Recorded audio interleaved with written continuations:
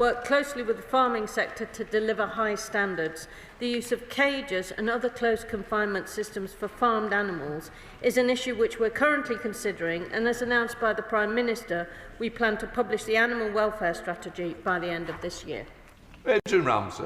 Thank you, Mr Speaker, and I thank the Minister for her answer. Animal Equality estimates that around 200,000 sows in the UK spend nearly a quarter of their adult life confined in farrowing crates, metal-barred cages that severely restrict their movement. They can't even turn around. 75% of vets are concerned, and research suggests 2/3 of the public oppose their use. So, when it comes to the animal welfare strategy, will the Minister commit to phasing out the use of all farrowing crates and the equally cruel cages for birds? And what practical steps will be put in place to support farmers with this transition? Minister. Thank you, Mr Speaker. It's important also to remember that 50% of the national sow breeding herd actually live freely and aren't involved in these kinds of cage systems at all, which shows, I think, the way forward. So it's very important, Mr Speaker, that we work with the industry to see how we can move away from the use of farrowing crates, create more flexible alternatives that are available to be introduced in a practical and pragmatic way. Tony Jamie. Mr Speaker, so often farmers are the best conservationists, and many want to do even more to support the environment and animal welfare, but profitability and sustainability is key. Will the Minister confirm if the Department will consider financial support for farmers to move towards more sustainable and strong animal welfare standards?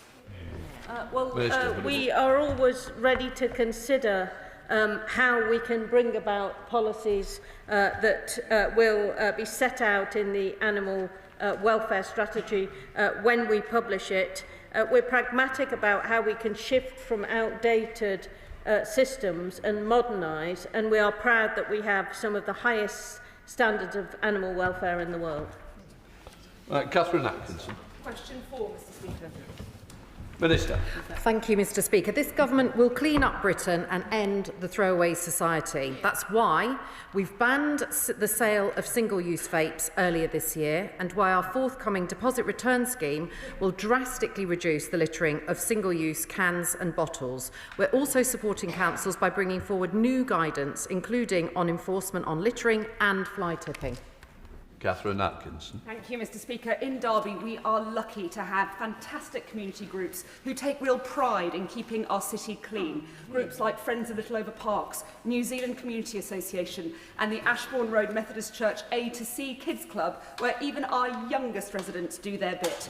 But their great work is too often undermined by those who dump waste illegally on our streets, on private land and our green spaces. So can the Minister outline what the government is doing to tackle waste crime so that my constituents can continue to enjoy clean and tidy neighbourhoods?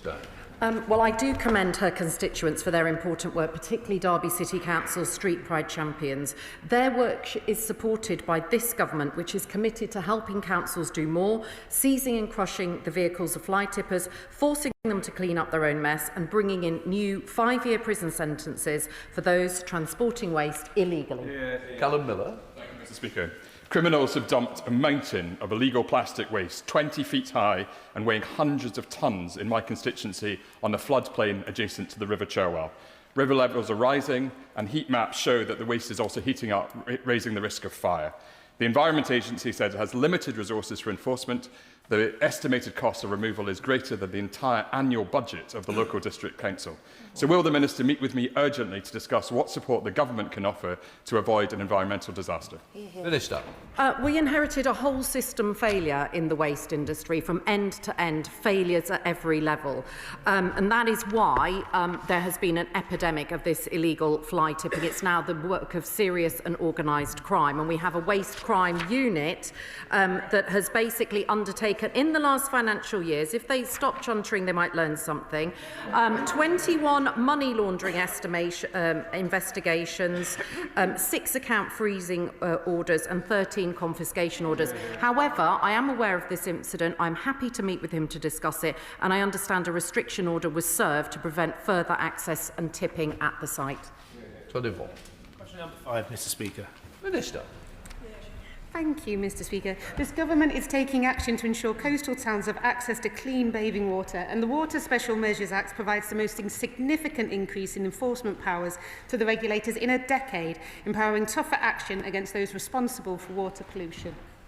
Fully Vaughan. Mr Speaker, I thank the Minister for her answer. Littlestone and Dymchurch are two popular beaches in my constituency, but they are subject to no swim advisories, which are seriously harming local tourism, residents and businesses. So what urgent measures will she take to ensure clear accountability for water companies, rapid infrastructure upgrades and a transparent timetable for lifting no swim advisories? And will she meet with me to discuss how we create safer seas for my constituents and possibly join me for a swim when it's safe to do so? Minister. I thank my honourable friend for the kind offer. I maybe won't take him up during November or perhaps December on his offer for an outdoor swim. But it is a really important issue, and we have pledged to halve sewage pollution by 2030, and bathing water sites are being prioritised for upgrades because we recognise how important they are for health, leisure and tourism. And my honourable friend will be pleased to know that the local EA area director has agreed to meet with him on this matter urgently, and of course I'd be happy to meet with him too. Somebody's going to take up the swim, Sir Roger Gale.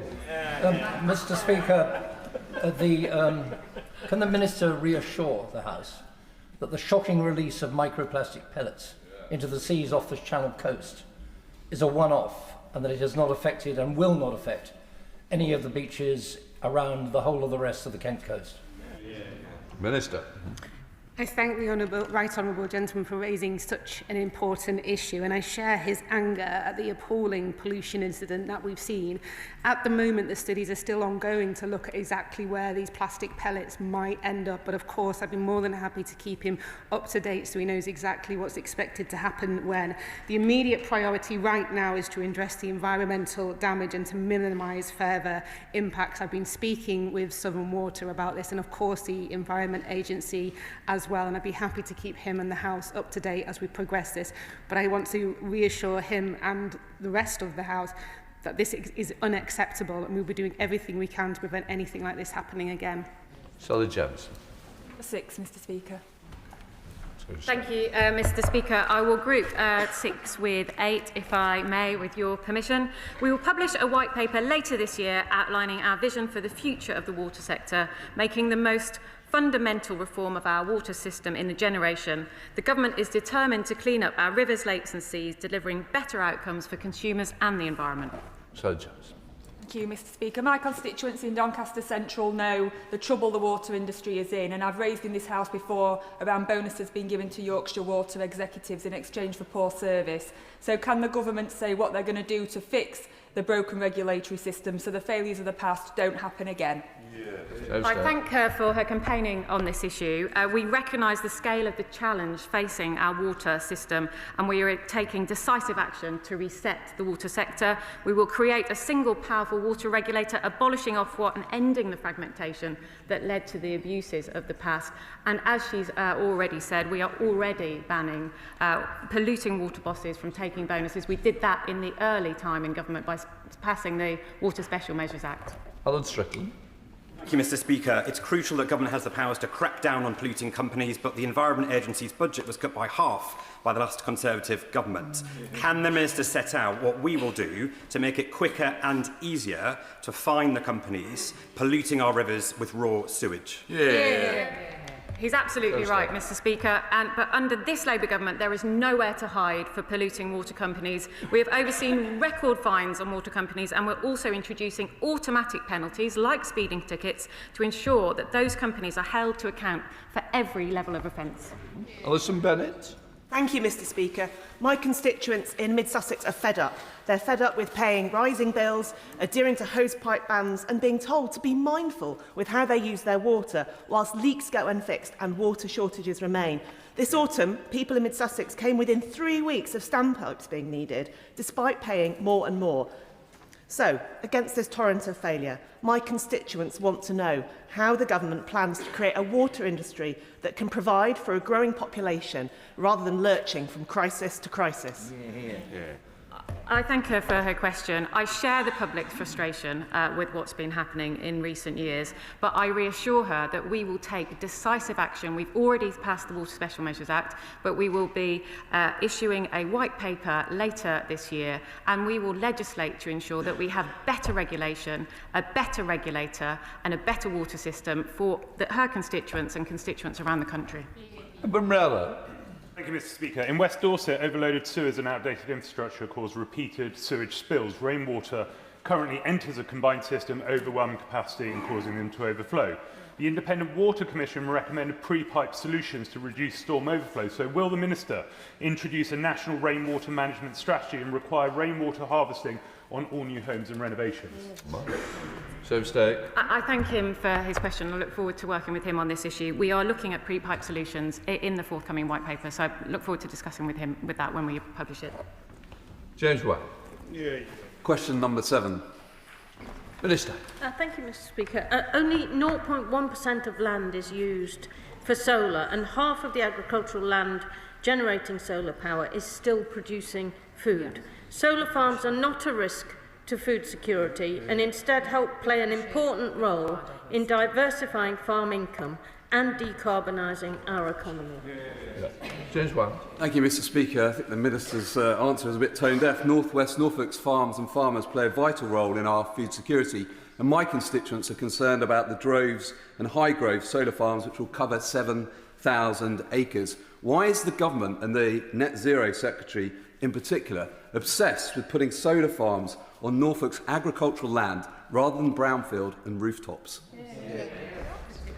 Mr. Speaker, a very small area of land it will be used by solar farms. As I said before, 0.1% of the UK total land area. The Clean Power Commitment 2030 will take that up to 0.4%. And our land use framework, which will deal with ensuring that such solar farms do not go on prime agricultural land, will be due to be published in the early part of next year. That's right. Dr. Neil Hudson, Shadow Minister. Thank you, Mr. Speaker. Mr. Speaker, food security is national security. And we are in the middle of a food and farming emergency created by this Labour government's policies.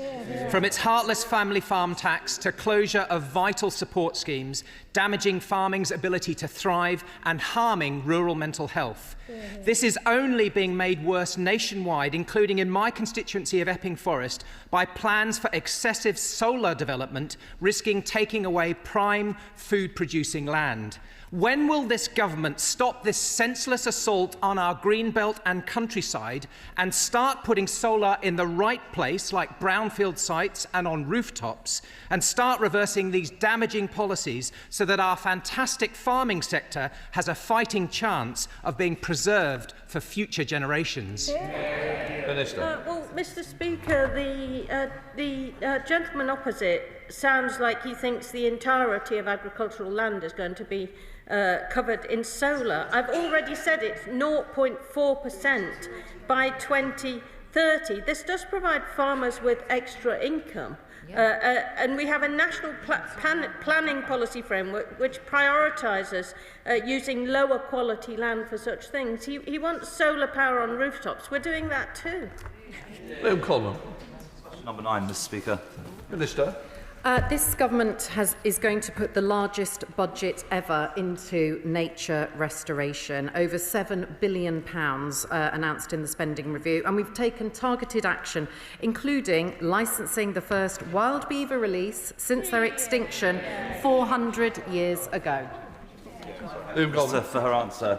14 years of Conservative government left the UK as one of the most nature-depleted countries in the world, undermining our economy and food systems. I welcome the government's recent actions to reverse this, including new guidance to protect bees from pesticides and the introduction of legislation to help protect 2/3 of the world's oceans. Does the Minister agree that where the Conservatives failed, this government will take action at every level to protect nature, biodiversity for future generations? I do. I know that my honourable friend is a great champion on air quality in his local constituency, but while the party opposite has pledged to scrap the Climate Change Act. In the face of protests from business groups, scientists and even their former Prime Minister Theresa May, this government will tackle the climate and nature crisis. I will be travelling to COP30 in Brazil in a couple of days, and I will be discussing there how we will embed nature into every element of climate action to tackle global nature loss on land and in the ocean. Dr. Ross Savage. Thank you, Mr. Speaker. This afternoon, the Planning and Infrastructure Bill will return to the Commons. I share the concerns of many of my constituents in the South Cotswolds that this bill seeks to rip up environmental rules in order to boost growth. Will the Minister urge her colleagues at MHCLG to support the Lord's Amendment number 130 to ensure development is balanced with protection for nature? Minister. Well, can I thank the Honourable Lady for her campaigning on the climate and nature issues in stark contrast to the Conservatives. I would encourage her to raise this issue during the debate today, as I know she will. And I would just say to her that the Nature Restoration Fund, which is a key plank of this bill, will improve outcomes for nature while unlocking the housing and infrastructure this country urgently needs. Liz Jarvis. Number 10, Mr. Speaker. Minister. Right, let me just get to my place. Thank you, Mr. Speaker. We are committed to banning the import of hunting trophies from species of conservation concern. My noble friend, the Baroness Hayman, continues to engage with stakeholders to ensure we can implement a robust ban. Liz Jarvis. Thank you, Mr. Speaker. Vulnerable and endangered species, including rhinos, zebras, elephants, cheetahs and leopards, are still being hunted for so-called trophies abroad. And despite promises from the previous government, it's still legal to bring these items into the UK. Can the Minister give any reassurance that legislation will be brought forward in this Parliament to ban the import of these hunting trophies into the UK? Well, I thank her for her question. 84% of the 44,000 respondents to the 2020 consultation supported a ban on all hunting trophies entering or leaving the UK. 5 years later on, it will fall to this government to deliver what the previous government promised, and timeframes for introducing that legislation will be provided once the parliamentary timetable for future sessions is determined. Dame Meg Hillier. Number 11, Mr. Speaker. Minister. So many questions. We are committed to tackling food waste and ensuring food reaches those in greatest need. We have a new £15 million fund redistributing 19,000 tonnes of surplus food, and our simpler recycling reforms coming in from next March will cut the amount of food waste sent to landfill, and we hope behaviour change initiatives will also tackle food waste in the home. Meg Hillier. Mr. Speaker, Too Good To Go and Winnow Solutions are two food waste businesses in my constituency, the heart of the tackling food waste. I know the government doesn't want to put more burden on businesses, but they have proved that this can save the bottom line for businesses. And I wonder if the Minister is considering mandatory reporting of food waste and promoting businesses that help businesses achieve that.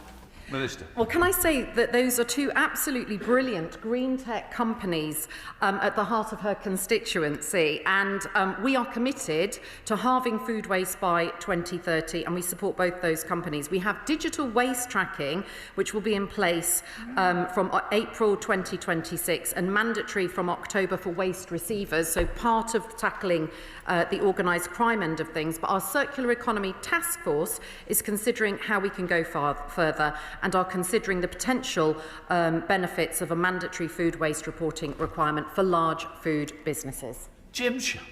Mr. Speaker, you, Mr. Speaker, and I, and many in this House will remember when we were younger, nothing was ever thrown out. When the cheese was blue moulded, we cut off the edges and we ate it.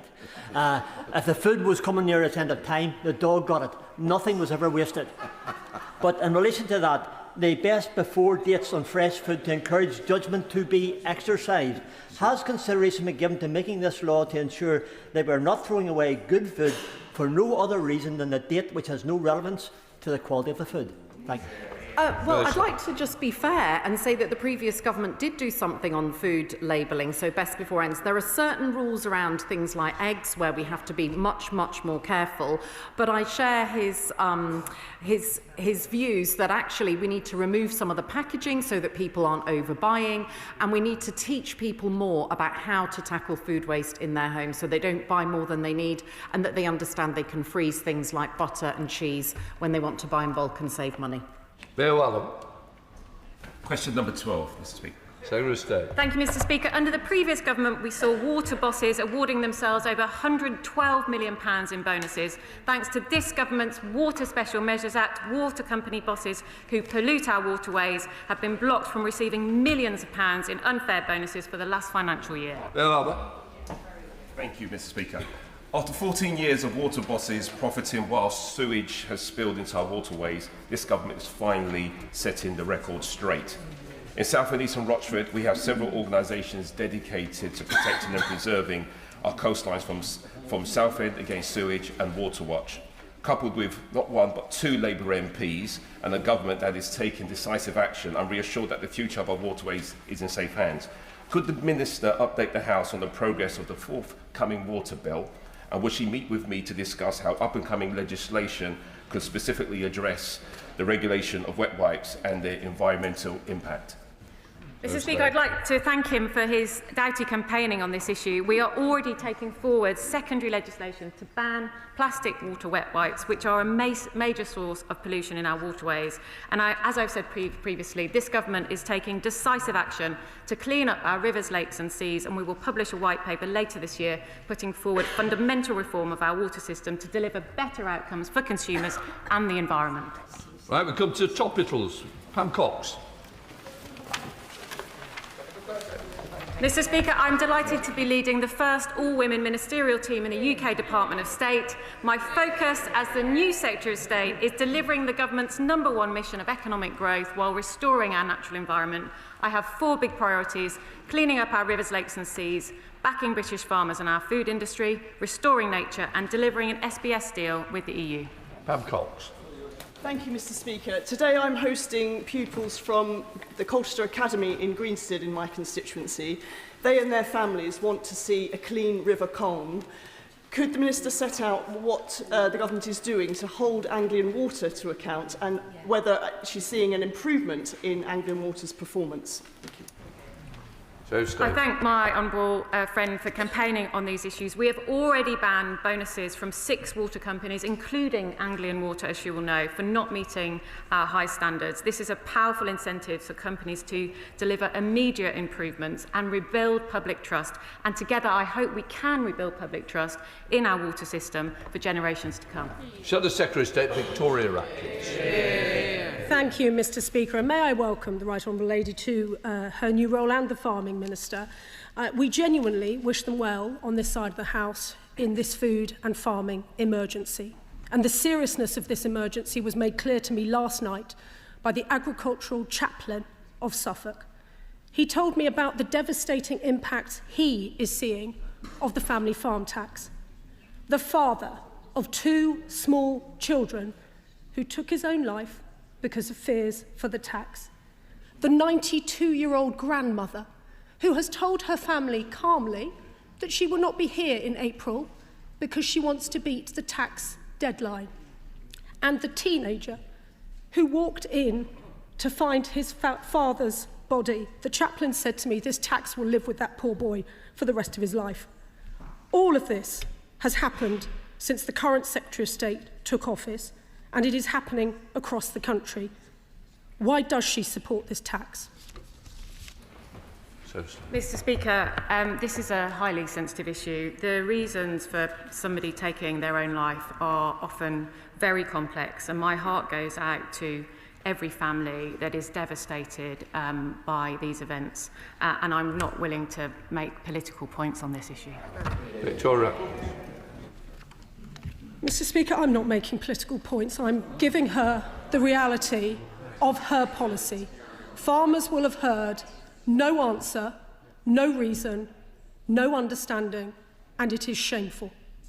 With 13 days to go until the budget, There are enormous economic costs too. Millions of advisors, businesses and constituents, as well as the 10 largest supermarket chains, multiple food manufacturers and the EFRA and the Welsh Affairs Select Committees think this is a bad tax, badly done. The Conservatives will axe this tax. Given the Secretary of State has admitted this week that DEFRA ministers have made mistakes this year, will she finally admit that the family farm and the family business taxes are some of these mistakes as well? So stay. Mr. Speaker, I live in a rural area. I represent a semi-rural seat. I have 89 farms in my constituency. I understand the pressures that farmers are under, but the catastrophic mistakes we saw under the last government was they couldn't even be bothered to spend the farming budget. We have got more government money in more hands of farmers than ever before, putting more government, a record number of farmers in the environmental land management schemes. We'll soon be publishing the Batters Review, which we're not keeping under wraps, by the way, on farm profitability. It's a very important review, and he will be hearing about more of it soon. Nothing that they did when they were in power went to that. We appointed the nation's first tenant farming commissioner, and we'll be setting out a 25-year roadmap for farming next year. Can I just say they're very important opening statements, but we are on topicals. Members aren't going to get in, so I don't know why you bother standing. I've about 5 minutes to go. Adam Thompson. Thank you, Mr. Speaker. Much of Erewash is on a floodplain, so the flood re-scheme is an enormous help to my constituents, particularly those catastrophically affected by Storm Babette in 2023. Local businesses have raised with me, however, that a similar scheme doesn't exist to support their properties. What steps is the Minister taking to support businesses who are struggling after severe flooding episodes? Minister. Thank you, Mr. Speaker, and I thank my honourable friend for raising this important issue, and I share his concern about the ability of local businesses to recover from flood events. This government is investing £10.5 billion, which will better protect 900,000 properties around the country, and the Flood Resilience Task Force will be looking into exactly what more can be done to support both homes and businesses during the recovery period after flooding. Tim Farron, Liberal Democrat spokesperson. Thank you, Mr. Speaker. I'd also like to welcome the Secretary of State and the Farming Minister to their roles and look forward to working with them both. The University of Cumbria research shows that by this time next year, the average hill farmer will be earning barely half the national minimum wage. Yet the government's family farm tax means an annual tax bill of £20,000 a year for the typical hill farm. So those farmers have to sell up, who to wealthy landowners and big city corporations and stop farming. Isn't this policy deeply socially unjust, robbing from the poor, giving to the rich, while betraying those people who care for our landscape and provide food for us? Minister. Well, we are going to be publishing the farming roadmap and the Batters Review to talk about a strategy for making the farming sector more productive, profitable and sustainable for the next generation. And obviously upland farmers will play an important part in all of this review. We'll be seeing what we can do to support them. Peter Lamb. Thank you, Mr. Speaker. Crawley has the worst air quality in Sussex, yet under the last government, a new incinerator was approved on the town's border with the town directly in its plume.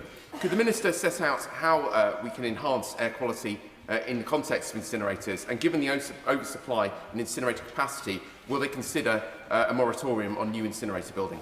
Minister. Well, I know the honourable gentleman is a passionate advocate for air quality for residents. We have published strict criteria for we will only back new waste incineration projects that meet strict conditions, but I'm happy to meet with him and talk about the project in his constituency. Rachel Gilmore. Thank you, Mr. Speaker. Under the last government, farms were encouraged to diversify to secure incomes and support rural communities. In light of this government's reforms to APR and BPR, does the Minister accept that many family farms which diversified now face what feels like a double taxation, once during business life and once on succession? So ahead of the budget, will she urgently press the Treasury colleagues to reverse these reforms? Minister.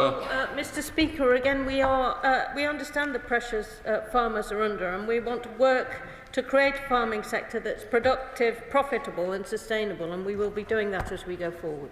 Sadiq Kamal. Thank you, Mr. Mr Speaker, what support can the Minister offer to open up canal access from the Dudley Canal and Caverns Trust to the hidden gem in Wren's Ness, which is part of the UNESCO Geopark, to help boost sustainable tourism, access to residents, as well as highlighting the international geographic significance?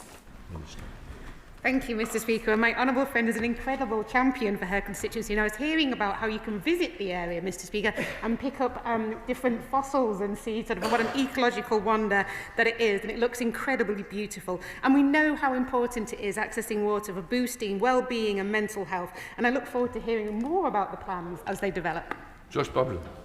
Mr Speaker, catastrophic failures at Southern Water's water treatment works in Eastbourne has led to extensive sewage discharges, a stench stinking out our town, and a matter of days ago, the accidental discharge of millions of plastic biobeads into our sea. Will the Minister urgently meet with me to discuss how we can force Southern Water to finally get the grip of their appalling failures at our water treatment works? I thank him for that question. I, like him, am appalled by this plastic pollution incident affecting his constituencies and nearby constituencies and Camber Sands. We are holding Southern Water to account. There needs to be a thorough investigation of what happened. And as my honourable friend said, who has been in touch with both the Water Company and the Environment Agency, the immediate priority is to address the damage caused. But we need to ask questions about why this wasn't uncovered earlier. And myself or the Water Minister would be very happy to meet with him. Sean Davis. Given the government's focus on strengthening skills in the agri-tech food sector, will the Secretary of State join me to visit Harper Adams University's new Telford facility at the Quad to see how the industry, higher and further education facilities, including Telford College, are working together to develop and diversify the pipeline to help her department diversify skills in the sector? Thank you, Mr Speaker. We're fully supportive of collaboration by industry, higher and further education to strengthen skills in the agri-food sector. I'm going to be visiting Harper Adams. That visit is already in the diary, and if my right honourable friend wants to join me, he's more than welcome. Luke Taylor. Thank you, Mr Speaker. Can the Minister confirm what enforcement action the Environment Agency is taking against Viridor, the operator of the Beddington ERF, due to 18 months of exceedances of daily limits of NOx, and also confirm that the permit increase request for the ERF will finally be refused? Minister. Thank you, Mr Speaker. And the honourable gentleman raises a really important issue. He'll know that, of course, there is a live enforcement action ongoing, so it would be inappropriate for me to comment further on specific details. But if he wants to have a private conversation, I'd be happy to arrange one.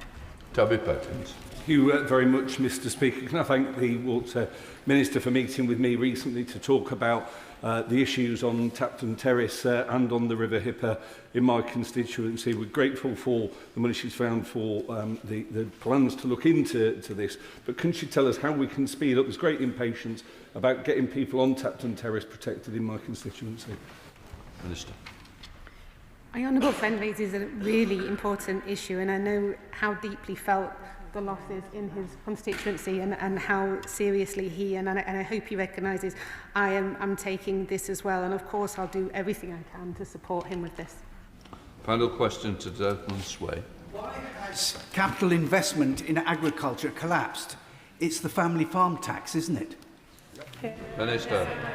No, it isn't the family farm tax. The honourable gentleman, the right honourable gentleman, should be patient to see what our plans for future farming is. Right, we'll let the front benches change over.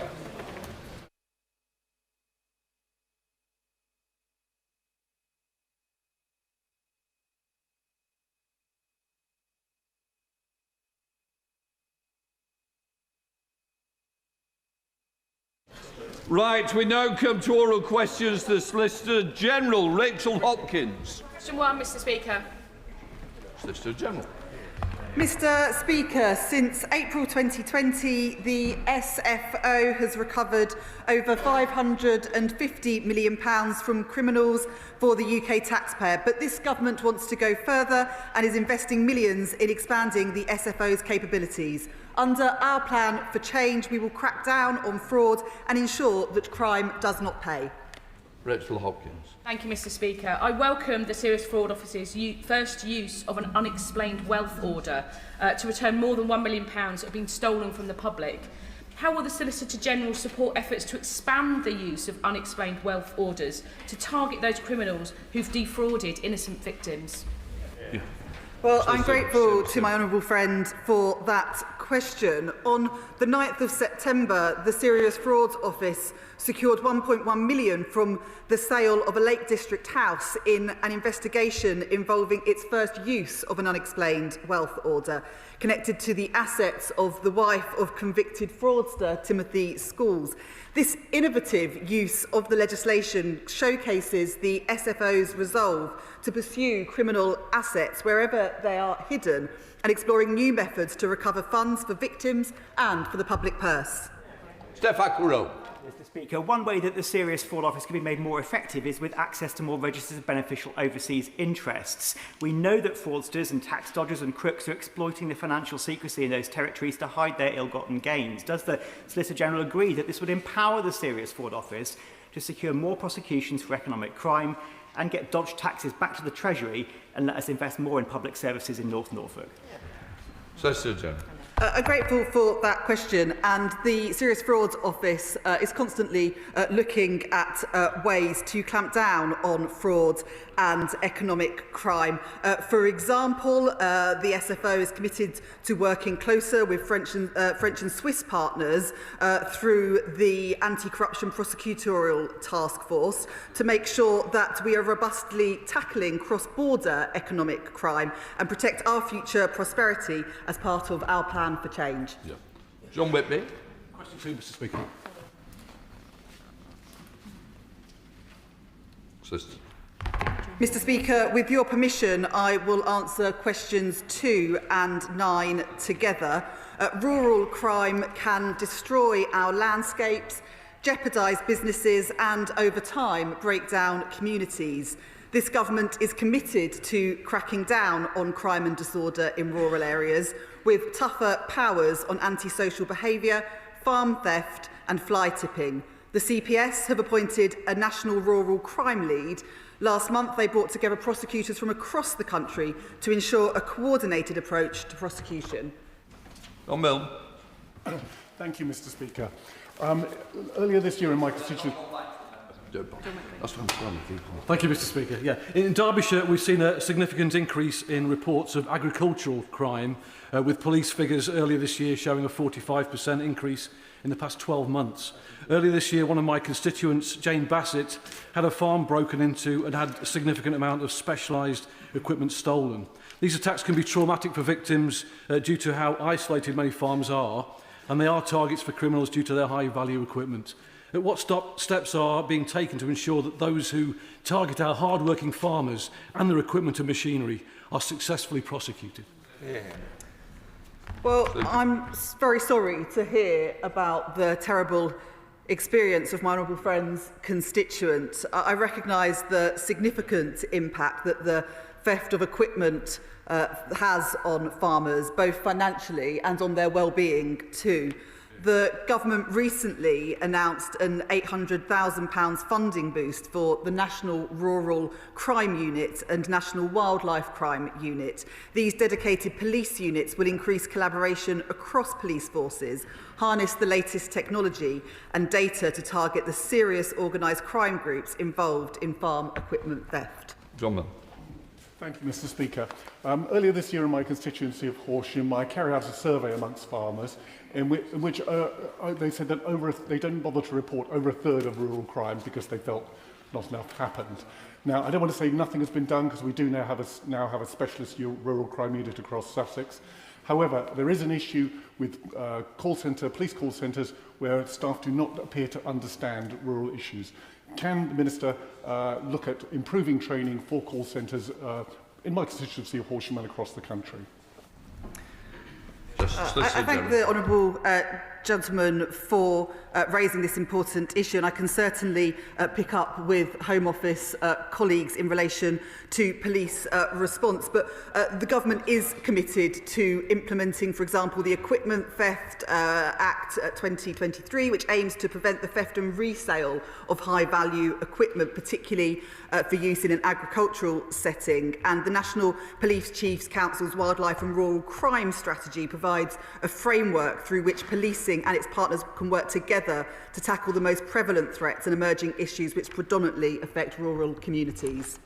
And this lot of Chair of the Select. Thank you very much, Mr Speaker. As my honourable friend says, rural crime is often organised crime these days.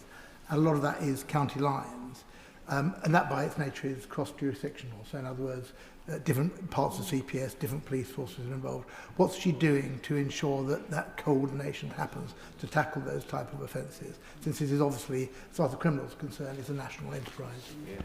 Solicitor General. I thank my honourable friend for raising that really important point about county lines. The CPS has significantly increased its provision of early advice for county lines cases, working with law enforcement to ensure that all cases are as strong as possible. The CPS has prosecution guidance on county lines that provides an overview of the approach to be taken in criminal investigations and prosecutions, as well as guidance on decision-making in gang-related offences, which provides practical advice on building the strongest possible case. And of course, the Crime and Policing Bill would introduce 2 new offences relevant in this area: child criminal exploitation and cuckooing. John Lamb. Mr Speaker, rural and farm crime is a big problem in my constituency in the Scottish borders, but it operates across the border between Scotland and England. So what discussions has she had with authorities in Scotland to ensure higher prosecution rates for those operating cross-border?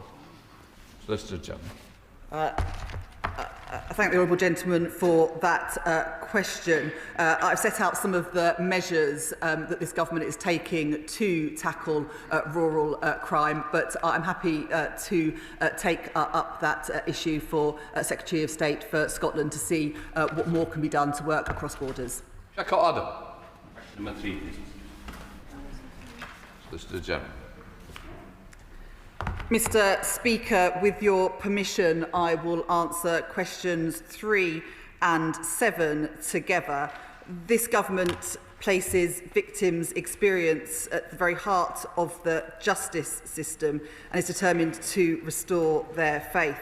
I also want to acknowledge the sad passing of Baroness Newlove, who worked tirelessly for victims. Through its Victim Transformation Programme, the CPS is reshaping its service to victims. I recently visited a rape and serious sexual offences unit in the West Midlands and heard firsthand about the work victim liaison officers do to offer crucial support. And I'm pleased that this service is now being piloted to victims of domestic abuse as well. General for her answer. However, a constituent of mine contacted me in a severe state of distress, understandably as she is a victim of sexual abuse. Unfortunately, her distress was further compounded by the fact that her criminal trial date was postponed not only once, but twice. All this whilst her perpetrator is walking free in her neighbourhood, and this is causing her immense anxiety and impacting her mental health. So can I ask the Secretary-General to outline what support the justice system can give to my constituent and other victims of severe sexual violence, especially with long court delays, and what steps she will take to ensure no victim is left to feel abandoned by the system again? Solicitor General. I thank the honourable gentleman for that question, and I want to say that I'm very sorry to hear about the experience of his constituent, and I'm sure thoughts are with them. This government inherited a justice system in crisis with record and rising Crown Court case load. Next year, we'll fund the Crown Courts to run at a record level to tackle the outstanding caseload by funding 110,000 sitting days. The independent review of the criminal courts considered how to improve overall criminal court efficiency, which will mean swifter justice for victims, including victims of sexual offences. The CPS have introduced victim liaison officers into RASO units to offer extra support to victims, particularly where they are facing delays to their trials. Just after. Thank you, Mr Speaker. I welcome the government's ambitious mission to reduce violence against women and girls. Many survivors who experience sexual assault will never go to the police or press charges due to the appallingly low conviction rates and fears of being re-traumatised during court proceedings. Given the alarming statistic that 1 in 4 women have been sexually assaulted since the age of 16, what steps is the government taking to make reporting and pressing charges a more realistic prospect for survivors? Solicitor General. I thank my honourable friend for that question. This government is committed to halving violence against women and girls, and it's my #1 priority as Solicitor General. The barriers victims of rape and serious sexual violence face in this country is unacceptable, and the CPS is committed to improve its performance. These efforts are beginning to have an impact. Referral volumes for adult rape are on a sustained upward trend, and in the last quarter, conviction volumes were at their highest level since 2016. Tom Tugundar. Thank you, Mr. Speaker. Given that over recent months we've discovered that the whole country has been a victim of crime, from foreign espionage, from state aggression, and from any number of different forms of hostile activity, will the Attorney-General be kind enough to give a statement explaining how he's actually representing our interests rather than preaching to us how the law doesn't defend us and we just need to take it? Solicitor General.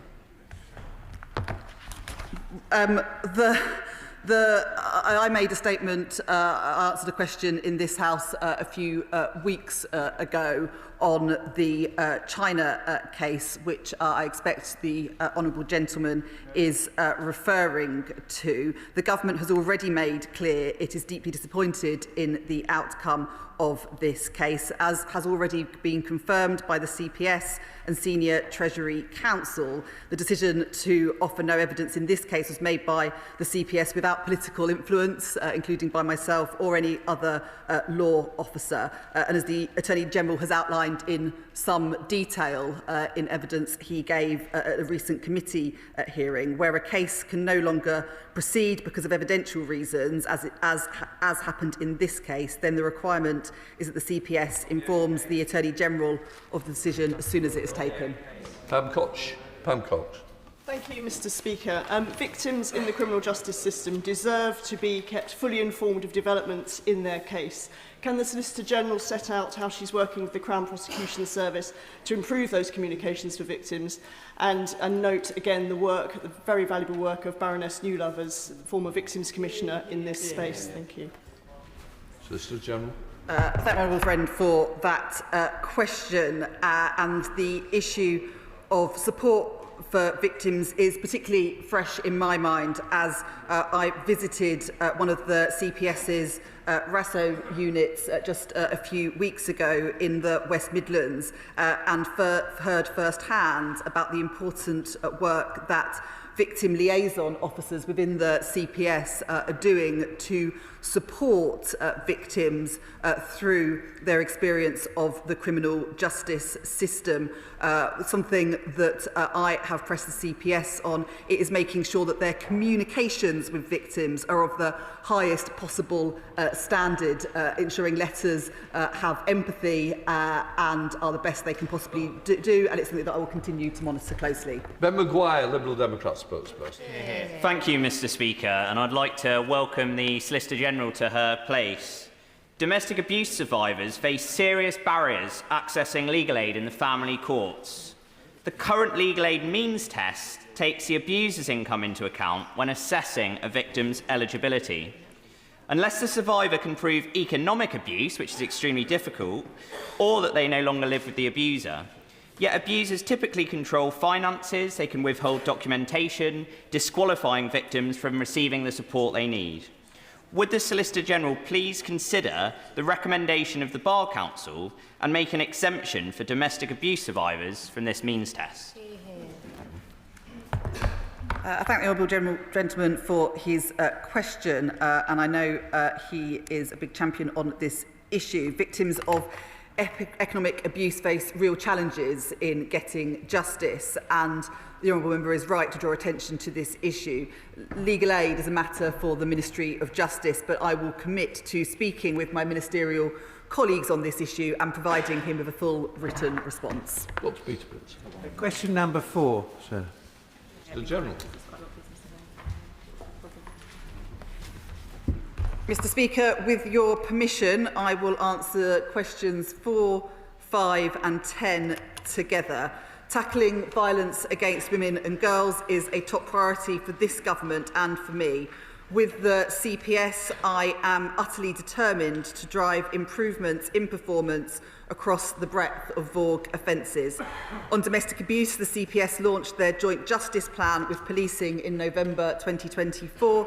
Over the last year, this has led to a 10% increase in charge volumes and a 7% increase in conviction volumes. Before the end of the year, the CPS plans to externally launch its own VOG strategy, which aims to drive similar improvements across other VOG offences. Thank you, Mr. Speaker. So, in my constituency of Bury St Edmunds and Stowmarket, I recently visited the inspirational charity called Restore, which provides vital refuge for women fleeing domestic abuse. Speaking with the dedicated staff there, I was concerned to learn that victims of domestic abuse in rural areas, like parts of my constituency, are only half as likely to report their abuse as others. So what steps is the CPS taking to ensure that victims in rural communities like mine are confident to come forward? Well, I'd like to thank Restore for their excellent work. Their organisation has been diligently supporting victims of domestic abuse for decades now. Under the Joint Justice Plan, CPS areas and police forces have worked together to tailor their response to domestic abuse, addressing local priorities and community needs, including those in rural areas. In the new year, police and CPS will hold a joint knowledge-sharing event on domestic abuse in rural areas to build improved understanding of the barriers these victims often face. Joe Morris.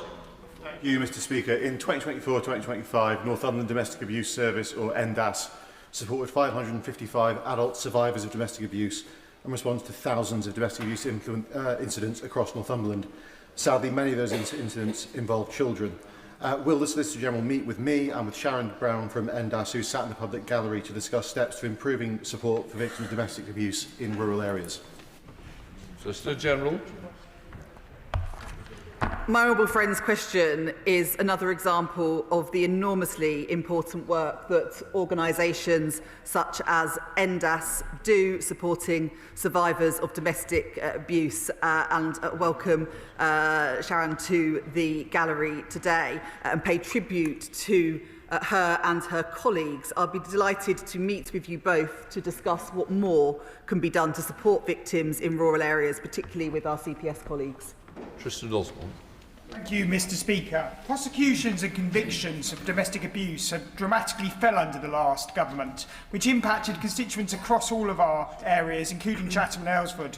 What steps is the government taking to increase the levels of prosecutions and convictions for this heinous crime? Solicitor General. For several years now, the CPS has maintained a high and steady charge rate of around 80% and a conviction rate of 75%.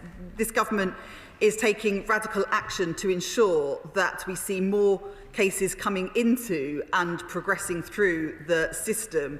We've introduced RANIM's law, which embeds domestic abuse specialists in 999 control rooms, and have launched domestic abuse protection orders, which go further than any other order to protect victims. Roger Gale.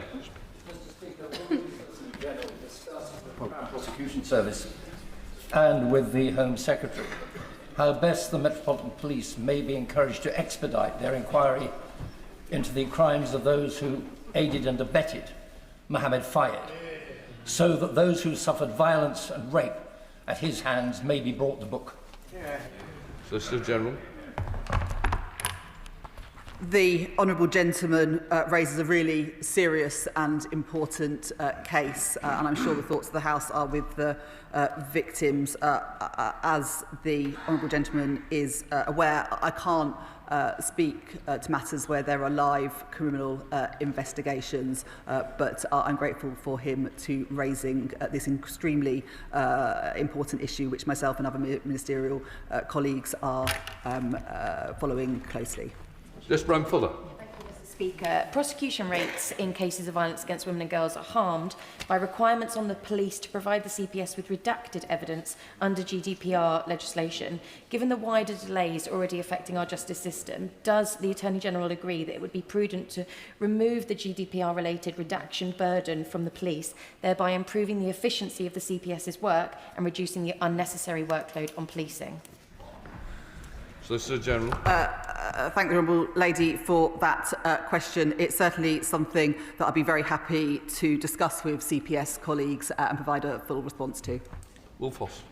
Thank you, Mr. Speaker. Today, the safeguarding review into the murder of my 10-year-old constituent, Zara Sharif, was published. The response from that inquiry is what I feared, that the state could have protected her and saved her life, but didn't, especially Surrey County Council. Please will the Solicitor General agree to meet with me to ensure that we can urgently implement the 15 recommendations of that report to protect future children and girls? Solicitor General. Thank you for raising what was... Sorry. Can I just say to the Honourable Member, the question was being answered, and as a senior member, he should know better than walking from. Thank you for raising what is an extremely serious and tragic case. It's important that it's been raised in this House. I will certainly look at those recommendations very closely and ensure that the Honourable Member gets a meeting with either myself or the relevant Minister. We come to Shadow Solicitor General Helen Brown. Well, thank you very much, Mr. Speaker. And I also would like to welcome the Right Honourable Lady to her place. She is indeed my third Solicitor General in the last 12 months, and I also look forward to working with her constructively where we can and having healthy debate in this chamber in the weeks and months to come. I would also like to associate myself with her remarks on the sad passing of Baroness Newlove. I had the honour of working with her when I was the Victims Minister. She was a great champion of victims, and she will be very, very sadly missed. Mr. Speaker, violence against women and girls is a scourge. It wrecks families and it ruins lives. And one of the most sickening aspects of it is cruelty and abuse to children. Currently, there is no national mechanism to track down and monitor serious child cruelty offenders after service of their sentences. Her ministerial colleague, the member for Rother Valley, at report stage of the sentencing bill, said this, and I quote, "A problem in the system has been identified, and we are determined to fix it. It simply cannot be right that some horrific child abusers can have access to children, live with children and work with children at the end of their sentences without any system of monitoring or notification." The Minister went on to welcome the offer of cross-party talks. He also promised to work at speed to establish a child cruelty register. So can the Solicitor General please update the House on what concrete steps have been taken since then? Solicitor General. I thank the Honourable Member for that question and raising the extremely important issue of child abuse. I will ensure that I work with the member for Rother Valley and will respond to her in full on those points that she raises today. Helen Grant. Thank you, Mr. Speaker. The campaign to introduce this child cruelty register has been led tirelessly by Paula Hudgell. Paula Hudgell is the adoptive mother of 11-year-old Tony Hudgell. Very sadly, Paula has now been diagnosed with terminal cancer. Tony was just 41 days old when his birth parents abused him so badly that he had to have both of his legs amputated. Tony will need to live with the consequences of these injuries for the rest of his lives. So will the Solicitor General agree to not just work with, but also work at speed with her colleagues at the Ministry of Justice, who do seem keen to support Paula's campaign, hopefully with an amendment to the sentencing bill in the House of Lords? We must take this opportunity to close this dangerous safeguarding gap so all of our children and families can be protected from repeat abusers. Well, thank you for raising the tragic case of Tony Hudgell, and I know that his parents, along with the member for Westmoreland, who's no longer in his place, have campaigned tirelessly for Tony and his family. I'm very sorry to hear about Paula's diagnosis. I'm sure the thoughts of the House with her and the family. I will, of course, take this away and do everything I can along with Home Office and Justice Ministers and will respond to full on the points that she raises. That completes question. Let front bench change over.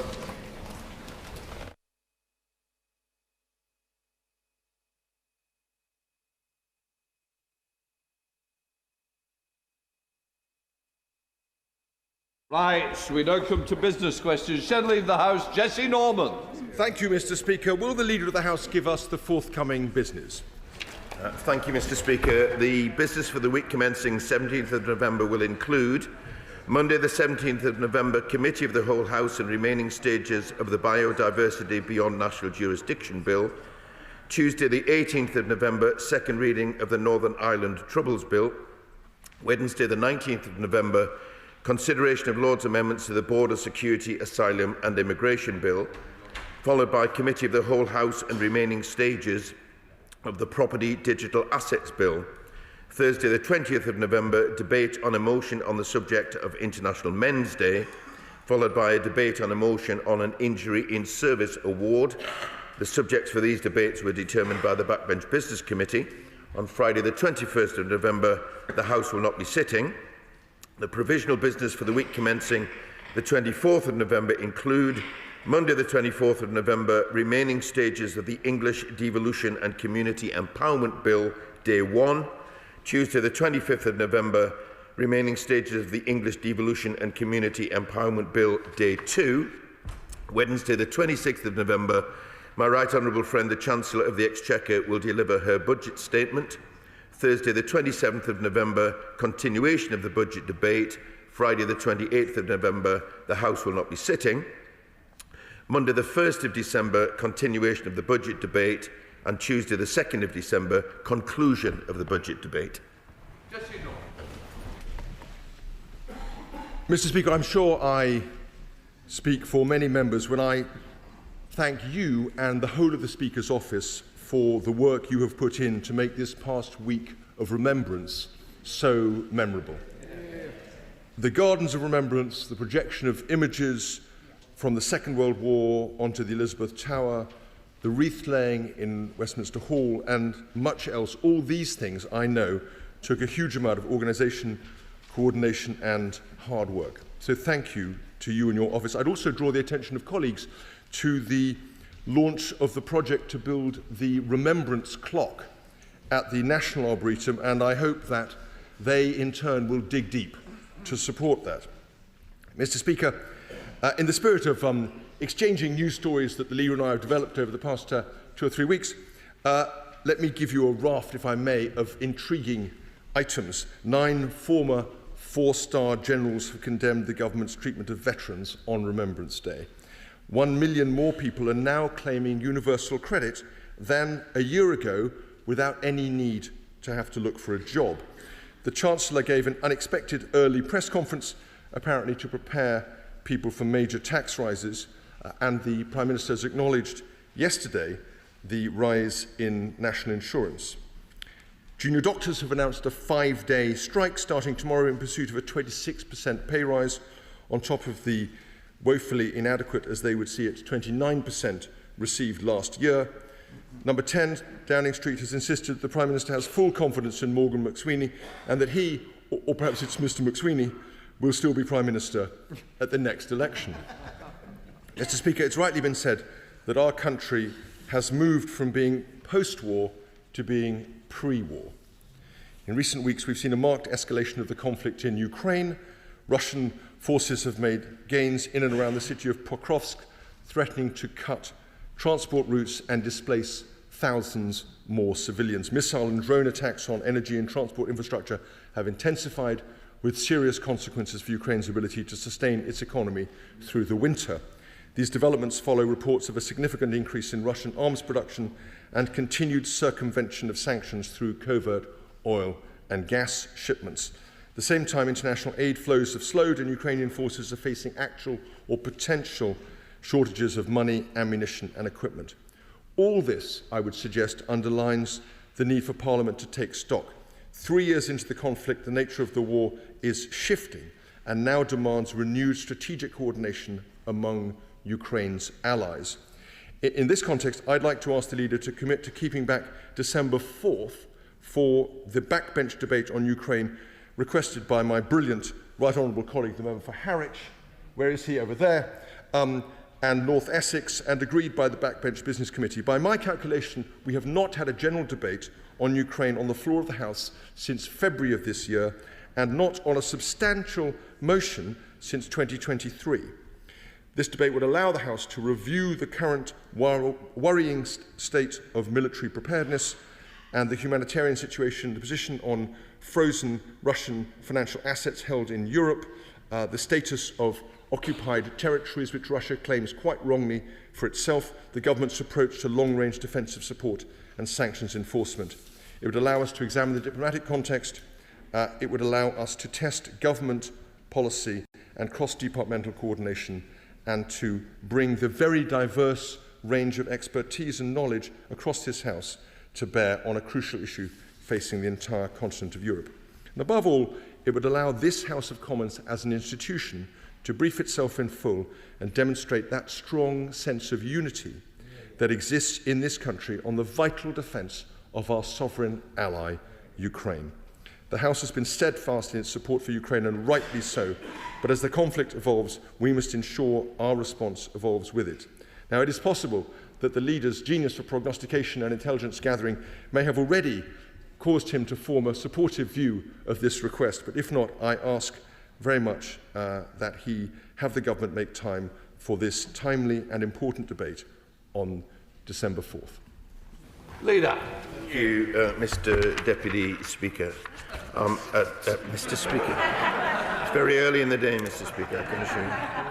I thank the Shadow Leader for his remarks, and I join with him very much in thanking you, Mr. Speaker, and indeed all House staff for this week's work on remembrance events. It's a real opportunity each year when we come together, not just as a House but as a nation, to pay collective tribute to those who've served and who have paid the ultimate sacrifice. And may I also join with him in drawing attention of members to the remembrance clock at the National Memorial Arboretum, which will serve as a permanent memorial to MPs, peers, journalists and staff who died in war, conflict and because of acts of terrorism. And I know, Mr. Speaker, that you have written to members with this regard. You and the Lord Speaker have done so. And I join with the Shadow Leader in asking, where possible, colleagues may wish to contribute to that fund. I also, Mr. Speaker, draw attention to the fact that today the Government has published its response to the UK Commission on COVID commemoration, setting out plans to mark this period in our nation's history. My thoughts and those of the Government are with the many families who suffered devastating loss of a loved one during this time. And I know a number of the COVID-19 bereaved families are represented here in Parliament today. We thank them for all that they do to provide support to others in their grief. And the commemorative programme will ensure that as a country we do not forget. This month also marks a number of important awareness campaigns, Mr. Speaker. And November is Men's Mental Health Month, which raises awareness and tackles stigma surrounding men's mental health and encourages men to seek help and support when they need it. We also recognise Islamophobia Awareness Month. Islamophobia has no place in our society. The Government is very clear that we must challenge and eradicate all forms of Islamophobia and ensure that everyone feels safe in their community. And Mr. Speaker, I also come to the I will come to the Shadow Leader's points in a moment, but I'm sure the whole House will join with me in welcoming the Transport Secretary's announcement yesterday about plans aimed at reducing long waiting lists for driving tests and preventing slots being sold on at inflated prices. This is good news because I know many of our constituents take a keen interest in this. But it's also important to note that many members across the floor have raised this question during business questions and indeed other parliamentary occasions. And it's evidence, if we need it, Mr. Speaker, that the government is listening to those concerns and is taking action. Let me turn now to the shadow leader's remarks and to some extent put aside his knockabout, except to point out, of course, that it is true that more people are moving across to universal credit because they're moving across to universal credit. The system was always planned that people would move across to the new system, so there's no great surprise there. On the more serious point that he raises, though, on the question of Ukraine, we stand firm in our support for Ukraine and its sovereignty. I'm not just talking about this government, Mr. Speaker, I'm talking about this House. And it's really important that we get an opportunity to discuss these matters. And I will take very seriously his reasonable request that we have a debate, certainly before the end of this year.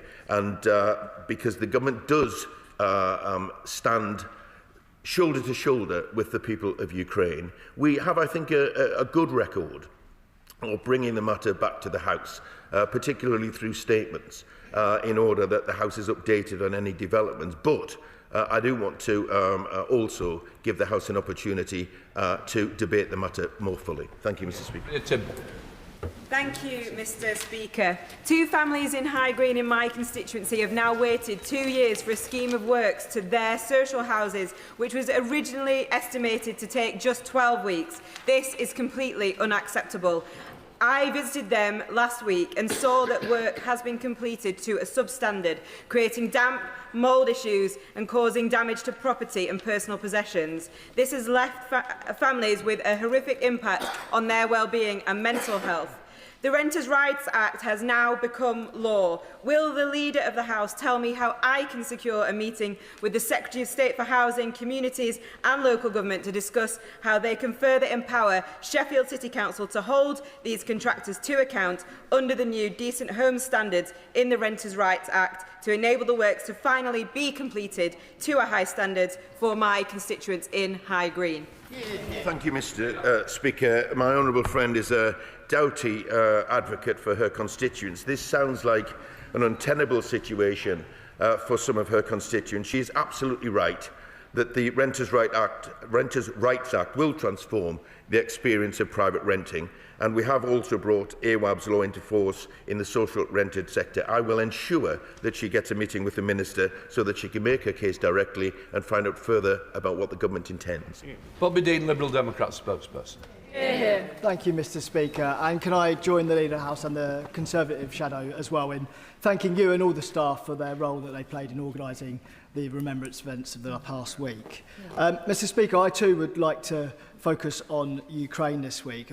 Russia's war is rumbling on, and we're about to enter a long and cold winter where it looks like temperatures will drop below 20 degrees. And we hear that Vladimir Putin has got a vicious plot to attack the energy infrastructure of Ukraine, threatening the heat supplied to the very homes that families are trying to survive in. And as Russia makes these advances, it does feel somewhat that Britain and its allies have reached a bit of a stalling point. We are standing around wondering whether or not it's legitimate to seize Russian assets. We are worried about potential future legal claims by the Russian state. And all the while, Putin is pouring petrol into his war machine. Mr. Speaker, I feel that the time for deliberation is surely over. There have been several routes through this legal route proposed, and I think the time now is to act.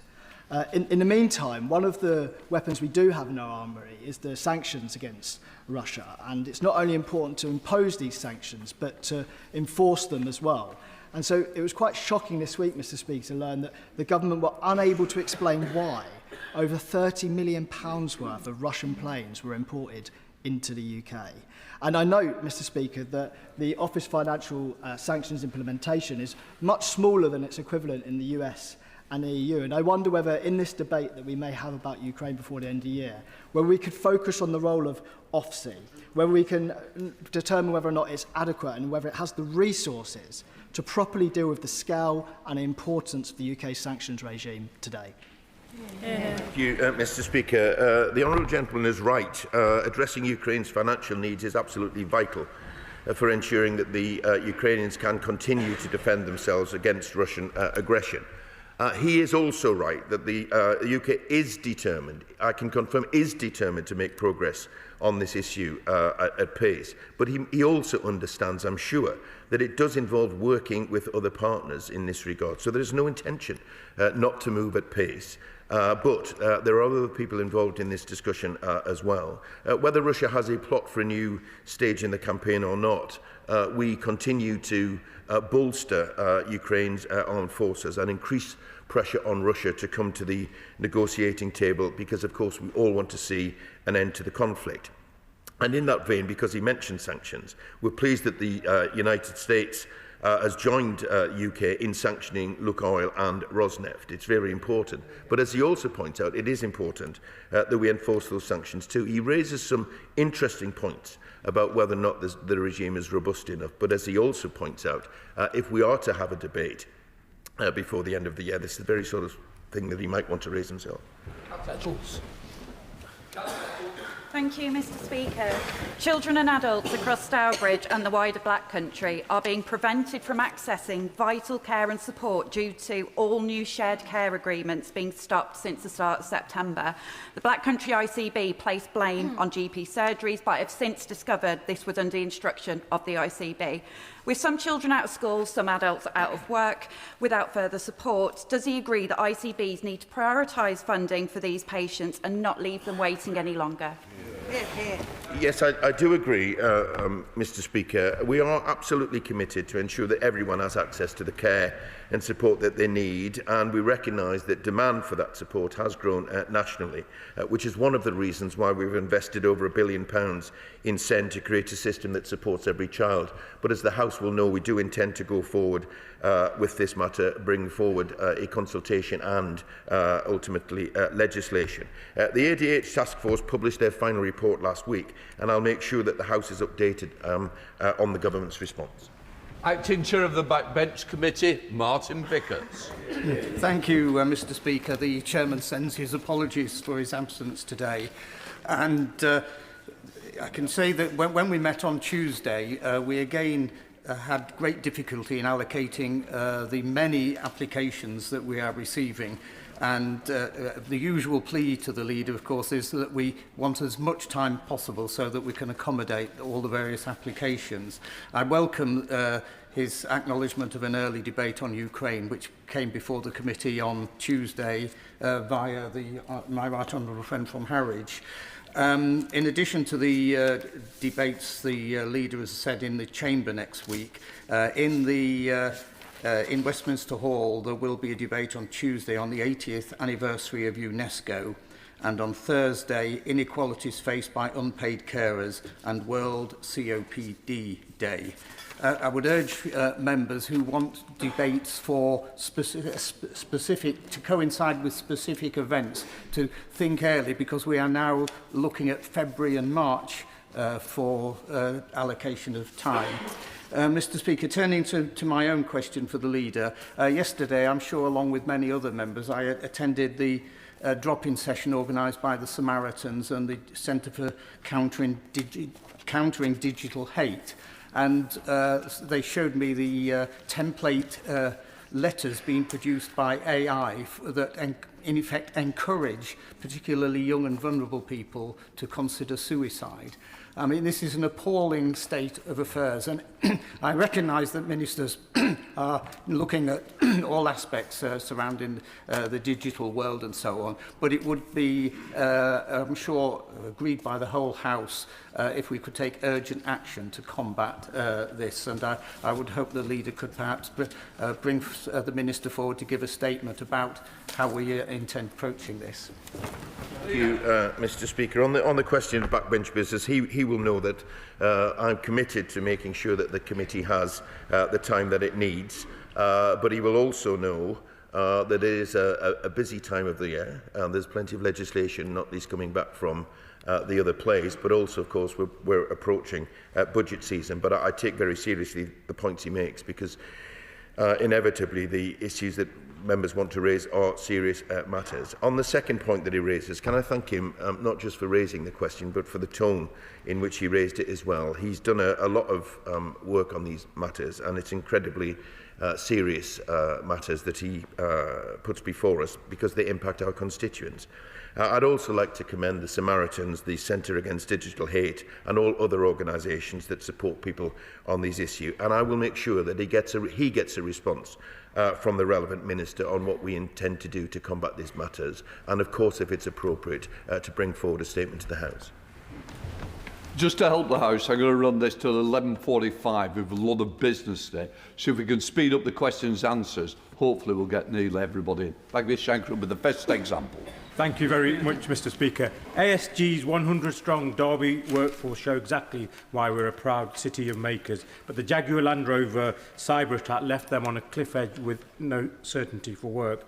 Does my right honourable friend recognise the vital importance of companies like ASG across the supply chain, and does he agree that we must do as much as we can to help them prevent against these cyber attacks? Yes, Mr. Speaker, I do recognise that. Cyber security is a key priority for the government. We are working with the National Cyber Security Centre to provide businesses with the tools, advice and support that they need to protect themselves, including the companies that he talks about, against cyber attacks. And the Cyber Security and Resilience Bill was introduced to Parliament yesterday, which will ensure that the UK is better protected to face down cyber criminals and state-backed actors. Esther Macbeth. Thank you very much, Mr. Speaker. Can the Leader of the House encourage the Health Secretary to break off from his leadership bid to come to the House for a few minutes to explain what progress is being made on ensuring Knutsford gets its new medical centre that health professionals, the public and I believe are essential? Mr. Deputy, Mr. Speaker, I'll get there eventually. The Health Secretary, Mr. Speaker, the Health Secretary is no stranger to coming to this House in order to update the House on the excellent work which he and his department are doing. I don't have knowledge of the specific case. I wonder whether it's one of those centres that were promised by the previous government when the money didn't exist. But I will draw that to the attention of the Health Secretary, and perhaps the Right Honourable Lady may wish to meet with him to make a case herself. Thank you very much, Mr. Speaker. Can I welcome the words from the Leader of the House about the COVID memorial response? Last Friday, I met in my constituency with some bereaved families led ably by my constituent Lynn Jones, whose husband Gareth sadly passed away. We're working on a local COVID memorial in Stoke-on-Trent. So could I encourage the Leader to have a statement on today's announcement so that this House can remember the names and the lives of those who are lost, but also explore with the Minister how the aspirations set out today can be translated into memorials up and down the country? Mr. Speaker, I think perhaps we should go one stage further, actually, and perhaps through backbench business or indeed an adjournment debate, have a debate, so that not only can the Minister go through what is being announced, but because these issues affect every member of this House, that we're all able to raise relevant constituency cases as the House comes together to remember what were very, very dark days. Helen Maguire. Thank you, Mr. Speaker. Queen Elizabeth Foundation for Disabled People is a charity that's been active for over 90 years and is based in my constituency with nationwide partners. It's gone into administration and is now on day 3 of a 28 wind down. This will cause severe disruption to the 20,000 disabled people a year they support. One family member told me that she hasn't slept properly since hearing the charity will close. The organisation has treated 132 NHS patients in the last year, and there'll be an overall loss of 48 NHS beds. Whilst the NHS has agreed to buy the building, it won't be using it immediately, but another offer from a separate charity would allow them to keep operating, but their hands are tied by the Pension Protection Fund. So does the Leader of the House agree that the government's urgently set out plans to save this essential service for disabled people, rescue 250 jobs and meet urgently in the next week to discuss this? Yeah. Thank you, Mr. Speaker. I will draw this to the attention of the relevant Health Minister to make sure that she gets the response that she needs. Now, Cliffley. Thank you, Mr. Speaker. Special educational needs families in Bolsover and across Derbyshire are let down by our dire education services that were ripped to ruin by the Tories and now are being failed by reform. I met with families earlier in this year, and I heard heartbreaking stories of how they and their babies are being let down. It was horrendous. They are being ignored by the Reform Council. Letters aren't being responded to and cases aren't being progressed. Children are out of education as a result. Shame. Does the Leader of the House agree with me that Reform Derbyshire County Council must improve its special educational needs services and deliver for children across Derbyshire? Yes, I do, Mr. Speaker. I've already said in an earlier answer that the government takes SEND reform very seriously indeed, because the system is broken. However, it is even worse where local authorities have a responsibility to do better and they don't do it. But typically of reform, they over-offer and they underachieve. And I hope that they get their powerful message that my honourable friend has delivered today.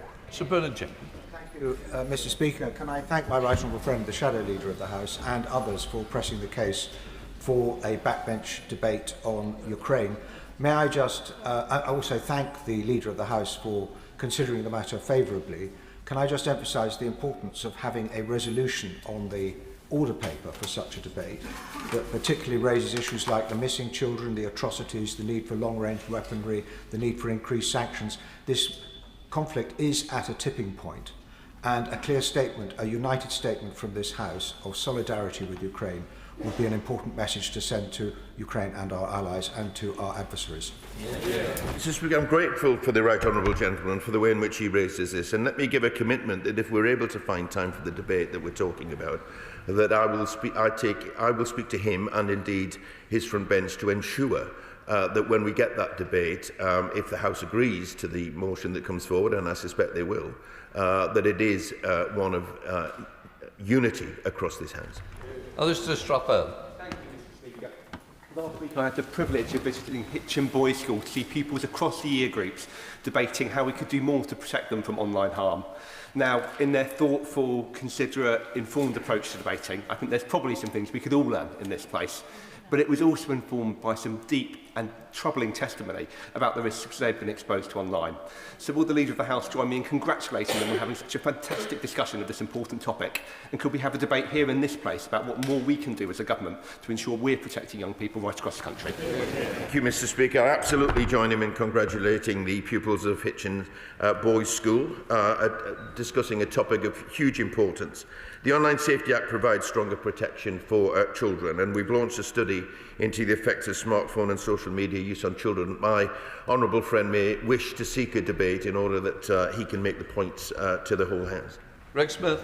Thank you, Mr. Speaker. We are in a farming emergency with the family farm tax, the early cutting off of SFI, watering down measures to prevent equipment theft from farms. Yet this morning, members across all sides of the House were wanting to question DEFRA ministers. Were unable to do so because the government persists in keeping DEFRA questions at just 40 minutes. So will the Leader of the House look at extending DEFRA questions to a full hour so that rural communities aren't left behind? Mr. Speaker, I will look at that, but as he knows, if one thing expands, then something else is squeezed. So maybe I will look at it, but it's perhaps not as easy as he suggests. Have a good weekend. Carolyn Harris. Mr. Speaker. Last week during International Trade Week, my dear and honourable friend, the member for Newport East and I jointly hosted a regional export trade seminar for businesses from across South Wales. As proud trader envoys, we were delighted to work with the Department of Business and Trade to offer Welsh SMEs the opportunity to learn more about export opportunities and the support available. Will the Leader of the House join us in thanking DBT colleagues, ministers and the businesses who attended for their commitment to ensuring the UK is front and centre of our global trade markets? I thank the Business and Trade Department for the excellent work that they're doing and for the businesses that take part, because they are the key to growing our economy. But let me also place on record my thanks to her and other trade envoys for the excellent work that they do. Morgan. Very much, Mr Speaker. 16 years of Conservative mismanagement of Shropshire Council, combined with successive governments' failures to understand the needs of rural local authorities, have left Shropshire Council with a dire financial emergency and in need of exceptional financial support. This situation is extremely critical, and I wonder if the Leader of the House could assist me in arranging a meeting with the Secretary of State and the relevant MPs for Shropshire to understand how we can press the Secretary of State to ensure that Shropshire receives that support. Yes, I can, Mr Speaker. Thank you, Mr Speaker. My right honourable friend will be aware of the appalling environmental pollution incident in Camber Sands in East Sussex last week. Shocking. A few days later, we had huge sewage dumps around the seas in my constituency of East Thanet, leaving beaches in Ramsgate and Broadstairs effectively unusable. Now, not only does this have appalling impacts on nature, but also leaves people's confidence, affects people's confidence to use the sea for health, well-being and enjoyment all year round. Could my right honourable friend consider there being a debate in government time on the economic impact of water quality, poor water quality in particular, on our coastal towns and seaside resorts? Mr Speaker, as a coastal MP, I absolutely share her concern about the state of not just the seas but our rivers and lakes too, and the terrible legacy that we inherited. But of course we are, through the Water Special Measures Act, taking action to clean them up. She may wish to apply for a debate, perhaps backbench business, an adjournment debate, not only to make those points but to allow other colleagues to bring their own experiences. Fortune. Thank you, Mr Speaker. Residents of North Point in Bromley have suffered 8 years of disruption and uncertainty due to work to replace cladding on their building. There's a case of serious water ingress, and they've been waiting for 4 months now for a response from the MHCLG to see if any subsequent work can be funded by the ACM fund. Can we have a debate in this House on how we can protect those leaseholders and ensure that they don't suffer any disruption like my residents in Bromley are currently doing? Mr Speaker, I'll make sure that I draw that to the attention of MHCLG ministers, and if an answer is awaited, then I'll make sure that they get the answer, and also perhaps for them to explain to him what further steps we intend to take. Blundell. Thank you, Mr Speaker. Women and girls living with endometriosis are waiting on average 9 years for a full diagnosis. That's almost a decade of pain, uncertainty and endurance before they receive the targeted support that they need. Would the Leader agree with me that the soon-to-be renewed Women's Health Strategy must get a grip of these appalling wait times and ensure that all women affected are heard and finally prioritised? I do agree, Mr Speaker. This is a debilitating and life-altering condition, and as my honourable friend has said, our renewed Women's Health Strategy will set out our longer-term vision. And again, this is an issue where concern will be across the House, and therefore my honourable friend may seek a backbench business debate or an adjournment debate. Shamba. Mr Speaker, Ella's Law, the Clean Air Human Rights Bill, will now not get a second reading on the 21st of November, despite wide cross-party support. So will the Leader of the House work to ensure the government makes time on Fridays or elsewhere for more of the most vital private members' bills like this, or adopts its own the measures into its own bills, such as the English devolution bill? Mr Speaker, the House will know that we've had the allocation of 13 sitting Fridays. But of course, if reasons were to be brought forward, for example, to deal with amendments that might have been made to bills in the Lords, then of course the government has an open mind about what sitting Fridays might look like. I also think there's a debate to be had about how we deal with private members' bills, if I'm honest. I can't comment on whether or not these things are appropriate to be incorporated in government legislation, but you may wish to draw that to the attention of the appropriate department. Michael Wheeler. Thank you, Mr Speaker. Many of my constituents use the Warburton Toll Bridge to get to work, visit family and go about their everyday lives. However, residents in Earlham and Cadishead have been arbitrarily excluded from the local resident discount scheme, meaning that they have to pay full price, while many who live further away from the bridge receive a 50% discount. To date, Peel have not responded to inquiries I have made on behalf of my constituents. Will the Leader of the House consider a debate in government time on the need to ensure that where essential infrastructure is in private hands, appropriate oversight is in place and local needs are properly considered? Speaker, I thank my honourable friend for raising this issue, and I understand the frustration for his constituents who rely on the bridge for their daily lives. The government believes that local infrastructure should work for the community that it serves, and I'll ensure that the relevant minister hears about this issue. Thank you, Mr. Speaker. The Meriden Gap is a vital route for migrating wildlife and is hugely under threat from the government's planning agenda and the dubiously vague definition of grey belt. My constituents have already made huge sacrifices for things like HS2 in villages like Balsall Common and Berkswell. Now villages like Hockley Heath, Dorridge, Knoll, Marston Green and Meriden are all under significant threat. Will the Leader of the House please write to the Secretary of State for MHCLG and try and figure out a way we can protect vital routes like the Meriden Gap and not increase the housing burden when my constituents have already made significant sacrifices? I will draw that to the attention of the Secretary of State, but of course, as the honourable gentleman knows, it is a balance which the government wants to achieve between protecting nature but also making sure that we have the houses that we need in the country. Madam Martin.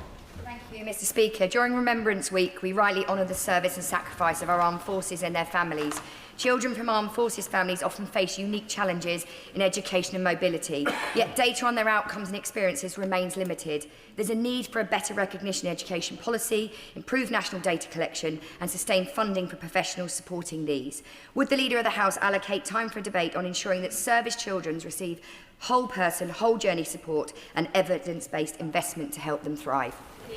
Speaker, children of armed forces families do face unique challenges, and the government is aware of this and recognises that we can do better by them than has been done in the past. This, again, I think would be an issue, a good issue for a debate, so that the House can share experiences and ministers can learn more about the way forward. Speaker.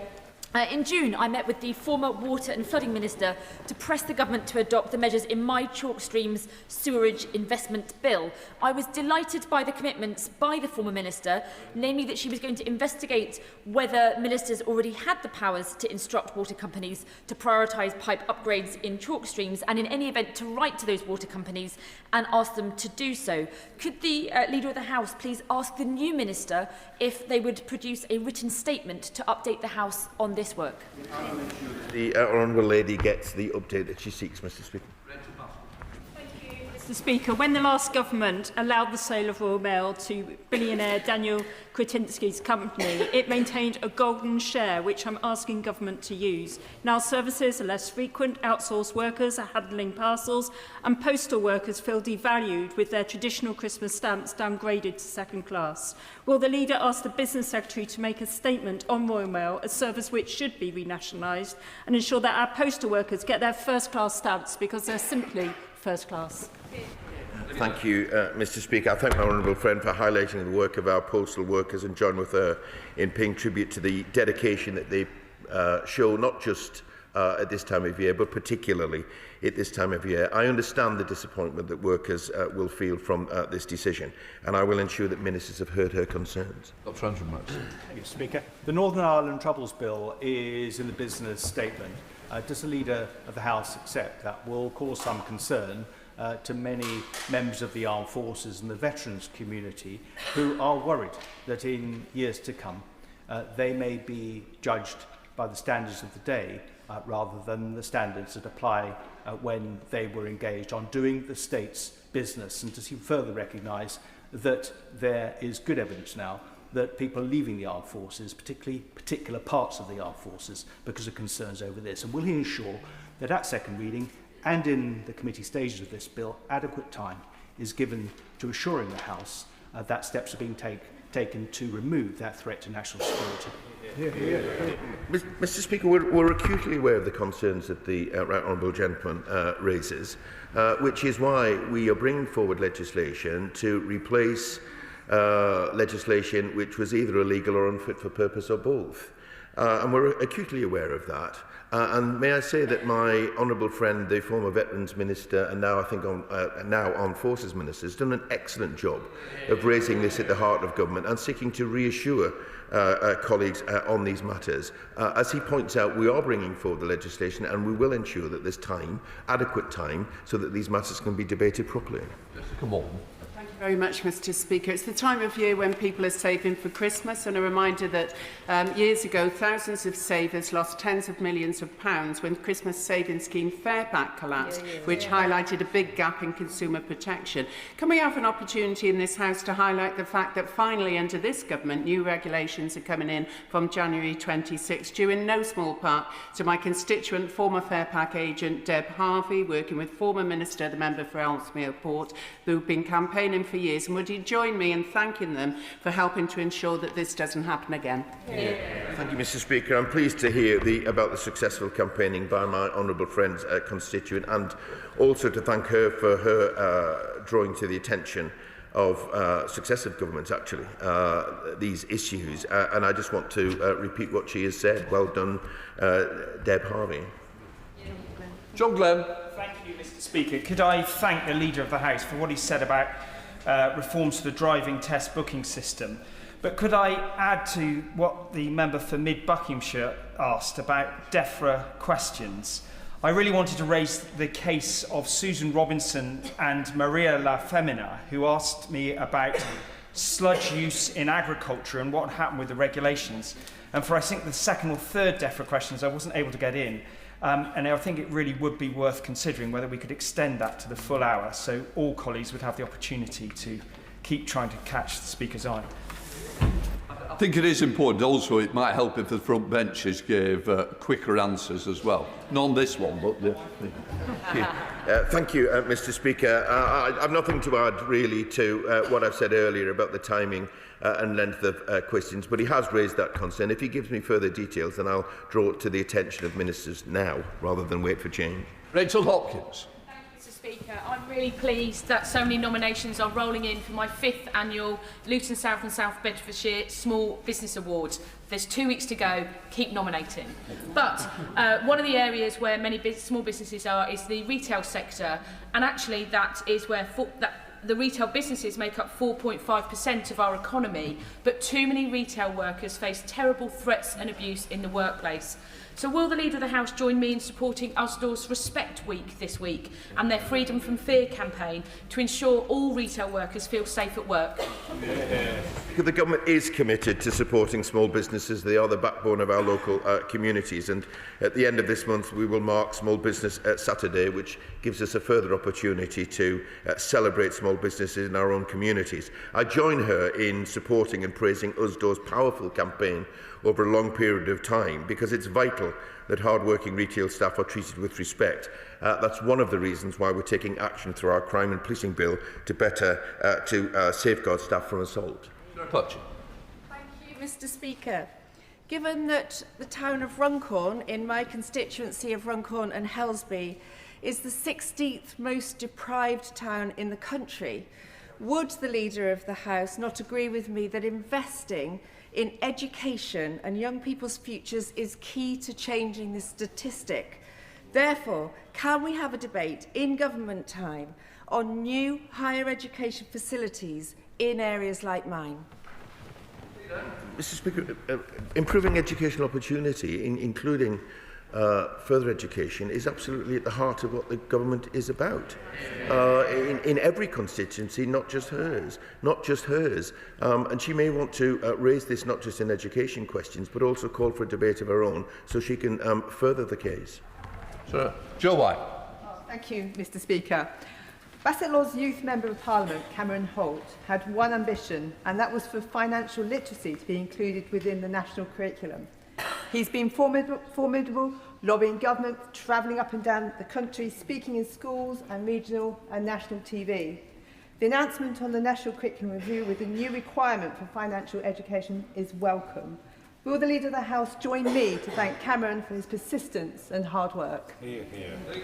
Absolutely, Mr. Speaker. Join my honourable friend in congratulating Cameron for his hard work. He sounds like a remarkable young man. He's absolutely right to put the effort in. These are crucial skills to master, and we want to reform the curriculum to improve financial literacy, starting from an early age, helping children and young people to prepare for the modern world. Dr. Lucas. I wonder if the Leader of the House could help me. When it comes to special educational needs, we've heard across the House about the concerns. My constituency have them too. It fills my inbox. He mentioned that there will be a consultation. He also mentioned there will be a white paper being brought forward. The problem is there's anxiety because they've been delayed. So would he write to the department to ask for a timetable to be set out? Because in my constituency, we're seeing an increase in EHCPs because people are concerned they may go. So there's a real anxiety in real time happening at the moment. I urge him to help. I agree with the honourable gentleman about the concern that particularly parents will have, but I would gently point out that his government had 14 years to put this right. And therefore, when this government is taking this head on, which we are, it does take a little bit of time to get right. But we are absolutely conscious of the need of every child to get the support that they need as soon as possible, and we are working on a timetable of what that means. Mayor Oliver. Mr. Speaker. On the matter of remembrance, my constituent Frank Turvey's brother was Lance Corporal Brian Turvey, nicknamed Topsy. He was just 20 years of age when he was killed in a terrorist attack in Famagusta on the 4th of May 1958, whilst on military police duties in Cyprus, just one day before he was due to return back to the UK on leave. Lance Corporal Cameron also lost his life in the same ambush. Frank remembers his mum making a cake to celebrate his brother's return when the officer turned up at their family home to inform them of that tragic news. Will the Leader of the House join me in remembering Lance Corporal Brian Turvey, Lance Corporal Cameron, and their ultimate sacrifice for this country?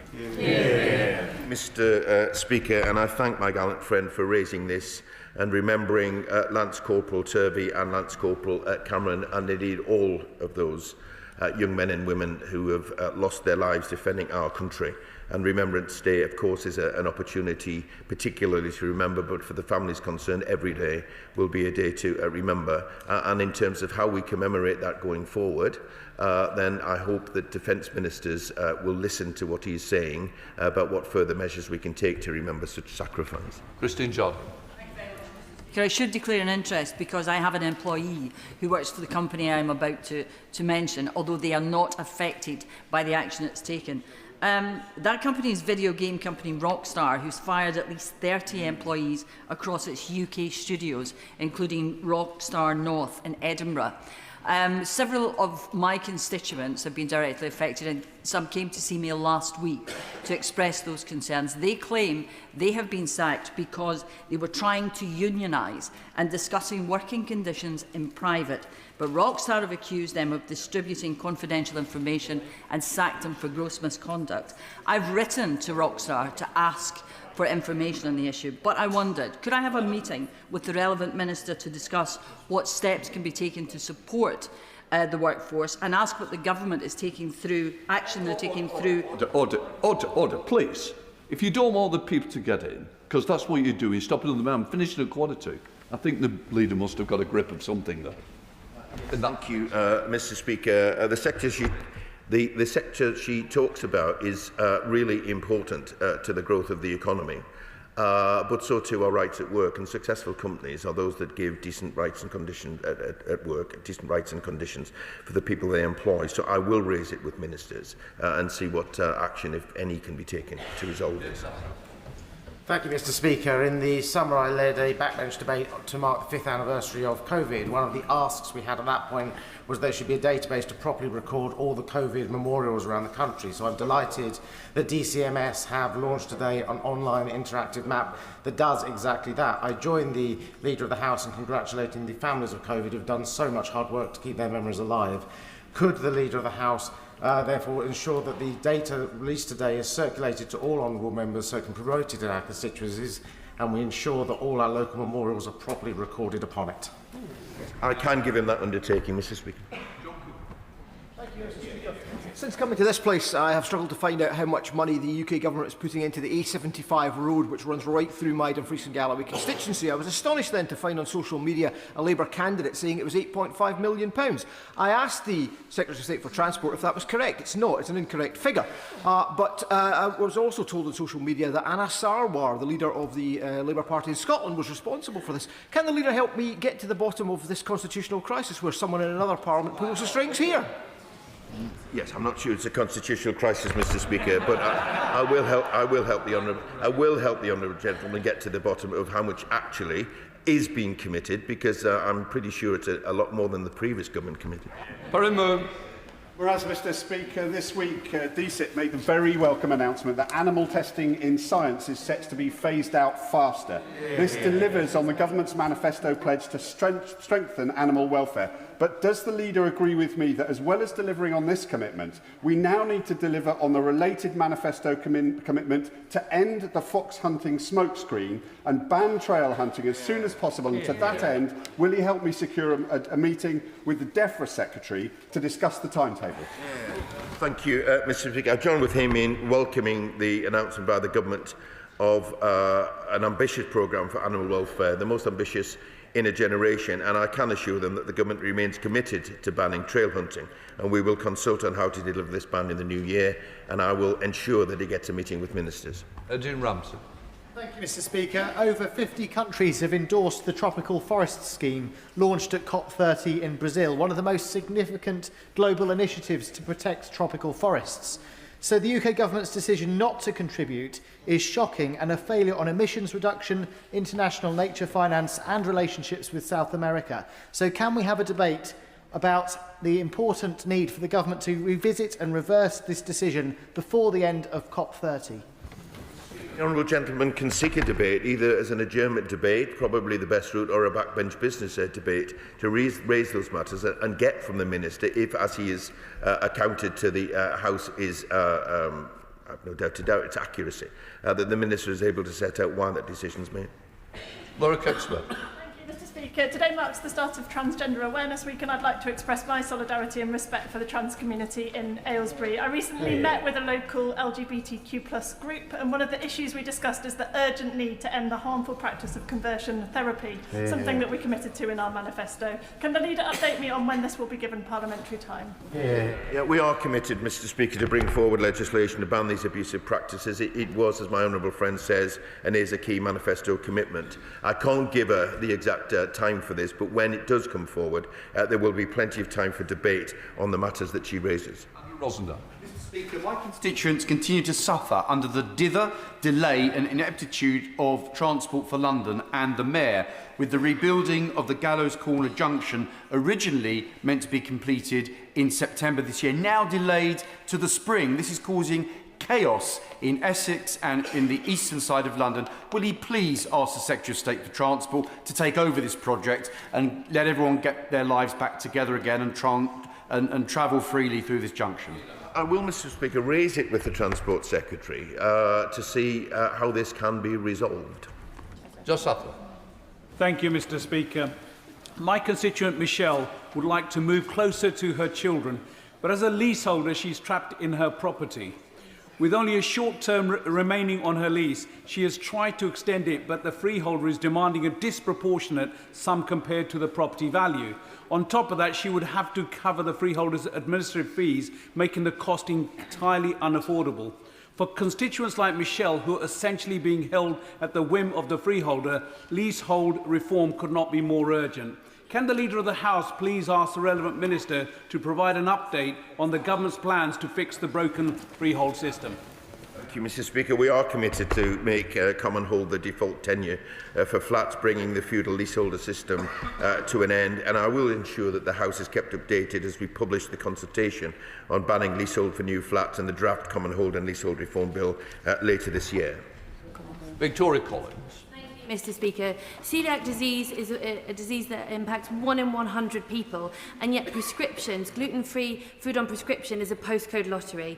For Ted and his mother, who live in Redbourne, that means that they miss out, and they have seen costs go up by 40%. Please, can we have time to talk about the postcode lottery and prescriptions, including celiac disease? Mr. Speaker, I would advise the honourable lady to seek an adjournment debate or a backbench business debate on that, because as a gluten-free person myself, I can assure you I do appreciate some of the points that she raises. Jonathan Brash. Thank you, Mr. Speaker. Like I'm sure many constituents across this House, I have been inundated with correspondence from concerned constituents on the issue of fireworks. Whether it's their use in antisocial behaviour, the impact on household pets, or the severe distress they can cause to the vulnerable, including veterans. The status quo is clearly not acceptable.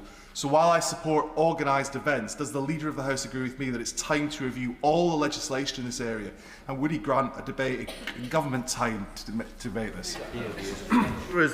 Every constituency MP has had correspondence on this, particularly in recent weeks. It's a real issue at this time of year.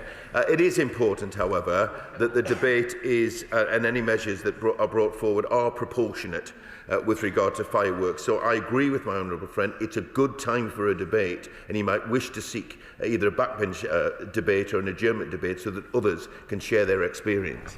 John Long. Thank you, Mr. Speaker. My constituent, Evelyn Armstrong, aged 104, has recently been awarded France's highest military honour, Légion d'honneur, for the vital role she played as a plotter and flight controller in the Second World War when she served in the Women's Auxiliary Air Force. She is truly an amazing woman. Will the leader join me in paying tribute to Evelyn, and can we have a debate on honouring the service of our wartime heroes? Mr. Speaker, I'm happy to join the honourable gentleman paying tribute to Evelyn Armstrong and being awarded the Légion d'honneur. I also want to acknowledge the way in which the French government recognises the role of people from other countries, servicemen and women who helped to liberate France during the Second World War. We have had an opportunity to discuss this earlier this week, but I'm sure there'll be further opportunities to talk about that remarkable generation in the months to come. Thank you, Mr. Speaker. I was recently contacted by a constituent regarding Greater Manchester Integrated Care Partnerships funding for an autism assessment for his son. After waiting for 8 months, my constituent was informed that his chosen provider's funding had been cut by the ICP. With his GP's help, he was able to transfer to a different provider whose funding has also been cut, and his application is now on hold with no timetable for a resolution. Given the current NHS waiting times for autism assessment, can we therefore have a debate in government time on what steps are being taken to ensure children get the reviews they need? Yes, Mr. Speaker, we are, as I've said earlier in questions, acutely aware of this, which is why we're bringing forward proposals to fundamentally alter SEND system. But I will raise his concerns with ministers to see what further action can be taken to assist his constituent. Thank you, Mr. Speaker. Would the Leader of the House consider setting aside government time for a debate on regenerating coastal communities so that we can properly consider issues facing towns like Sandown on the Isle of Wight, transport connectivity, pressure on tourism, derelict buildings and declining high streets? As a coastal MP, Mr. Speaker, can I say first of all I absolutely endorse what the honourable gentleman has said. And I have to say, if you want to see fantastic regeneration action come to Whitley Bay, that was the result of the previous Labour government, both in terms of funding but commitment. And I do say that his government continued that. And I think it's important, as we intend to do, that this government continues to do that too. It's a really good topic. There are lots of coastal MPs in this place, and I'm sure a debate which he seeks from backbench business would be a timely one. That's right. Thank you, Mr. Speaker. I was pleased to attend the opening of new mental health facilities at Kingsway Hospital in Derby, which mark a huge step forward in the care available for local people, giving patients greater dignity and privacy and the supportive surroundings they need on their journey to recovery. Will the Leader of the House join me in congratulating all of those involved in delivering this fantastic project? And could he find time for debate on how we can continue to improve mental health provision across the country, particularly for adults requiring acute care? Thank you, Mr. Speaker. I'm grateful to my honourable friend for raising this matter because it's of absolute importance to the work that the government is doing. I join her in congratulating everyone involved with the case that she raises, but also the fantastic work which has been done in quite difficult circumstances across our country. And I'm sure that in the future going forward there will be an opportunity in debate for her to go further on these points. Ms. Bramford. Residents in Chichester have written to me, living in managed estates, have all written to me about the exploitative practices of estate management companies and the service charges that they're charged. Work funded but never delivered, fees more than doubling year on year, and no power for residents to actually challenge these companies. So will the Leader urgently make time for a debate so we can finally improve the outcomes for those residents in Chichester and across the country? As the Honourable Lady says, it's not just a question for Chichester, it is across the country too. And she will know that we are looking at a range of measures from planning to leasehold reform and everything else to make sure that going forward we don't get the terrible cases which we've had in the past where people moving into estates are held to ransom. I'm sure members on both sides of the House will want to thank the members and volunteers of the Royal British Legion for their exemplary work in recent weeks. And can I invite the Leader of the House to join me in thanking Keith Richardson and the members of the Carlisle and Stanwix branch of the Royal British Legion for organising an inspiring number of events in my Carlisle constituency, which includes, with respect to the Royal Albert Hall, quite frankly, the best Festival of Remembrance. I absolutely join my honourable friend in thanking Keith Richardson and everyone involved in the British Legion in her proud and beautiful city. The important work that they do is really important for the local community, but of course is replicated by so many people across this country. Mr. Speaker, the decision by Liberal Democrats on Somerset Council to cancel the Cross Rifles roundabout upgrade in Bridgewater has left residents facing severe congestion. Combined with their new one-way system on Salmon Parade and East Quay, this has left Bridgewater gridlocked and my constituents now face longer and more costly journeys. One resident, Sadie, told me that because of this one-way system, her weekly taxi fare to the supermarket has risen from £7 to £20. So may we have a debate on how we can hold councils to account when they cancel government-funded infrastructure projects without offering an alternative for local people. Mr. Speaker, local infrastructure is so important to, particularly to rural communities. I will draw the case to the attention of the department, but also say, in the business that I've announced in the devolution bill, there may be an opportunity for him to raise some of these issues about how local authorities can be held to account for the decisions that they make. Mr. Speaker, hundreds of my West and Bartonshire constituents and thousands more across the country were served with termination notices of their family protection funeral plans by C Mutual and Maiden Life UK. All are members of credit unions. These credit union members are elderly and vulnerable. Having paid in thousands of pounds over the years, they will be left with absolutely nothing on the 30th of November. Will the Leader of the House agree to an urgent debate in government time and ask the Treasury Secretary to conduct an urgent investigation? Thank you, Mr. Speaker. This is an important issue and certainly a concerning situation. I will draw it to the attention of the Treasury Secretary. My honourable friend may get an opportunity to raise it, for example, during the budget debate, of which there will be a lot of time. Thank you, Mr. Speaker. Some of my constituents have had valuable property stolen from their homes during viewings, only to discover the so-called potential buyers or tenants are not who they purport to be. Estate agents usually check the financial readiness and capacity of potential buyers and tenants, but can we have a debate on the need for estate agents to verify the names and addresses of those they introduce to view properties, whether or not they'll be accompanied to a viewing by the agent, so we can stop this brass-neck daylight robbery? Speaker, the government is looking at the whole question of buying and selling of houses. This may be an interesting part of that, so she may wish to write to the Minister about that issue. Speaker, Minky Home Care's ironing board factory in Shawclough in Rochdale is the only one of its kind in the whole of the country, and it provides high quality British made products and provides lots of local vital jobs. Does the Leader agree with me that making, selling and buying British products is this government's priority as we support our manufacturers across the country? British businesses like Minky Home Care are absolutely vital for boosting the economy and creating jobs in my honourable friend's constituency, his hometown, and he understands that perfectly well. The government is committed to supporting small businesses wherever they are to achieve their potential and unlocking investment and driving growth.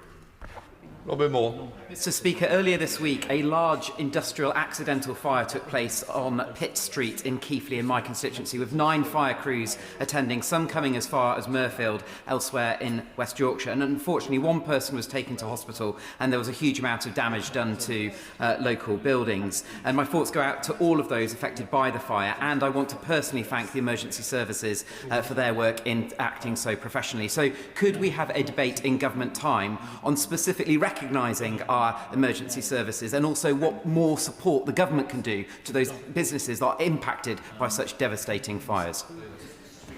Join the honourable gentleman in paying tribute to our emergency service and sending our sympathies to those who have been affected. If he seeks a debate during a backbench business or indeed an adjournment debate, he will be able to raise those points himself. However, I would gently point out that particularly fire services for the past 14 years have been, in many cases, starved of the funding that they need. So he needs to understand that this is not a recent development. Lynn Stewart. Mr. Speaker, Children in Need has been supporting disadvantaged young people for decades. The support is made possible by hard-working fundraisers up and down the country. Tomorrow night, 17-year-old Eloise from my constituency in Ayr Carrick Cumnock, one of East Ayrshire's young carers, is throwing herself into musical theatre challenge on skates with the cast of Starlight Express. She's a brilliant example of community spirit. Will the leader join me in recognising incredible contributions East Ayrshire young carers who balance caring responsibilities with school life and everyday life? I'm pleased to recognise the incredible contribution of East Ayrshire young carers and indeed young carers across the country whose vital contribution sometimes goes unseen, and I do wish Eloise skating success with her musical theatre challenge. Mr. Speaker, many of my constituents will be disappointed that SMRs will be going to Wilver, not Albury, and disappointed too by the government's shambolic handling of this announcement. The news was leaked on Tuesday.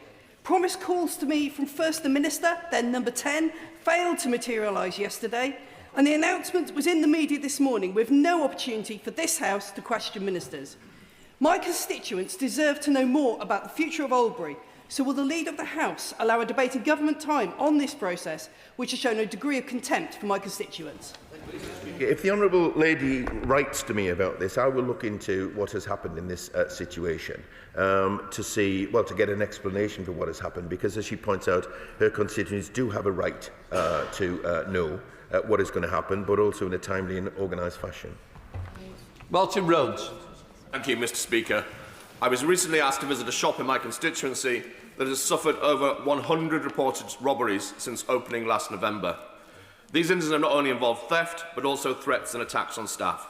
The situation is unfolding against the backdrop of a significant reduction in police presence, with the Glasgow Division of Police Scotland having lost 218 local officers since 2017. Will the Leader of the House allocate time for a debate on the importance of policing in supporting and protecting local businesses? Mr. Speaker, police protecting local businesses is very important, not just in Scotland, but indeed everywhere else. Policing is a matter for the Scottish Government, however, but this sounds like an untenable situation, particularly for the business which he refers to. Scotland has had the biggest funding settlement for a very, very long time, so I do hope that the Scottish Government has heard my honourable friend's words. Mr. Bennett. Thank you, Mr. Speaker. Honourable members who watched Newsnight last night will doubtless have been moved by Sir Michael Palin's interview about his wife Helen's final days and passing in a hospice. The package, it reveals what is known to many members, a hospice crisis of funding, of cuts and of beds being closed. In light of this, will the Leader make time for members to debate the crisis in our hospices, including an urgent need to reverse the government's increases in NICs and make sure that hospices are finally fairly funded? Know that the changes in the budget last year were actually to find the money to support public services. So these are not easy decisions by any means. But I know that concern about hospices, the fantastic work that they do in our local communities, is felt across the House. She may wish to seek a debate on this because the government will at that point be able to remind the House that we have in fact put in more resources, £100 million going into hospices in the last year. Thank you, Mr. Speaker. Ahead of the budget, can the Leader of the House allow a debate during government time to discuss the potential economic benefits of releasing the British Coal Staff Superannuation Scheme Investment Reserve in order to increase the pensions of members of the BCSS scheme? Thank you, Mr. Speaker. As the House will know, my honourable friend has been a formidable champion for mine workers in his constituency and their families, and I pay tribute to him for that. The government continues to meet with BCSS trustees, and I will certainly draw his question to the attention of ministers. Final question, Jim Shannon. Thank you, Mr. Speaker. Leader of the House, I am deeply troubled by increasing reports of the Taliban's crackdown on women's education, with over some 2.2 million Afghan girls banned from attending school beyond primary education. Will the Leader of the House urge the Foreign Secretary to outline what concrete actions the government will take to ensure the reversal of the Taliban's ban so that Afghan girls can access their fundamental right to education? Thank you.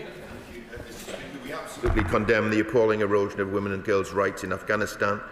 We've provided £151 million in aid programme to provide life-saving support for the most vulnerable people in the country, particularly for women and girls, and I will make sure that he gets a reply from the Foreign Secretary to the very important points that he raises with his usual diligence and excellent tone. Thank you. Those who didn't get in, we will keep the list for next week. We now come to the Home Office statement. Sarah Jones, Minister of State.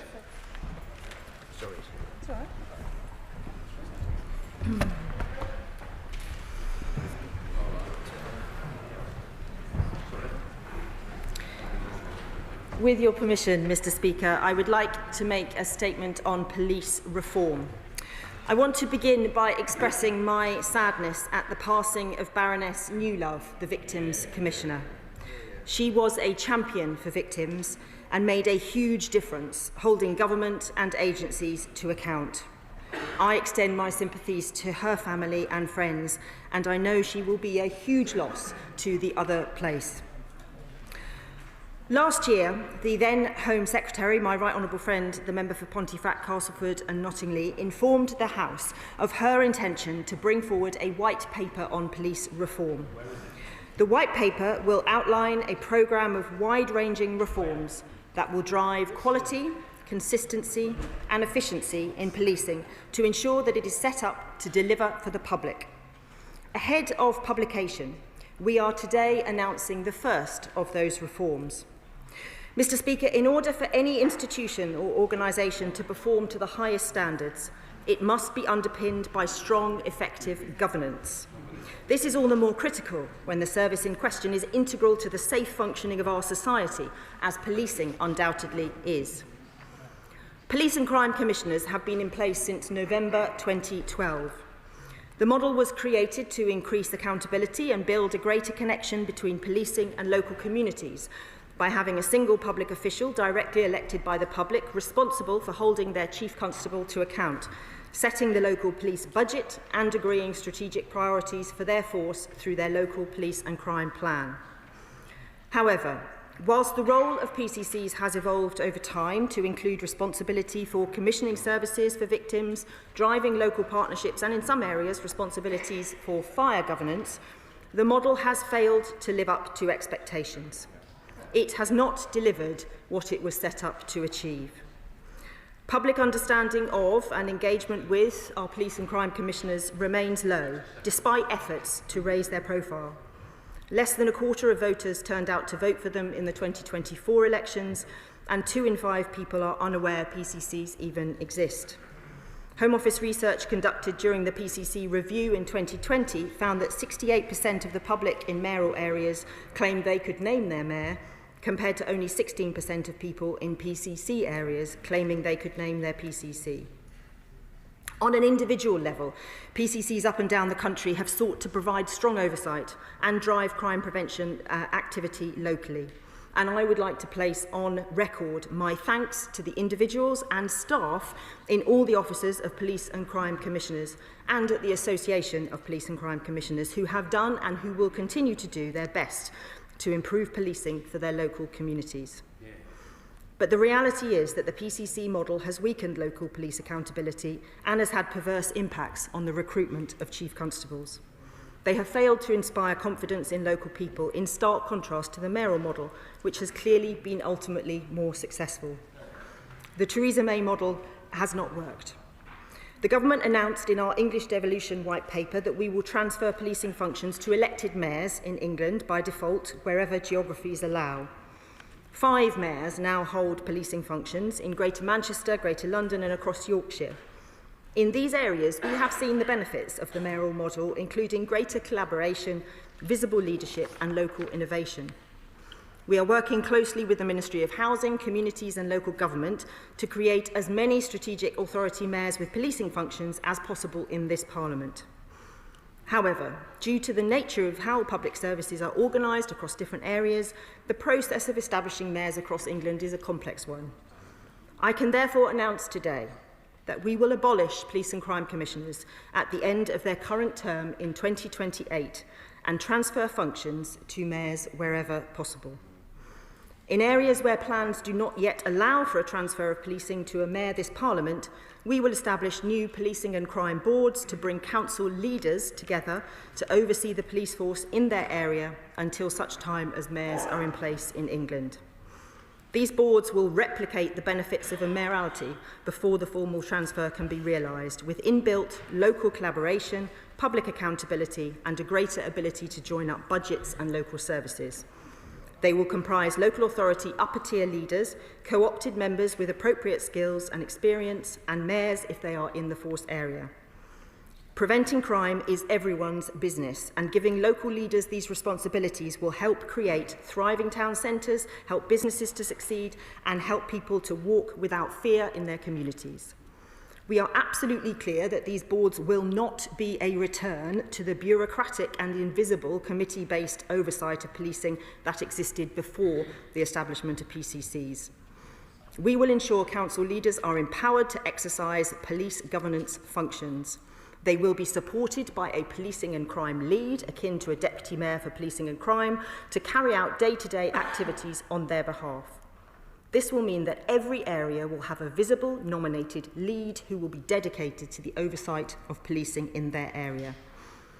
Over the coming months, we will work with local government and policing to design new structures to ensure they provide effective oversight of policing. As part of these reforms, we will also work with those in local government and policing to drive down the support costs for policing governance. We will no longer run separate policing elections, and we will also abolish police and crime panels, the current structure that performs scrutiny panels for PCCs. We estimate that at least £100 million will be saved this Parliament by moving to these new arrangements. Once delivered, the changes are expected to achieve savings to the Home Office of around £20 million a year, enough to fund around 320 extra police constables. Further detail will be set out in the forthcoming White Paper, and we will bring forward the necessary legislation as part of our broader police reform proposals as soon as parliamentary time allows. There are no plans to create mayors in Wales. We wish to harmonise arrangements across England and Wales as far as possible, and will therefore work with the Welsh Government to ensure new arrangements to replace PCCs provide strong and effective police governance for Wales, recognising the unique nature of Welsh arrangements. I also want to clarify that these reforms will not affect governance arrangements for the City of London Police, which is governed by the City Corporation. Mr. Speaker, before I conclude, I want to stress that the decision we are announcing today is based on the shortcomings of the PCC model, not the PCCs themselves.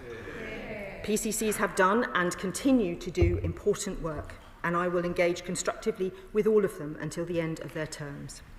I want to specifically thank the chairs of the Association for Police and Crime Commissioners, past and present, for their endeavours. Nick Alston, the late Sir Tony Lloyd, Mark Burns-Williamson, Katie Bourne, Paddy Tipping, Mark Jones, Donna Jones, and the current chair, Emily Spurrell. We recognise that this is a significant change, especially for the policing and local government sectors, but it is necessary. As a government, we have a responsibility to do what is right for our communities, and if there are steps we can take to improve outcomes for law-abiding citizens, we must act. Because in the end, Mr. Speaker, whatever police reform measures we pursue, our primary motivation is, and will always be, to keep the public safe.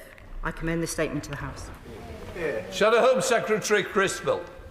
Thank you, Mr. Speaker, and I thank the Minister for advance sight of her statement.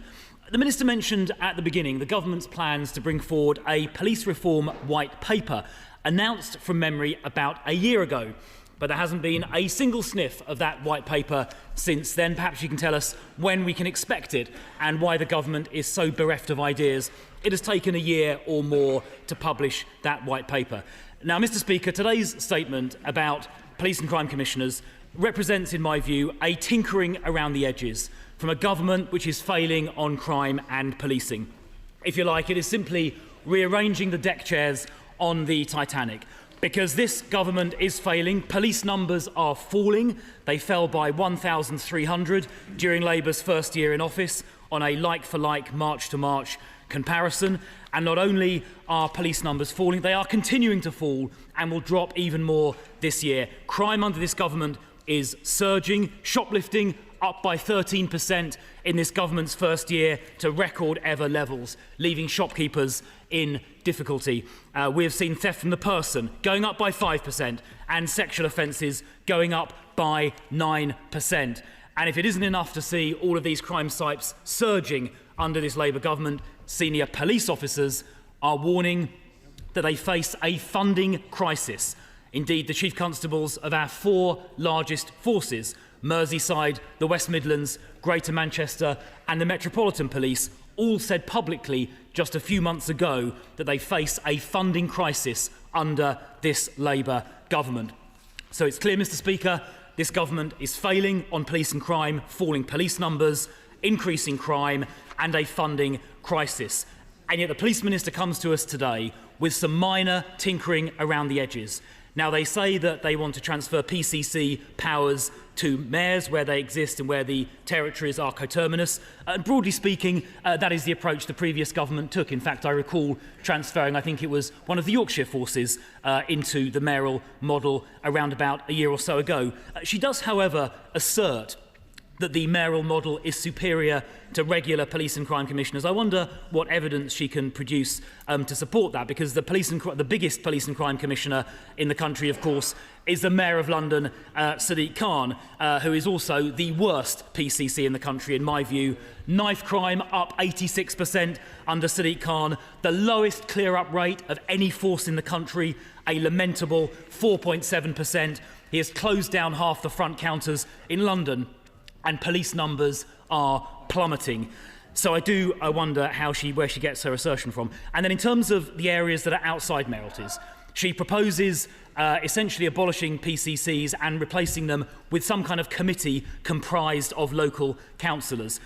Will those have the same powers as police and crime commissioners? Impliedly, they will. And if that is the case, it won't really save any money other than the election and the police and crime panel, which are very, very small costs. So as far as I can see, this won't really save any money, but what it will do is remove a directly elected public official, the Police and Crime Commissioner, who is accountable to the public and would certainly be more visible than some kind of faceless committee of local bureaucrats. So I must say to the Police Minister, I do think that is a retrograde step. But Madam Deputy Speaker, this government essentially in their announcement today is tinkering around the edges. They are rearranging the deck chairs on the Titanic, while crimes like shoplifting rocket, while police numbers fall, and while the police face a funding crisis made in the Home Office. Minister. Thank you, Madam Deputy Speaker. I'm not sure if the Shadow Home Secretary is in favour of this announcement or not. It's not entirely clear. Perhaps he could come back to us when he's made up his mind. Several questions that he raised that I am very happy to come back on.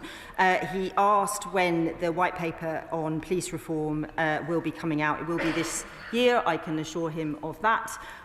We have been working with local police chiefs and with police and crime commissioners and the staff associations on what that reform looks like, and we are making the final changes to what our reform agenda will be.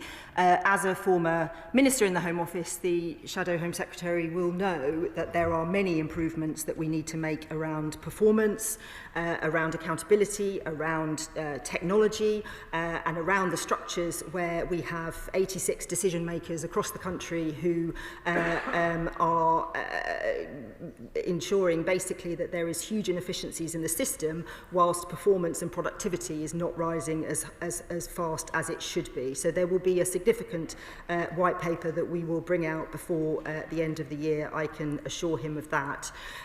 We wanted to make the announcement today around police and crime commissioners so that we can continue to work in good faith with those police and crime commissioners as we finalise finalise our reform programme, and it was the right thing to do that we told them as soon as we could, and I spoke to them this morning at some length, and will be speaking to them again, not least at their conference next week. The Shadow Home Secretary speaks of crime rates. I don't have to remind the House of his record and the former government's record when they were in office. They cut 20,000 police, recruited 20,000 police, so we now have a police workforce which is very new. Large quantities of our police workforce have only been in post for a couple of years. With the recruitment that they did in the latter end of their period in government, prosecution rates didn't improve. The system is so unproductive and so inefficient and so badly managed that we have huge reform that we need to put into place. We have been making progress since we came into government. Just a couple of weeks ago, we were able to announce that 18% fall in knife murders, for example, 60,000 knives off the streets since we came to power, 5% fall in knife crime. We are surging our neighbourhood policing capacity, which we know was absolutely decimated under the previous government. We will have 3,000 extra police in our neighbourhoods by next April. He asked questions about the evidence on mayoral success. I suggest he talks to the mayors and the deputy mayors responsible for police and crime. The ability of a structure with a mayoral system and all of the public services underneath it to work together more collaboratively and more effectively is clear to see. So I would encourage him to talk to those mayors and deputy mayors to have a look for himself. He asked if powers will transfer to the new models they were. The new model will not be a faceless committee of local bureaucrats. They will be the leaders of the councils and a senior police and crime lead who will drive the day-to-day work. Accountability will still be there. The statutory responsibilities will still be there. This is now an opportunity for us to work together across local government and with other partners to make sure we drive the best system that we can. Saving £100 million, I think, is quite substantial and not tinkering round the edges as he suggests. But what I would say to him is if he could wait a few more weeks, he will see the reform agenda that the Home Secretary is designing in its totality, and it will put policing on a much better footing than he left it. Lewis Atkinson. Thank you, Madam Deputy Speaker. What the people of Sunderland want is visible and responsive policing, and it's no doubt that that's fallen in recent years because Northumbria lost 1,100 officers under the previous government. So could the Minister tell me how she will ensure that the savings being made by these changes are reinvested in the front line to improve neighbourhood policing in places like Sunderland? Can I thank my honourable friend for his question? And of course, that is the aim of this government. We want to put policing in our communities where people expect it to be, and we want to make sure they are not, as they currently are, spending hours and hours and hours of their day on bureaucratic and very outdated, very unproductive tasks. Indeed, many cases, police officers are actually doing the job of police staff, which is ludicrous, and we need to change, and we need to work with our police chiefs to ensure that our police officers are doing the role that we need officers to be doing, and that the very important crime fighters of our police staff are doing what they also need to be doing. And at the moment that isn't the case, and we are working very hard to make sure it is. Liberal Democrat spokesperson Ben Maguire. Thank you, Madam Deputy Speaker, and I thank the Minister for her advance sight of the statement. The Liberal Democrats warmly welcome the news that police and crime commissioners are being scrapped, which is something we've been calling for years, and something I personally called for in this House in one of my first interventions after the PCC election turnout in Cornwall was abysmally low at just 18%. This was a failed Tory experiment which cost taxpayers dearly. The Minister is right to point out the countless flaws in the overly politicised PCC model, which has diverted much-needed funding away from frontline and community policing. They cost the public millions in council tax every year, yet the impact on their local communities has been negligible. But, Madam Deputy Speaker, transferring this role to mayors is not the answer. It would give even more power to single individuals with dubious democratic mandates and little scrutiny or accountability. The government must learn the lessons of this expensive and failed experiment. Instead, the government should see through plans for these temporary local police and crime boards and instill the powers in these boards on a permanent basis. They should ensure the money saved from PCCs goes where it's needed most, getting more officers out on our streets and repairing the damage done by years of Conservative mismanagement and underfunding. This is particularly urgent in light of the slow progress that the Home Office has made on their promise to deliver 13,000 new neighbourhood officers. Because, Madam Deputy Speaker, only 200 were added last year, while the number of officers in frontline roles actually went down. So will the Minister commit to investing the money saved from these unnecessary PCCs straight into frontline policing and towards proper, effective community policing? Could the Minister outline the safeguards that will be put in place to hold mayors to account with their newfound policing responsibilities? And finally, could the Minister expand on her estimated £100 million in savings from the scrapping of the PCCs? Has this figure been independently verified? And could she confirm the funds won't just be transferred to the mayor's budget, but spent on frontline policing? Can I thank the opposition spokesperson for his robust attack on a policy that his own party introduced as part of the coalition in 2010.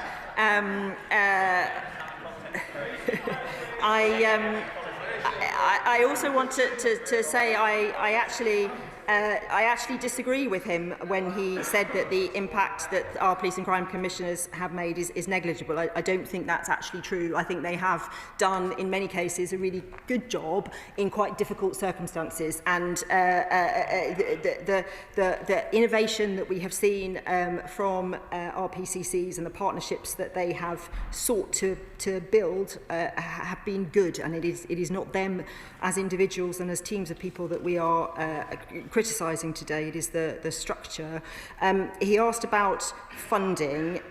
The funding from the elections, sadly, will not be coming to the Home Office, but the election savings that we make, obviously and rightly, go to to the Treasury. The savings that we are making in terms of our police and crime commissioner functions and the efficiencies that we want to drive are significant, at least £20 million, and we want to reinvest that back into policing, which I think is what everybody would want to see. He talks about safeguards and making sure the right safeguards are in place and the right model is there. Police and crime commissioners will continue for the next 2 years. In the areas where we don't already have a mayoral process in place. So we have good time to work with our colleagues on how the new structures will work. But that said, there is already a process underway of moving police and crime commissioners into the mayoral structures, and that is already taking place, and that is already happening, where staff are being moved over into new structures. At the moment, just so the House knows, there are 37, I think, police and crime commissioners, and in 2027 there'll be 6 force areas that will move into the mayoral model, and in 2028 there will be more, depending on votes in the bill and how that progresses. But the idea is we see this progress, apart from, as I said, in Wales, where they have a different system and don't have the mayoral model. Stella Creasy. Thank you, Madam Deputy Speaker, and I welcome the work that the Minister is doing on reforming how the police can engage with our local communities. All of us want to see a closer relationship. Can I press her, though, in terms of what lessons she's learning for my part of the world and London? Because in London, the challenge that we've got is at a borough-wide level. In my own borough, my borough commander now requires me to submit FOIs to find out about policing in my local community. Will only meet me twice a year. There are panels of people selected only to meet with the police, and often their presentations are death by PowerPoint to my local community. She's making a very powerful case about police reform. What lessons can we learn from this, not just in restructuring to work with mayors, but to work at a very localised level so people can restore confidence in policing? Minister. Can I thank my honourable friend for her question? Of course, London in many ways is different just by its size and scale and the way it is therefore structured. I would expect all local leaders to be meeting with their members of parliament on a regular regularly, because that is how we can hold them to account, and we can also work together. I think that as members of Parliament, when we go to our surgeries, when we have our public meetings, when we talk to our communities, we understand a lot of the issues that they face, and it is helpful for those police chiefs to also have those conversations and learn from one another. So I would encourage all our chiefs to make sure they have good relationships with their local members of Parliament. I think it's a very important part of our structures. Sir Edward Lee. The Minister mentions our excellent Police Commissioner in Lincolnshire, Mark Jones, and perhaps she might pay tribute to him again. The poor man is tearing his hair out. His force is nearing bankruptcy, and our Chief Constable, and I quote directly, says that Lincolnshire is the lowest funded force in the country, with the lowest officers and staff per head of population. I mean, there's no point having another reorganisation, just changing Mark Jones with Andrea Jenkins, unless you get proper fair funding. So will the Minister commit herself now to funding Lincolnshire Police properly? Minister. I'm very happy to pay tribute to Mark Jones, and I have met with him and talked about these issues, and I know that there are particular challenges in Lincolnshire that we are looking very closely at. The funding settlement will be announced in the usual way before the end of the year, and we are talking very closely. I'm very aware of the issues that he raises. Jonathan Hinder.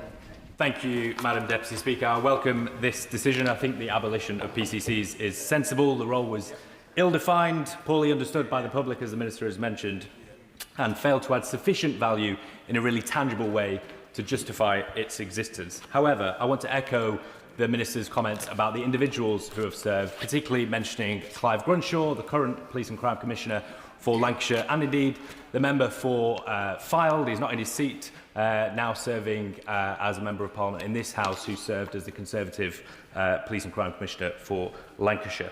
As the Minister mentioned, this did have an effect on recruitment of Chief Constables. The idea that this one-on-one relationship meant that it was too fraught, and actually that a small falling out would mean that actually you could end up fired. Can she talk about how we can get more high-quality candidates to apply to become a Chief Constable, and how that might operate, again, with the relationship with the Deputy Mayors as they come in? Esther.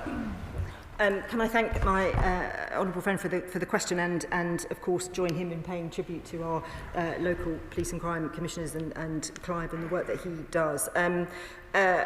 He's absolutely right. There have been challenges. There has been a reduction of the number of years that chiefs are serving. So it's gone from about 5 years to about 2.5. Something is happening there. There are also fewer people applying for each job as it becomes available. We want really healthy competition for these roles that are very significant and very important to us, and where you have large forces and there's only one applicant for the role, you know that something is not working as it should. On the wider question of leadership, he's right to sort of ask these questions, and we could have a whole debate about that. We have the former Home Secretary David Blunkett is doing a review for us on leadership specifically, and how we improve that leadership.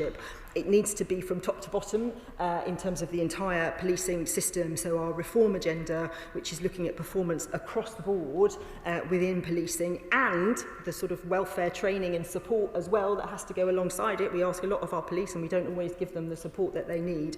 Those two things hand in hand will form quite a major part of our reform programme. Sir Roger Gale. Thank you, Madam Deputy Speaker. Could I first pay tribute to Matthew Scott, Kent's Police and Crime Commissioner, who over many years, working closely with Chief Constables, has seen a successive increase year on year in the number of police officers in Kent, which he has managed to fund. And can I also, while I'm on my feet, also as one of few, I think, members of this House who've actually held a warrant, pay tribute to the constabulary in Kent, who do and continue to do a superb job under the existing system.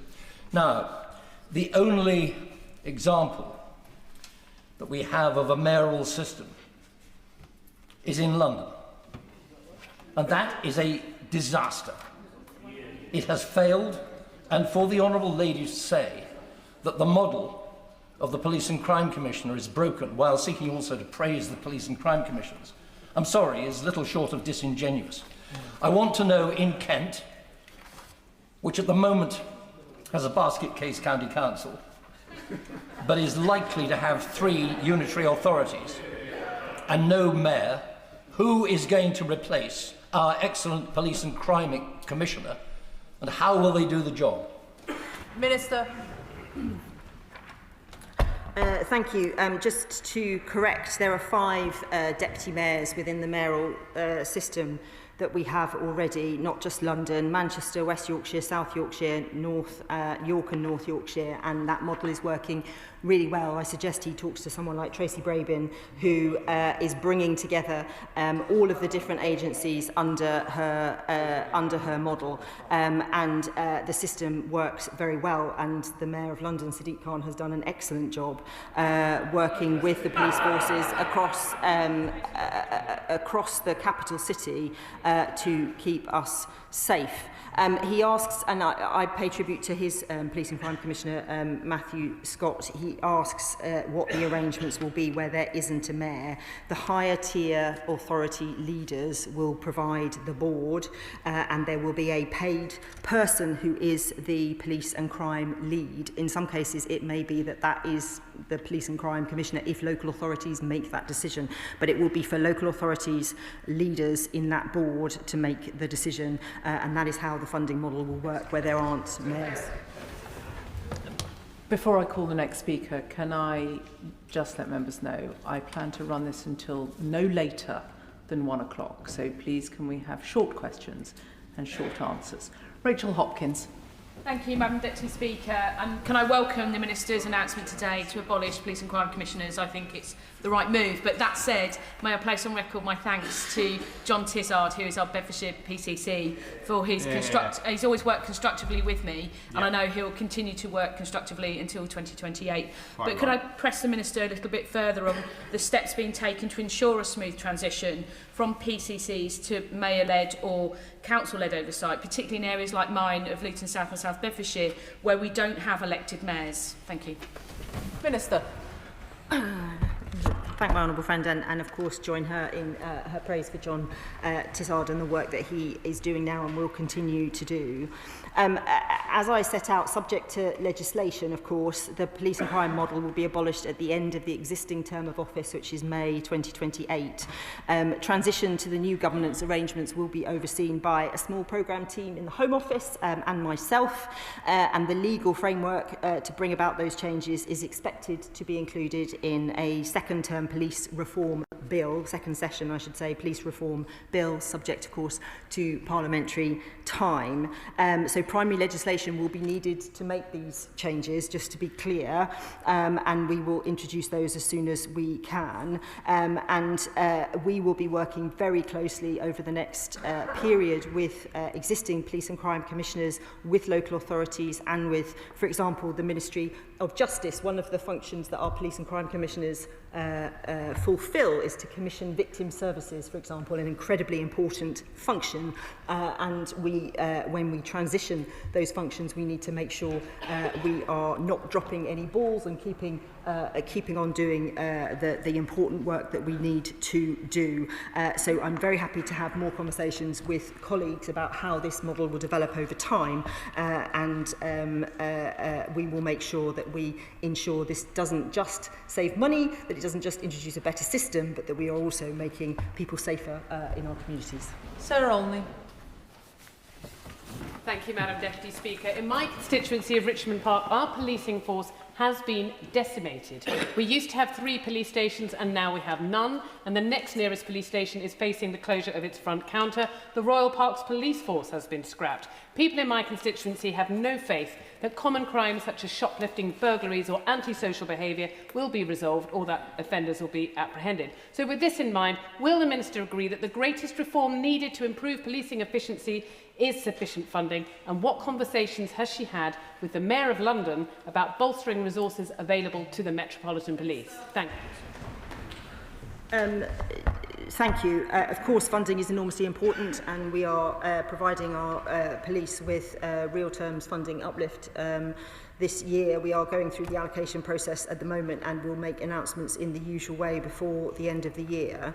I do need to stress that money is incredibly important. We are providing more of it. But if you look at the day-to-day activities of many of our police officers, they are not productive because they cannot be, because of the ancient systems that are in place. If you download, just as an example, data from a mobile phone, which you need as part of your evidence in a crime, that will be given to you in an Excel spreadsheet. You have to do Control F to find the things that you need. I mean, it is extraordinarily unreformed as a system. There are pockets of great innovation, but it is not the same across the whole system. So we have to drive efficiencies. That's what officers are crying out to us to do, to enable them to do the jobs that we expect them to do. So yes, money is important. And of course, the Mayor of London has put more funding from his own budget into policing, much more money. But we also need to make sure they're doing the things we want them to be doing and not. David Williams. Thank you, Madam Deputy Speaker. In Stoke-on-Trent and Staffordshire, proposals are currently being put forward to take our incredibly hard-working PCSOs off the beat during the evenings. I'm campaigning against this alongside my honourable friend and neighbour, the MP for Stoke-on-Trent South, and hundreds have now signed our petition to save our PCSOs. So I therefore welcome today's announcement to abolish the role of Police Commissioner. Does the Minister agree with me and my constituents when they tell me that the money would be better reinvested into visible frontline policing? Minister. I couldn't agree more with my honourable friend. I think the PCSO model is extraordinarily successful, not just because the model is slightly cheaper and therefore we get more money, more bang for our buck, but because they do an incredibly important role, not having the same powers as police officers, their ability to go in and build relationships with their community, to reduce tensions, to actually build those relations and predict and see and understand and give everybody else the intelligence we need about the crime that's happening in our local communities. I think they're really powerful, and one of the awfully sad things I think that happened under the last government is we saw that model completely decimated, and I want to see more PCSOs on our streets. I think, as I say, they provide a fantastic role. On 1st of November, the train attack that took place in my Huntingdon constituency was mercifully prevented from being far, far worse after the swift actions of Cambridgeshire Constabulary, neutralising the threat and placing the suspect in custody within 8 minutes of the 999 call being placed. But the government is lucky that this was the outcome. Cambridgeshire is the 4th worst funded police force in England and Wales, and also doesn't receive the South East allowance. The current police allocation formula uses data from as far back as 2001.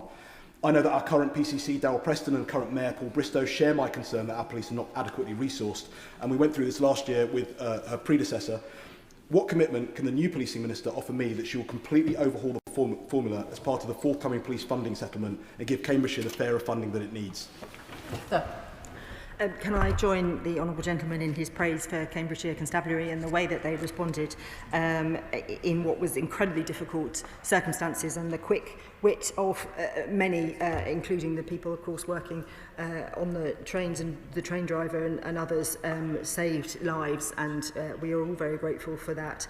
He makes a point about funding, and the funding formula will be designed, the funding allocation, I should say, in the usual way before the end of the year. I appreciate the points that he has made. There is more money going into policing this year, and we will ensure it is given out to where it is needed. As I say, the police reform programme is designed to transform how we do policing so that we can become much more effective and productive in the future.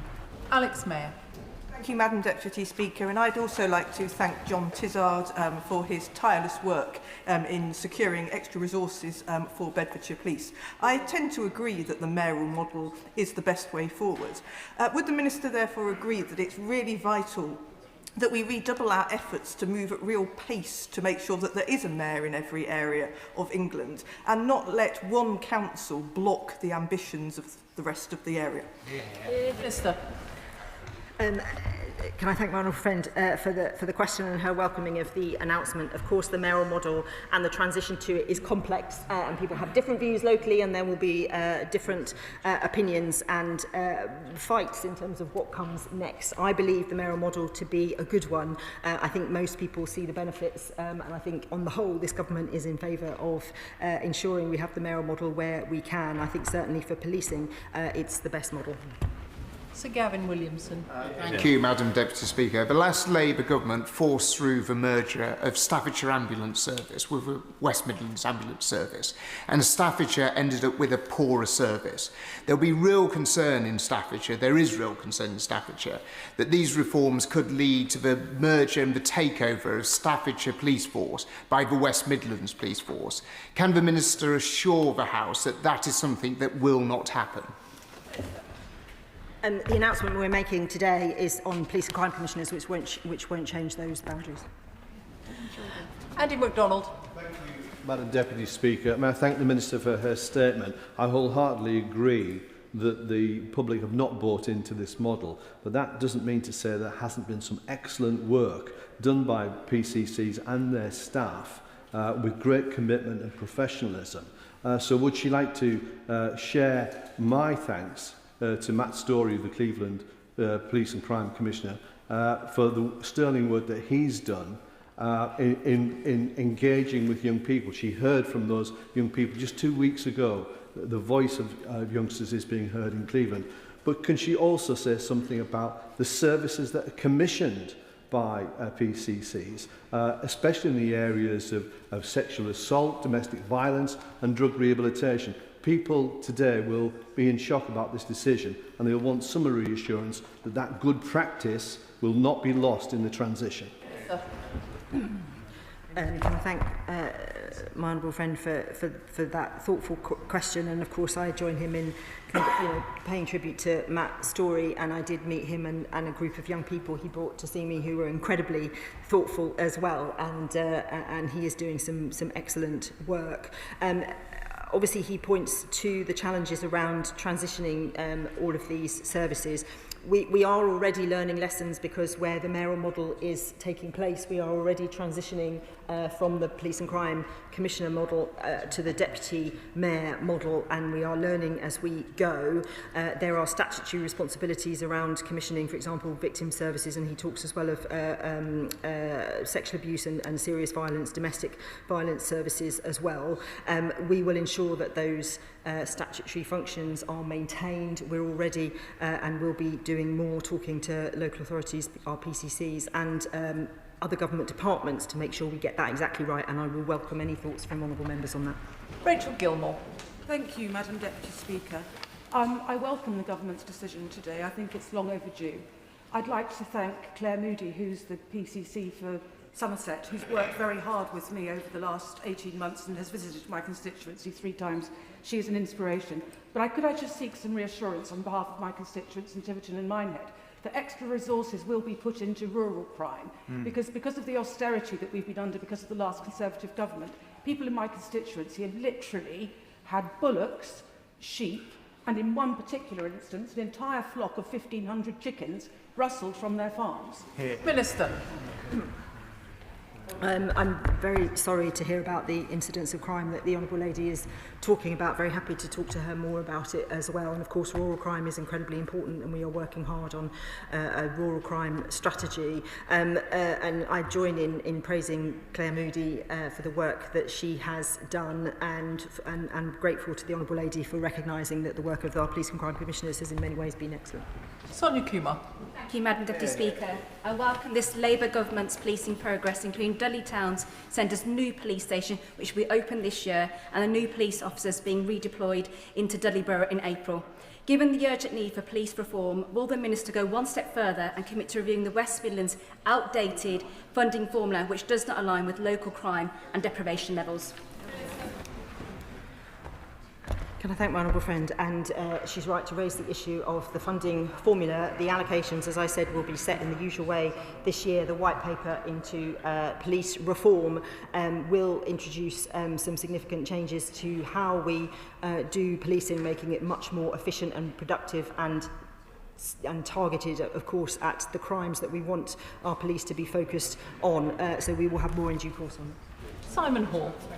Speaker, can I put on record on behalf of my constituents the work of both Martin Underhill, the initial Dorset Police and Crime Commissioner, and current David Sidwick, both of whom with their teams have done sterling work to protect and look after my constituents over the years that they have served. Could I urge the Minister to use the savings which she has believed that she has identified through making this announcement today to follow up on my right honourable friend from Gainsborough's point, to use that to support rural police funding where there is a differential between rural and urban. And her statement noted in the early part that the model was created to increase accountability, the model being police and crime commissioners. She's talked about oversight with the new arrangement in non-mayoral authorities. Could you say a little more about to whom the Chief Constable would actually be accountable in terms of hiring, firing and delivering on the priorities of local communities? Minister. Can I thank the honourable gentleman for his question and join with him in praising Martin Underhill and David Sidgwick for the work that they have done. The Police and Crime Commissioners have a very important function to hire and to sometimes remove their Chief Constables, and that will be passed to the Policing and Crime Board and the Police and Crime Lead, who will navigate the day-to-day working of that. They will set the proposed budget, they will agree the policing precept, they will be responsible for hiring the Chief. Jonathan Brash. Thank you, Madam Deputy Speaker. I welcome this announcement today, in particular the savings that have been identified as a result.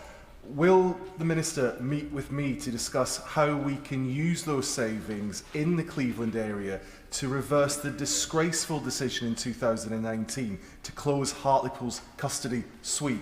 So far, they are unwilling to look at reopening that suite. I wonder whether she'll meet with me to look at options as to how we can make it happen. Minister. I'm very happy to meet with my right honourable friend. Of course, local decisions will be made locally, and there are limits to what I can do in that way, and that's absolutely right. And of course, the police ability to make their own local decisions is sacrosanct, and we need to make sure we maintain it. But of course, I'm very interested to hear how we can make sure he's got the right services for his constituents. Greg Smith. Thank you, Madam Deputy Speaker. In Thames Valley, we're fortunate enough, under the leadership of Matthew Barber, our Police and Crime Commissioner, to have a model that is working. Under his leadership, police numbers have gone up. He has led the creation of the country's best rural crime task force and brought in other great initiatives around things like shoplifting. So instead of throwing the whole system up in the air and it's scattering back out across the country with different models for different areas, why can't the Minister look at making the Police and Crime Commissioner models that do work the norm for everywhere, not just accepting that some areas are failing? Minister. Can I join in the praise for his Police and Crime Commissioner, particularly on the Rural Crime Task Force work that has gone on, and I think I've been very clear on a number of occasions so far that I am not criticising the work that those individuals has done, but we do believe that the model has not worked. Amanda Hack. Thank you, Madam Deputy Speaker. I thank the Minister for her statement. In North West Leicestershire, my constituents want to see a focus on neighbourhood policing, improving standards and a mainline police station in the local area. Our current PPC, though, has created an office mired with controversy after having an excellent Police and Crime Commissioner in Lord Willie Batt and Sir Clive Loader before that. Can the Minister confirm in the council-led model that the focus will get back to policing and public service, as well as improving accountability and partnership? Minister. I can absolutely confirm that the focus will be on providing the best service to our communities we possibly can, which means neighbourhood policing, whilst holding our police, giving the police the powers that they need to fight crime, but also holding them to account for everything they do, because their roles are incredibly important. Anne Davis. Madam Dirprwy Llafarydd. May I thank David Llywelyn for his excellent work, especially in rural crime and domestic abuse, and take the opportunity to welcome Ysgol Gynradd Nant Garedig to the gallery today. But today's statement makes clear the absurd complexity of an England and Wales justice system. The UK government will look to the Welsh Government to help replace the PCC system in Wales, but has refused the same government powers over policing. Does the Secretary of State now concede that the Welsh Government is the best place to control policing in Wales, and that devolving the entire justice system to Wales makes the logical sense? Can I thank her for her promotion? I'm just a minister, not a Secretary of State. We are very conscious that the system in Wales is different to the system in England, which is why we are going to take some time talking to stakeholders there, not least because they are not having the mayoral model in Wales. This announcement, just to be clear, isn't about the devolution of policing, it's about the structural changes to a model that simply wasn't working. Jeevan Sander. Thank you, Madam Deputy Speaker. I really welcome today's reforms. Look, across Loughborough, my constituencies, motorbike theft is a huge scourge. Motorbikes being stolen for years and years. I'm really glad to say that a recent police operation helped seize some of those bikes. I'm really glad to see the more police, the more powers we're getting. But there's clearly a lot more to do. So can the Minister set out how today's strengthened governance will make my constituents safer and stop their motorbikes being stolen? Can I thank my honourable friend for the question? Of course, he raises an incredibly important point that a lot of his constituents will care very deeply about, and he's right to bring it to this place.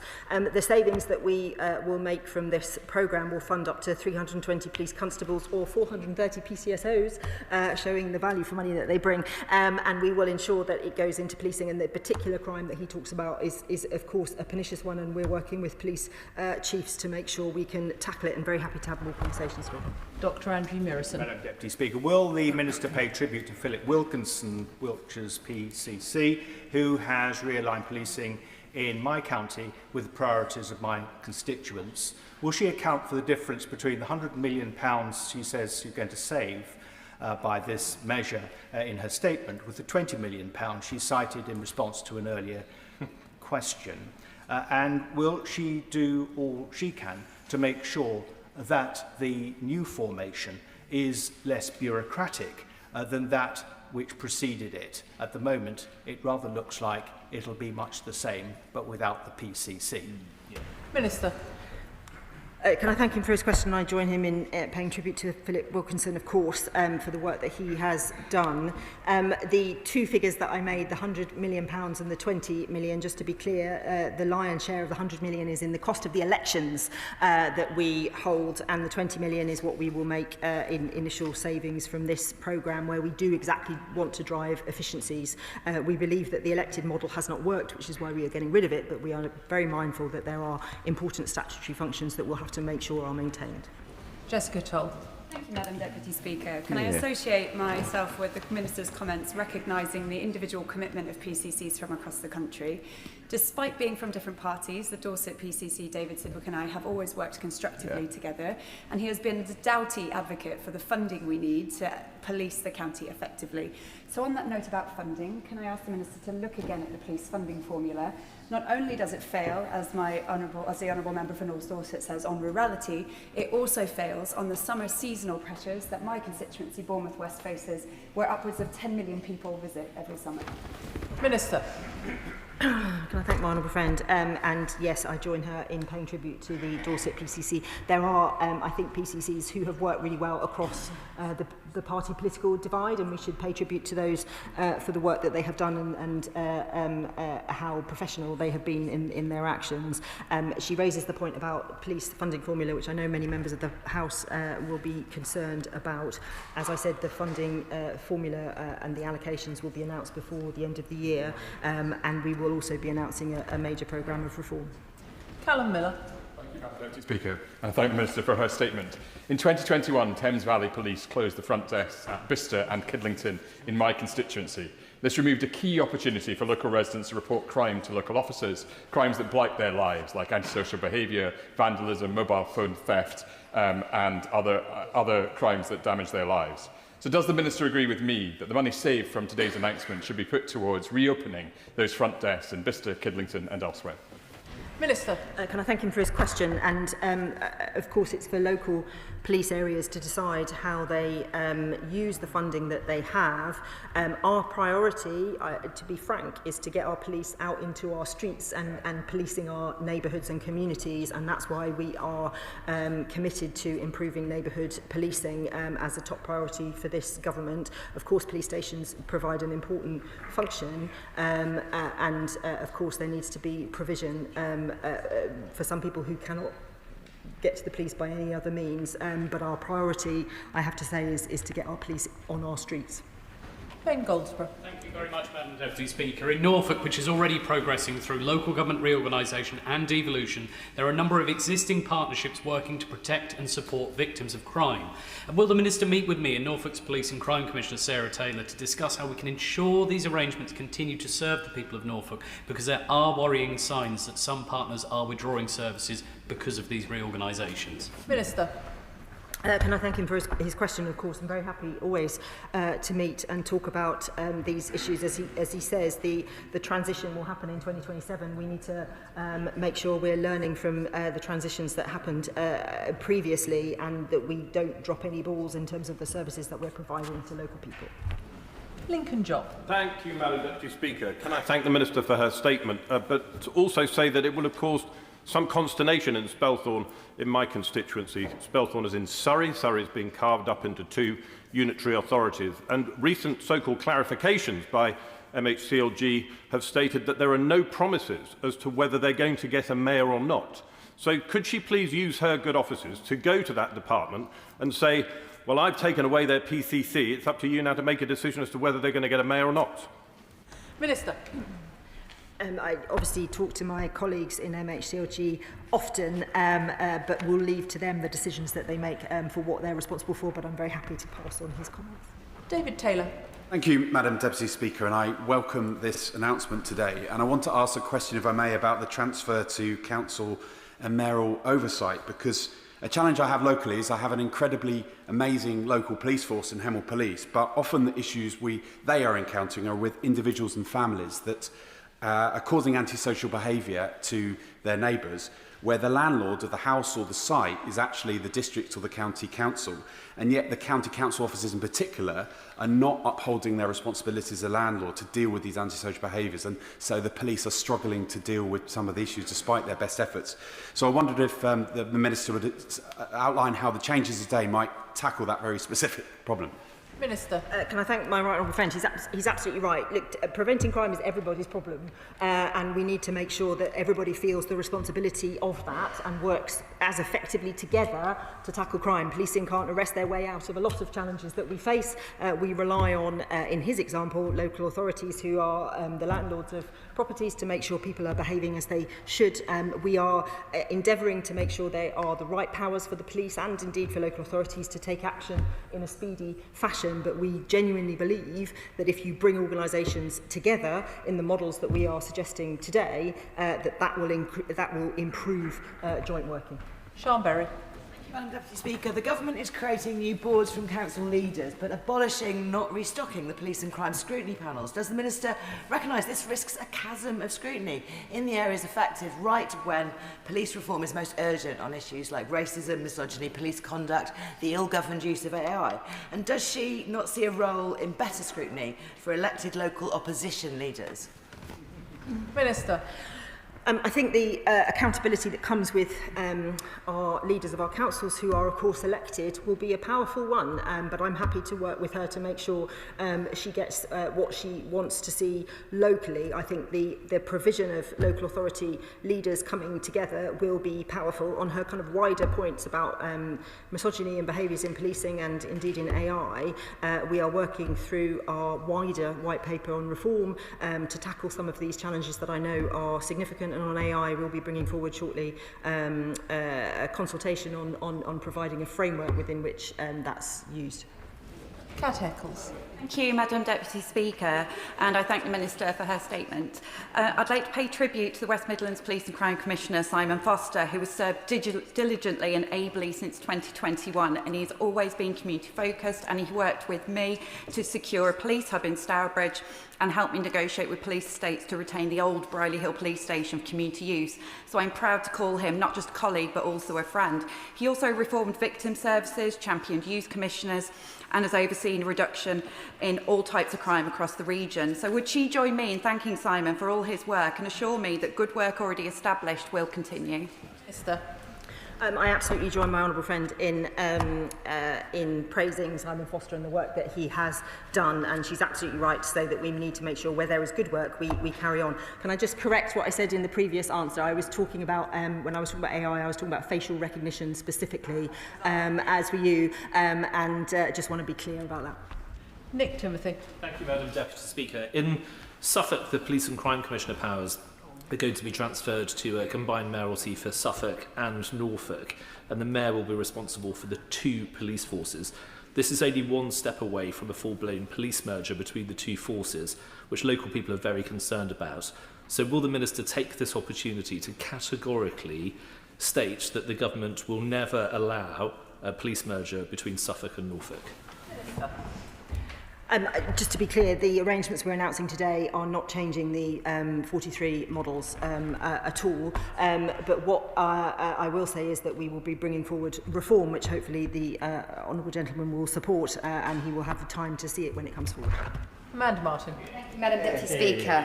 Will the Minister join me in thanking our hard-working named neighbourhood police officers across Portsmouth North? PCs Jamie Christian, Chris Middleton, Nicholas Joyce, Ben Treeden, Hannah Keller, Matt Lamper and Susan Smith for their continued dedication to keep our community safe. And Madam Deputy Speaker, as we look at reforms to police governance, will the Minister ensure that any savings made from abolishing the PCC role are reinvested directly onto the front line, and wider still, meet with me to look at how we can more fairly fund our policing in the future, given Hampshire's current unfair distribution? Minister. I'm of course delighted to meet with my honourable friend and talk about the services that she needs in her local community, and of course we will make sure that the money that we save is directed into frontline policing, because that's where it needs to be, and I join her in praising her local police for everything they do. Tessa Munt. Thank you, Madam Deputy Speaker. I welcome this statement. I've always been opposed to diverting taxpayers' monies into police and crime commissioners and their officers instead of officers who can fight rural crime in our area. I've a couple of concerns. I wondered what will happen if a police force area like mine is split between two mayors, and I wondered also if she could write to me to confirm the number of police officers that Avon and Somerset as a force might expect to employ, and whether this is going to happen by the end of the decade, because rumour has it that the previous Police and Crime Commissioner had 28 or 29 staff. It's a lot of money. Minister. Police and crime commissioners have, they make their own decision about how many staff they have. They have between 20 and 50, I would say, on average, members of staff, many of whom are doing excellent work, and I should pay tribute to them, and many of whom will be doing functions that we will need to continue because they're commissioning victim services, for example. Very happy to meet with her to talk about her particular local area. There are some complexities in terms of the mayoral model and how it's playing out that I'm very happy to discuss. Sean Davis. Thank you, Madam Deputy Speaker. Can I pay tribute to the Conservative Police and Crime Commissioner for our area, John Campion? I've worked with well over the last 10 years, and in fact we are meeting the Minister next week to discuss local policing. Can the Minister confirm that the money and the savings that this initiative will provide will go to community policing, which will allow West Mercia Police to reverse the 8 PM CSO cap that they've just recently imposed, meaning that CSOs are being barred from the streets of Telford and West Mercia after 8 PM? Minister. I'm very happy, well, we're meeting next week, so we can discuss it then. I'm very happy to join in his praise for his Conservative Police and Crime Commissioner. As I said, where PCCs have worked across party, we praise that work, and we want to see that replicated in the replacement models, but very happy to have another conversation with him about his own local force and the services that his constituents need. Lewis Cocking. Thank you, Madam Deputy Speaker. As a former Deputy Police and Crime Commissioner, I know the hard work that they do, and I know our Hertfordshire Police and Crime Commissioner, Jonathan Ash-Edwards, does all he can to keep Hertfordshire residents safe. But can the Minister explain to me why in the government's devolution bill they have banned councils from making decisions by committee and forcing councils to change to a strong leader model? So why does she think it's appropriate to have police governance by committee and not local authorities? Minister. Well, that's a question for MHCLG, and would expect them to answer it in terms of the structures that are in existence in local authorities. We believe the mayoral model is the best model when it comes to policing. Can I pay tribute to the work that the honourable gentleman did when he was playing the role of Police and Crime Commissioner? We believe the mayoral model is best. Where we cannot have that model at this point, we are going to have a committee led by leaders of the council, which I think is the right place for that. Alison Gardner. Thank you, Madam Deputy Speaker. In Staffordshire and Stoke-on-Trent we have a Police, Fire and Crime Commissioner, and so whilst I welcome the statement today, I worry the impact on our fire service. So could the Minister reassure me that we will consider the fire service in total, and how the oversight will be transitioned to areas such as mine which do not have a mayor? Can I thank my right honourable friend for the question? Yes, in 2017, new powers were introduced to enable police and crime commissioners to have that fire role. We've got the Fire Minister on the front bench with us today. The transition to the new structures will be for fire as well as policing. So the role will move to the new police boards. Sarah Pochin. Thank you, Madam Deputy Speaker. Whilst we on the Reform Bench welcome the abolition of police crime commissioners, will the Minister explain how these reforms will deliver clearer accountability for policing, particularly in areas such as my constituency of Runcorn and Helsby, where a strategic policing board is likely to be necessary, given that the PCC in Cheshire has proved to be one of the starkest examples of failure, achieving no meaningful improvement in crime or policing, devoting his time to political campaigning? Minister. Just repeat that I'm not here today to criticise the PCCs. I think they've done a really good job. It's the function that the role in the elected function that isn't working. She asked a question about accountability, which she's right to do, and it is incredibly important that our police, who have very significant powers, do an incredibly important job keeping people safe, that we have the right accountability in place. Our expectation is that in the mayoral model, that's where the accountability lies. In the board model, the leaders of the council will provide that accountability. But we are also looking at the national level, and that will come out in our white paper, at how accountability is also delivered at the national level. So we know exactly what our police are doing, how they're doing it, and the inspection regime is also beefed up. Alex Barros-Curtis. Thank you, Madam Deputy Speaker. May I place on record my thanks to the South Wales Police and Crime Commissioner Emma Walls and her team, and Alan Michael before her, for the great work that they've done for my community in Cardiff West. I know what the Minister said about the unique arrangements in Wales, and so can I ask that when she is consulting with Welsh Government, which is absolutely right, she also consults with Welsh Labour MPs in order to ensure that we get the best possible arrangement for Wales going forwards. And can I take the opportunity to ask her to agree to meet with me and the other Cardiff MPs to talk about the fairer capital city funding deal, whether some of the money she's talked about as being saved from this reform could be ploughed into Cardiff? Minister. Can I thank my honourable friend? Very happy to meet with him and other MPs always, and appreciate that he supports our approach that we're delivering in Wales. I should pay tribute to his Police and Crime Commissioner, and of course to Alan Michael, with whom I still am in regular correspondence, as are many of us, I suspect, across this place, for all the work that he has done. I think he was a real shining light for the PCC model, actually, and we should thank him for that. Rebecca Paul. Thank you, Madam Deputy Speaker. I thank the Minister for her statement and for also recognising the great work that has been undertaken by many PCCs across the country. And I just want to take this opportunity to recognise Lisa Townsend, our excellent Police and Crime Commissioner in Surrey, and her Deputy, Ellie Versey-Thompson. And I also just want to mention that we need to be aware that there are employees that support all of those activities that now know their roles are going in the next few years. So I think it's good to put on the record that we thank them for everything they've done. But my question is, can the Minister confirm what this actually means for Surrey in light of us moving to a unitary model and the government yet to confirm solidly that we're getting a mayor? Thank you. Minister.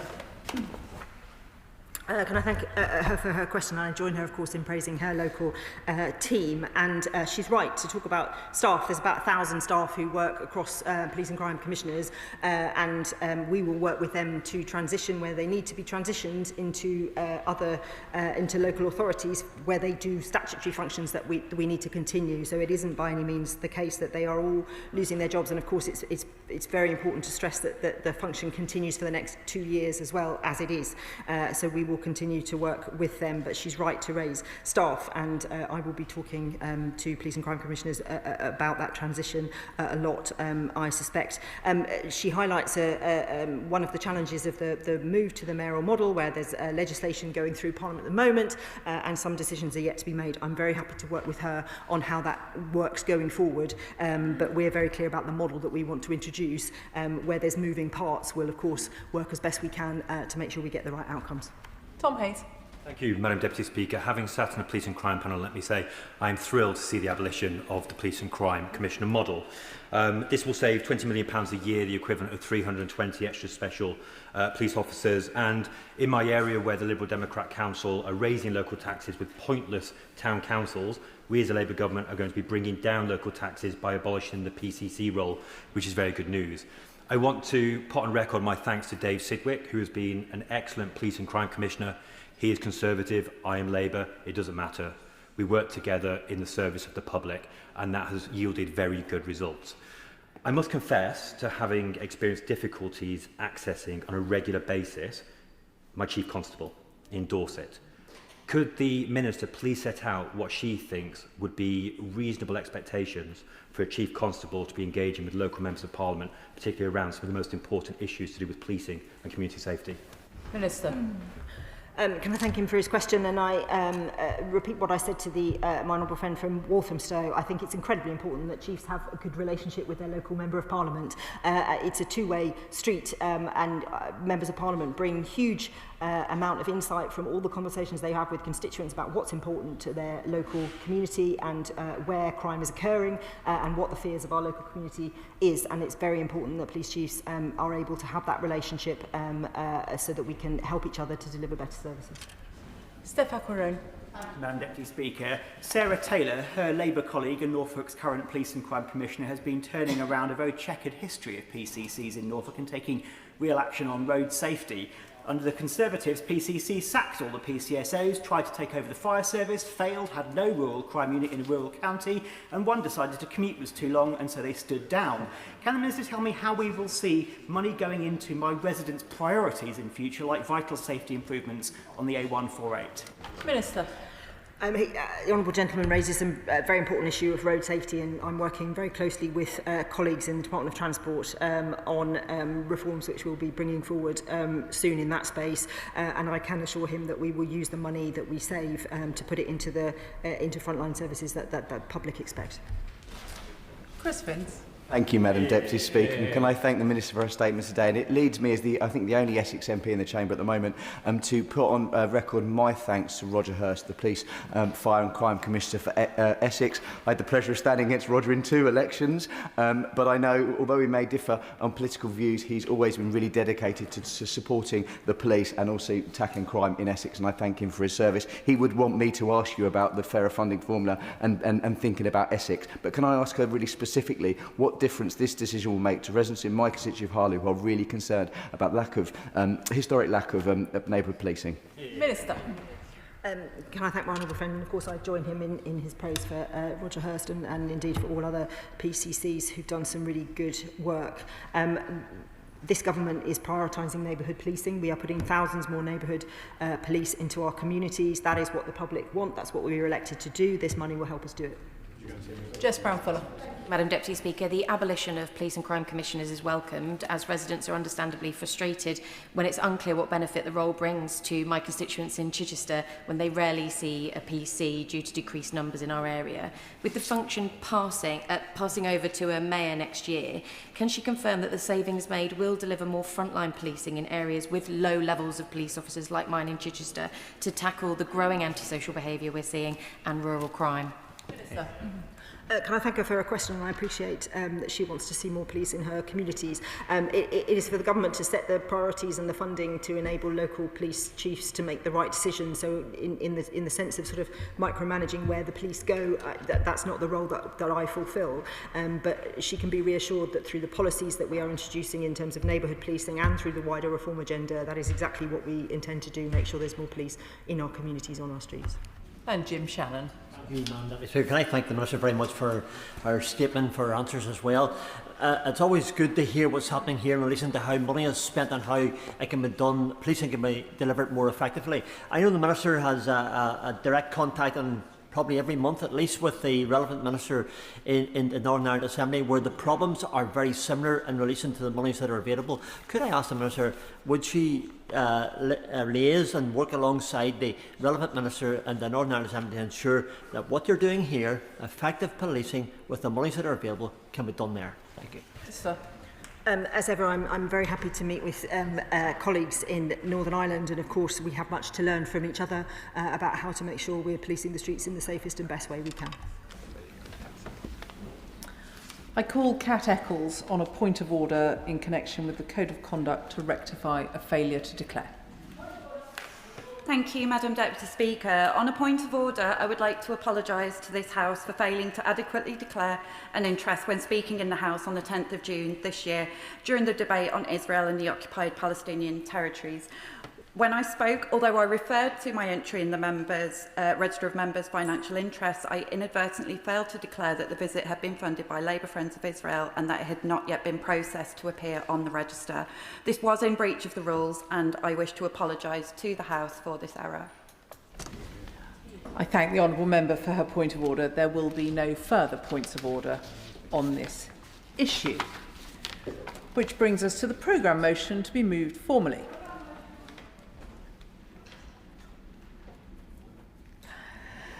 The question is, as on the order paper, as many as are of that opinion say aye, of the contrary no. I think the ayes have it. The ayes have it, just about. The clerk will now proceed to read the orders of the day. Planning and Infrastructure Bill, consideration of Lord's amendments.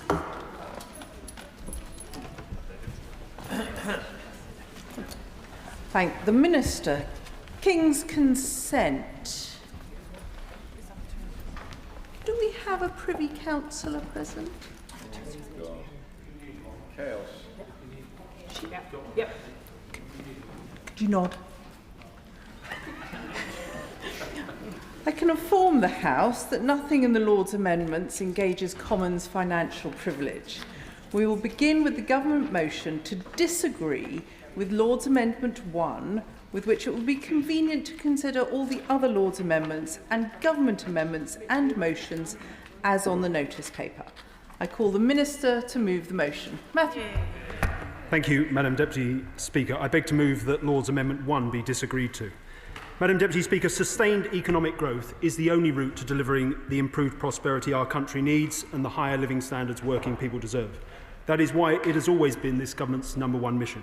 This landmark bill, which will speed up and streamline the delivery of new homes and critical infrastructure, is integral to the success of that mission, and it will play a vital part in delivering the government's plan for change milestones of building 1.5 million safe and decent homes in England and fast-tracking 150 planning decisions on major economic infrastructure projects by the end of this Parliament.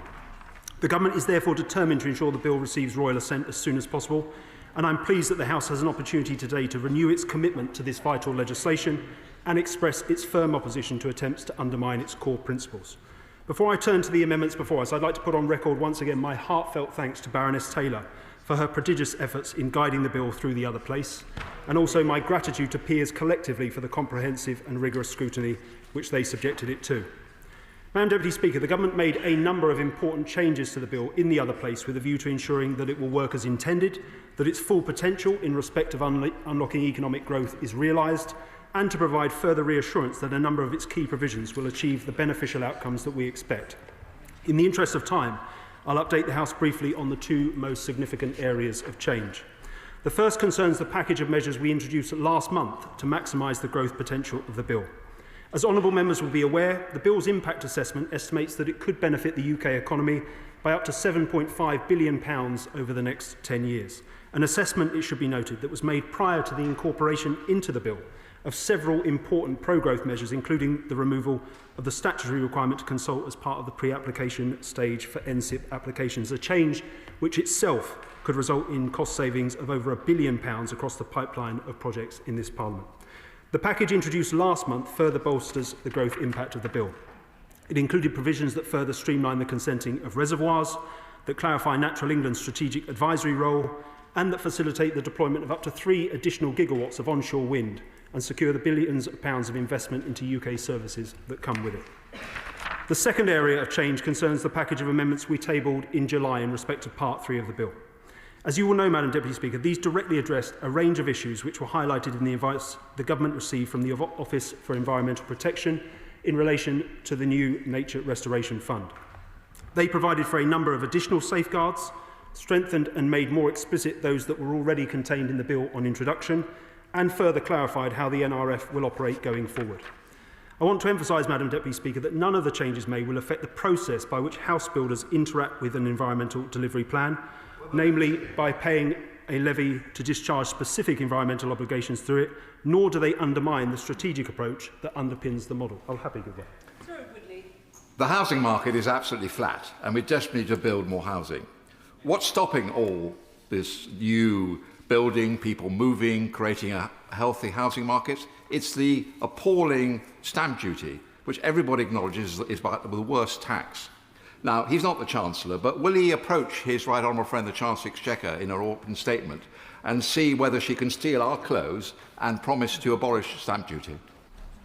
Minister. Well, the Chancellor will set out her decisions on the budget in fairly short order. The Honourable General will have to wait for that. Madam Deputy Speaker, I am going to be quite strict in sticking to the contents of the bill and what's in scope rather than ranging more widely as he tempts me to do. What those amendments did in the summer package we tabled, Madam Deputy Speaker, was to provide greater confidence that the NRF delivers the improved outcomes for nature that are at the core of the model. I'd like to take the opportunity to thank all those honourable members who engaged in constructive discussions with the Government about the NRF during common stages, not least my honourable friend, the member for Basingstoke, for his thoughtful participation during Bill Committee, which helped shape my thinking about the package of amendments in question. In relation to Part 3, Madam Deputy Speaker, I should also make clear that the Government tabled further technical amendments in the other place to ensure the NRF works effectively across borders, as well as ensuring it is able to operate in the marine environment. These amendments also ensure the NRF can be used to support the impact of development on Ramsar sites. In addition, the Government supported an amendment tabled by Lord Banner in the other place to ensure that the NRF can accommodate the development processes associated with large strategic housing sites that are phased.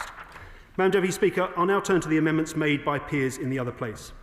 I want to make clear that the Government welcomed the scrutiny and challenge provided, and that we are willing to make sensible concessions in some areas. But I'm afraid most of the amendments sent back to this place seek to undermine the core principles of the bill, and for that reason we cannot accept them. Let me make clear precisely why in each instance where that is the case, starting with Lord's Amendment 1. This amendment would prevent the removal of existing parliamentary requirements that serve to delay material policy amendments to national policy statements. In short, Madam Deputy Speaker, it is a wrecking amendment designed to frustrate the Government's intention to streamline the process for incorporating into MPSs changes that have already received public and parliamentary scrutiny. Let me emphasise once again, the intent of Clause 2 of the bill is not to erode parliamentary scrutiny. It is simply about ensuring that scrutiny is proportionate to the 4 categories of changes the clause covers. That said, Madam Deputy Speaker, I have always recognised the sincere arguments made by various honourable and right honourable members, as well as their noble lords, about the importance of transparency and parliamentary scrutiny in respect of MPSs. That is precisely why I provided the chair of the liaison committee, my right honourable friend, the member for Hackney South and Shoreditch, with a number of assurances at Commons report stage. For the purposes of clarity, let me repeat them again today. Where the Government of the day intend to make a reflective amendment to an MPS, a statement will be laid in Parliament announcing a review, and the relevant select committee will be written to. Ministers will make themselves available to speak to that committee, and we will take into account the views of any select committee report published during the consultation period.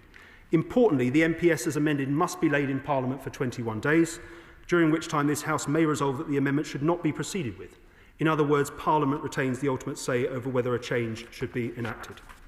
But to further assuage the concerns that some honourable members might have about a reduction in scrutiny as a result of this clause, I'm happy to provide a further commitment today, namely that when a statement is laid in Parliament announcing a review, it will include how the proposed change or changes fall within the 4 categories of changes to which Clause 2 applies. But what I cannot do, Madam Deputy Speaker, is to accept Lord's Amendment 1 for the reasons I've set out, and I urge the House to reject it. Turning next to Lord's Amendments 2 and 3. Amendment 2 enables faster consenting of major water infrastructure projects. Crucially, it allows third-party providers, appointed by water undertakers, to apply to deliver such projects through the streamlined development consent order route. I will give way. I apologise. I want to go back to the point he was making about Amendment 1, because as Chair of the Transport Select Committee, I am slightly concerned that we will get less opportunity and less time to scrutinise major infrastructure. Now, had the current law come in when HS2 was first considered. Instead of a hybrid bill, it's likely that HS2 would have come under this. And runway 3 at Heathrow will, plus national infrastructure network. So does the member not agree with me that this House and the committees have sufficient chance to not just wait to the Minister's convenience? Order. The Honourable Lady will know that's a very long intervention. Minister. I thank my honourable friend for that intervention. I recognise the point she makes, but I don't agree that the change will provide select committees without the opportunity to feed their views into the government. As I said, what we are trying to do with this clause is to ensure that the scrutiny provided is proportionate to the changes being made. These are, in most cases, minor changes, reflective changes to amendments. They do not entail the full amendment of an MPS. That would have to come via the normal route. But I hope the reassurances I've given her about what we expect in terms of ministers' attendance in select committees and in other areas provide her with reassurance. No, I won't give away again. I'm going to make some progress on the next set of amendments, which I need to get to. I know there are many members that wish to speak. Amendment 2, Madam Deputy Speaker, as I was saying, enables faster consent of major water infrastructure projects. Crucially, it allows third-party providers appointed by water undertakers to apply to deliver such projects through the streamlined development consent order route. This government supports the intent of this amendment. However, subsections 7 and 8 of the new clause would require consents for listed buildings, conservation areas and archaeological sites to be obtained separately to the application for development consent for dams or reservoirs. We cannot support those subsections. Amendment 3 is also problematic. It introduces additional notification and representation processes into the NSIP regime when 20 or more residences are to be demolished in constructing dam or reservoir projects, despite such matters already being addressed by the Planning Act 2008. Both amendments are contrary to the intention of the NSIP regime, which introduced a streamlined one-stop shop approach to obtaining consents. It is the government's considered view that the regime already provides ample opportunity for these issues to be considered before the relevant Secretary of State makes their decision. Numerous adequate heritage safeguards and opportunities for communities and interested parties to have their say about dam and reservoir projects are already in place. In respect of heritage concerns in particular, the National Policy Statement for Water Resources contains explicit policy on preserving the historical environment. When deciding whether or not to grant consent, the Secretary of State is under a statutory duty to have regard to the desirability of preserving a listed building, conservation area or scheduled monument where applications affect these assets. In respect of the demolition of homes, again, the Planning Act already provides sufficient safeguards for the compulsory acquisition of land. For these reasons, I urge the House to support an amendment to remove subsections 7 and 8 from Amendment 2 and reject Amendment 3 in its entirety. Turning next to Law's Amendment 31, Madam Deputy Speaker. As I mentioned earlier in my remarks, the Government is willing to make sensible concessions in some areas. The Right Honourable Gentleman, the member for Kenilworth and Southam, who I don't believe is in his place, made a strong case at Commons report stage for greater accessibility requirements for electric vehicle charge points. As he knows, I made a personal commitment to him to give further consideration to the arguments he made. The objective he saw is echoed in Law's Amendment 31, which seeks to amend the Automated and Electrical Vehicles Act 2018 to enable the mandating of accessibility requirements for public charge points through regulations. As the House will know, the Government is already working closely with the sector to update the current accessibility standards for public charge points. However, I have been convinced that we should use the bill to provide further certainty in respect of this matter, and we've therefore tabled an amendment in lieu which is faithful to the original amendment agreed in the other place, with some minor changes designed to ensure that the powers cover all relevant aspects of accessibility for public charge points and that requirements can be placed on all relevant parties that play a role in delivering them. The Government will of course consult before producing and laying the relevant regulations. The Department for Transport looks forward to working with both the Scottish and Welsh governments on these matters, and on that basis I hope the House will support our amendment in lieu. Turning next to Law's Amendment 32. This would require the Government to publish an assessment of the impact of current regulation on low-hazard reservoirs and to set out proposals for deregulation of such reservoirs within 6 months of enactment. An assessment of the impact of current reservoir safety regulation has already been published on the DEFRA Science Search website. Furthermore, the Government already intends to set out proposals for the deregulation of low-hazard reservoirs within 6 months of this bill receiving royal assent. I also commit to clarifying planning practice guidance for the permitted development right that grants planning permission for the development of on-farm reservoirs, giving clarity to farmers about when this permitted development right can be used. Given the Government has fulfilled one aspect of this amendment already, and I've committed to fulfil the rest today, we are clear that there is no need to legislate on this matter. I therefore urge the House to reject this amendment. Turning next to Lord's Amendment 33. This seeks to make the first set of regulations for the national scheme of delegation subject to the affirmative procedure. I draw the House's attention to the fact that the Delegated Powers and Regulatory Reform Committee did not raise concerns about the use of the negative procedure in respect of these particular regulations.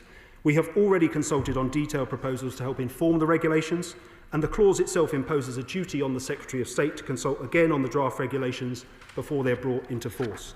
This consultation duty will not only apply to the first set of regulations, but also for any subsequent changes to those regulations. In light of the 2 rounds of consultation planned before these regulations are laid, I urge the House to reject this amendment. I will give way. I thank the Minister for giving way. Just this week at our committee, the new Secretary of State outlined that the government will not be urging the NDMPs to be non-statutory. This almost seems at odds with the government's direction of travel in terms of making sure the national scheme of delegation is speeded up. Can the Minister explain why the government are going down this approach of not making them non-statutory guidance? Minister. I thank my honourable friend for that question. I'm afraid she's conflating 2 entirely separate issues. We're committed to introducing a new suite of national policies for development management. We'll consult on those before the end of this year. The Secretary of State provided a bit more detail at the Select Committee the other day. This particular amendment refers to the powers that are in the bill to bring forward a national scheme of delegation, and I'm making clear that I think there's sufficient consultation already built into the system, doesn't require it to be taken forward via the affirmative procedure. I hope that reassures her on that point. On Lord's Amendment 37, Madam Deputy Speaker, this would exempt assets of community value from the permitted development right for demolition under Part 11 of the General Permitted Development Order. I've reflected on this amendment and agree with the intention of further protecting these important assets. We're already strengthening the protection given to them through the English Devolution and Community Empowerment Bill, and we think there are justifiable arguments for removing demolition of ACVs from permitted development rights. However, PDRs are established via secondary legislation, and it would not be appropriate to use this bill to change particular development rights without consultation. As such, while we cannot support this exact amendment, I'm happy to make a commitment today that we will consult on this change to the permitted development right for demolition at the first available opportunity. We hope with this assurance and a view to future opportunity for consultation on this matter, the House will reject Lord's Amendment 37. Turning next to Lord's Amendment 38. This would require a spatial development strategy to list chalk streams in the strategy area, outline measures to protect them from environmental harm, and impose responsibility on strategic planning authorities to protect and enhance chalk stream environments. While I appreciate fully the positive intent of this amendment and reiterate the government's firm commitment to restoring and improving the nation's chalk streams, I do not believe that it is a necessary or advisable means of protecting these vital ecosystems. While strategic planning authorities will be expected to work closely with ALBs like the Environment Agency, they themselves will not have responsibility for regulatory systems governing water abstraction or pollution in catchment areas. The SDSs they will be required to produce will be high-level frameworks for housing growth and infrastructure investment. They will not allocate specific sites. Importantly, Madam Deputy Speaker, as locally led spatial exercises, local nature recovery strategies, drawing on river basin management plans, will be able to map out chalk streams and identify measures to enhance and improve them. And SDSs will already be required to take account of any local nature recovery strategy that relates to the strategy area. SDSs will also obviously be tested by an independent examiner against these requirements. It remains the government's view, Madam Deputy Speaker, that the protection and enhancement of chalk streams through the planning system is best achieved through the proper application of national planning policy. As I made clear at Commons report, the measures in the bill will not weaken existing protections enjoyed by these precious habitats, which are already recognised by decision makers in the planning system as valued landscapes and sites of biodiversity value that should be identified and safeguarded through local plans. That said, we have been giving careful consideration to this matter, given the strength of feeling that was expressed at Commons report, and in the context of ongoing reforms to national planning policy. And I'm happy to make clear to the House today that I am minded to include explicit recognition of chalk streams in the new suite of national policies for decision making I just referred to in response to my honourable friend's question. And as I said, we intend to consult on those before the end of this year. On the basis of that assurance, I'd urge honourable members to reject this amendment. Turning next to Lord's Amendment 39, this seeks to prioritise development on brownfield land, increase urban densities and minimise travel distances. This government has a brownfield first approach to development. Through the revisions made to the NPPF on the 12th of December last year, we broadened the definition of brownfield land. We set a strengthened expectation that applications on brownfield land will be approved and made clear that plans should promote an uplift in density in urban areas.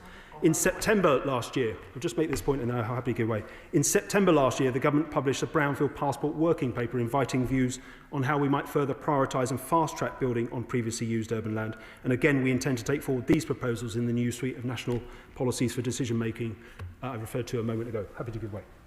I'm grateful to the Minister for giving way. On this point of Brownfield First, inherent to the amendment he is talking to right now, he opened his remarks with the government's target of 1.5 million homes. Given CPRE, a very respected independent charity, has identified enough land in England alone for 1.4 million homes on brownfield only, why does the government persist in rejecting what their lordships have sent to us on this point and not go down the route of following the CPRE's advice? Minister. Well, I will come on to why we can't accept this amendment, but I respectfully disagree with the CPRE on this and a number of other matters as it happens. There is not enough land on brownfield registers, certainly that's not in the right location and that is viable to meet housing need across England. That's why we've got a brownfield approach, but it's not a brownfield-only approach to development. But in respect of the amendment, Madam Deputy Speaker, brownfield land is diverse and may not always be suitable. That is why consideration of brownfield land is more appropriately dealt with at the local level through policy, where a balance of considerations can be weighed up. A legislative requirement for increasing densities doesn't allow for the consideration of local issues or circumstances and would risk opening up the possibility of legal challenges to any or every spatial development strategy, which I am sure was not their noble lord's intent. And on that basis, I urge the House to reject this amendment. I will give way. I'm grateful to my honourable friend and my constituency neighbour. And when we're talking about local pressures to deliver on the number of houses, and he's talking about brownfield first, there are a number of, as he will know, sports grounds in my constituency that are now becoming the subjects of interest for the would-be developers. And can you just confirm that in the proposals that are being put forward going forwards, that there will be protections for much-needed sports grounds and that they won't be open to that sort of speculative development? Well, I thank my honourable friend and constituency neighbour for that question. It's an apt one, it's a fair one. There are protections already in place in the National Planning Policy Framework in respect of the matter that he refers to. I'm more than happy to have a conversation with him about it. There's nothing in the bill that specifically targets the release of sports fields for development, and those protections that are in national policy still apply. Turning finally, Madam Deputy Speaker, to Laws Amendment 40. This seeks to restrict the environmental impacts that could be addressed through an environmental delivery plan. Before I detail why the government cannot accept this amendment, let me remind the House why Part 3 of the bill is so important. It is the case that the current approach to discharging environmental obligations is too often delaying and deterring development and placing unnecessary burdens on house builders and local authorities. It requires house builders to pay for localised and often costly mitigation measures, only to maintain the environmental status quo. By not taking a holistic view across larger geographies, mitigation measures often fail to secure the best outcomes for the environment. In short, as we've consistently argued, when it comes to development and the environment, the status quo too often sees both sustainable house building and nature recovery and restoration stall. The Nature Restoration Fund will end this suboptimal arrangement. By facilitating a more strategic approach to the discharge of environmental obligations and enabling the use of funding from development to deliver environmental improvements at a scale that will have the greatest impact in terms of driving the recovery of protected sites and species, it will streamline the delivery of new homes and infrastructure and result in improved environmental outcomes being delivered more efficiently. I will give way. The Minister is a very thoughtful individual and has a wide view of what's happening in the country. And in addition, housing is imperative. But in my constituency, there were a proposal for 3,000 houses on effectively virgin land, and we established 32 separate rare and protected species. Their environment will be left irrevocably damaged. Does the Minister agree that biodiversity has to be a central plank of the government's intentions, and can he give an assurance to the House that without the Lord's Amendment is referring to, that no future government, which is perhaps less caring about the environment, could use that law to begin to damage habitats such as the ones I'm describing? Well, I thank my honourable friend for that question. I can't, and I'm sure he'll appreciate this comment on individual planning applications, but the government has been consistently clear that meeting our ambitious development targets need not and should not come at the expense of the environment.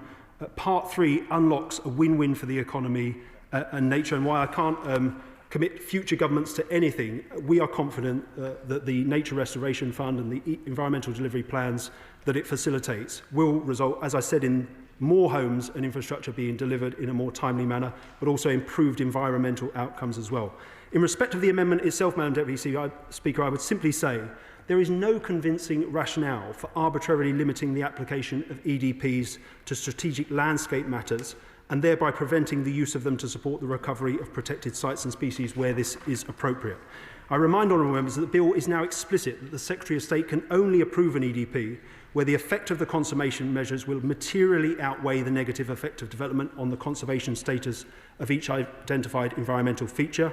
Moreover, both Natural England and the Secretary of State will have to take account of the best available scientific evidence when preparing, amending or revoking an EDP, and EDPs will be subject to robust scrutiny. At third reading in the other place, we also amended the bill to allow the government to bring forward regulations setting out how our EDPs would prioritise addressing the negative effects of developments. Lord's Amendment 40 would undermine one of the core principles of the bill, namely that the alternative approach provided for by the NRF can apply to both sites and species, and for that reason I urge the House to reject this amendment.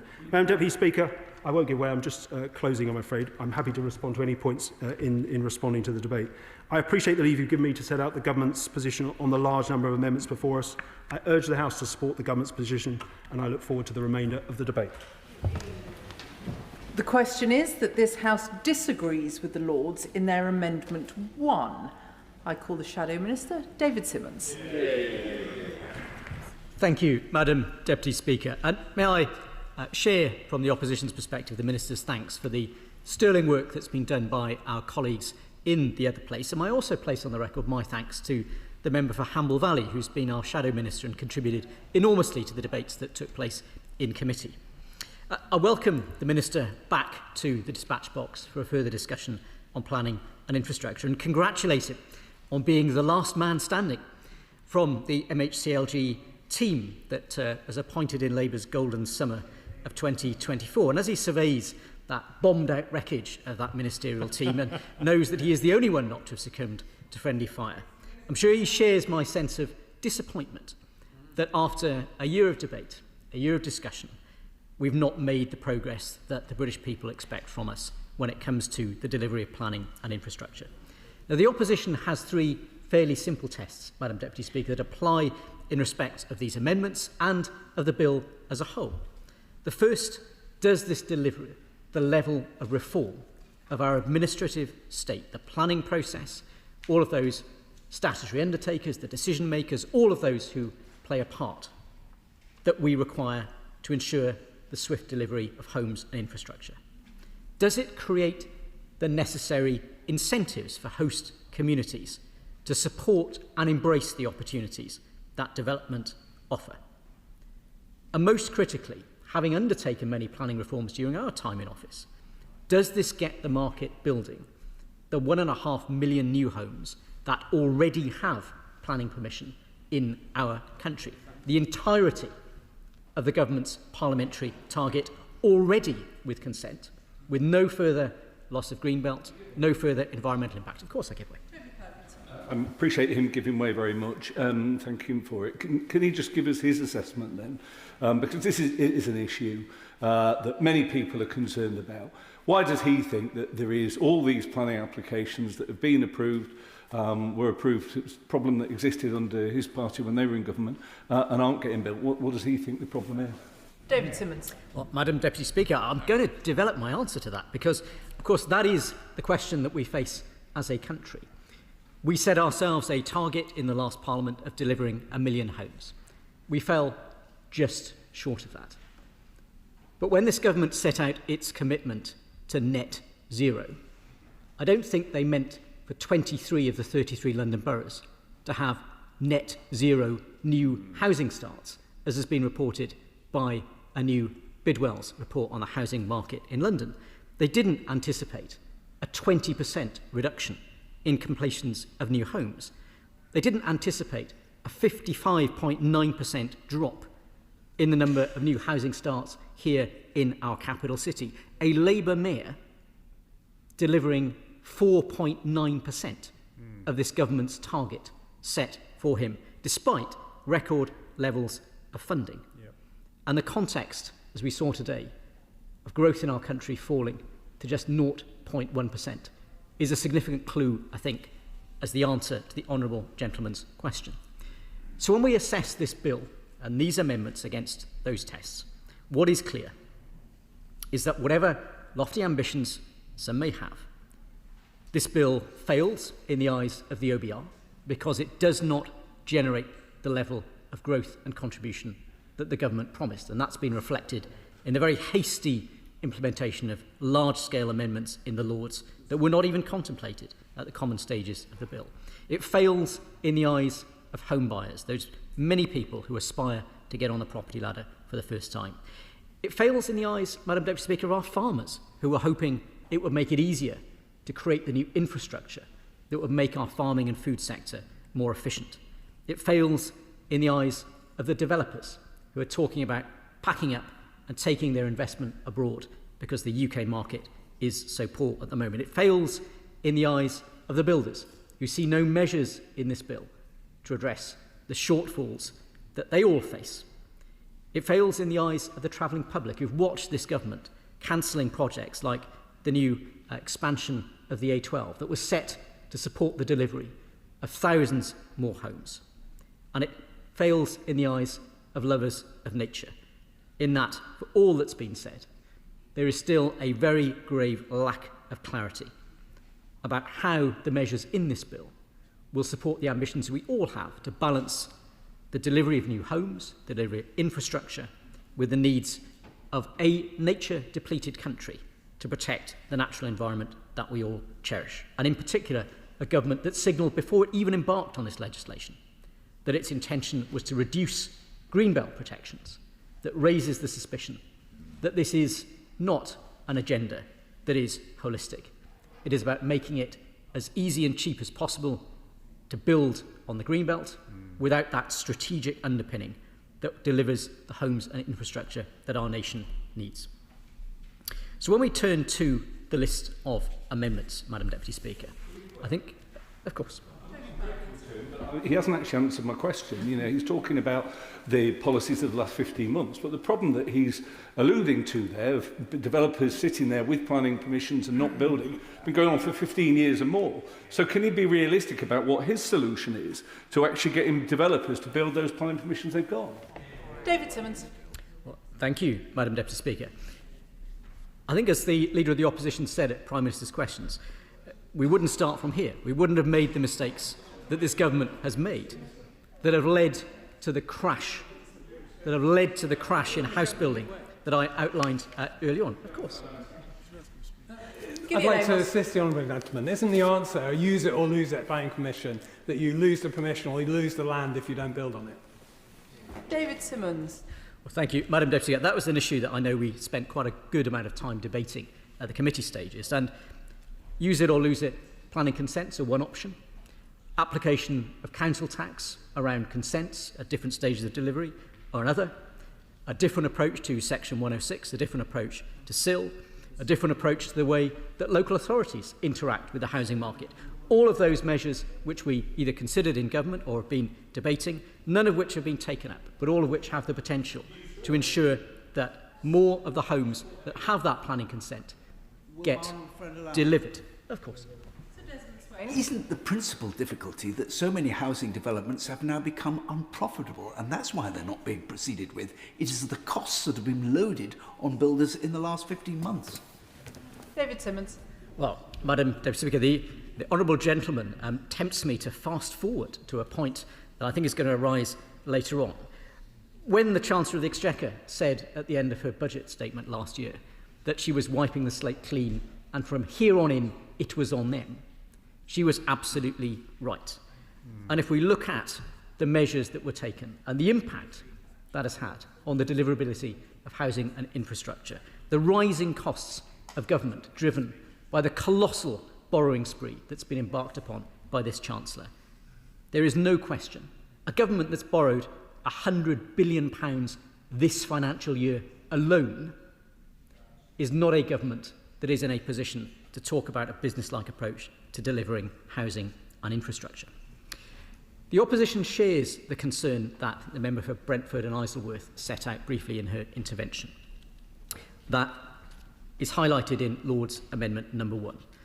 The issue of accountability and ongoing accountability is absolutely crucial. We know that there will be trade-offs, whether it is Heathrow, an issue which I know affects her constituents and mine, whether it is HS2, an issue which I know has been very much debated, whether it's the delivery of new cross-Thames infrastructure to the east of London, new ports, new airports, new roads, all of those, there is a significant parliamentary interest and an opportunity through that process to begin to explain to the public where those trade-offs sit. Heritage sites, reservoirs. I have to say, again, we see some excellent work that's been done by the Lords, and I'm grateful to the Minister and the Government for the willingness to embrace the debate about electric vehicle charging, something which I know Local Lords have been extremely keen to support the work that's being done to deliver that net zero agenda. But so many of the elements in this bill incorporate a tendency to centralisation, and that lack of community level accountability, that lack of ability for local residents to have their say about what's happening in their area around things like assets of community value. These things remain a fundamental concern, because if we want those communities to embrace development, to embrace new homes, they need to be able to see what the benefits and the opportunities that development will bring to their lives will be. And on some of those issues like chalk streams, and I declare for the record, Madam Deputy Speaker, the River Colne that borders my constituency is one of those chalk streams, the majority of which are in southern England. Given the work that was done by this party in government, we are determined to ensure that there is an appropriate level of protection enshrined in legislation. And by choosing to develop brownfield first, we recognise the opportunity that there is, including here in our capital city, to ensure that rather than intruding on a greenbelt that is critical for nature, that is important for the health of human beings, is important for access to leisure, is often a site of sports facilities and agriculture that support the lives of our communities, that instead we seek the swifter redevelopment of brownfield sites, again an area where sadly this legislation falls far short.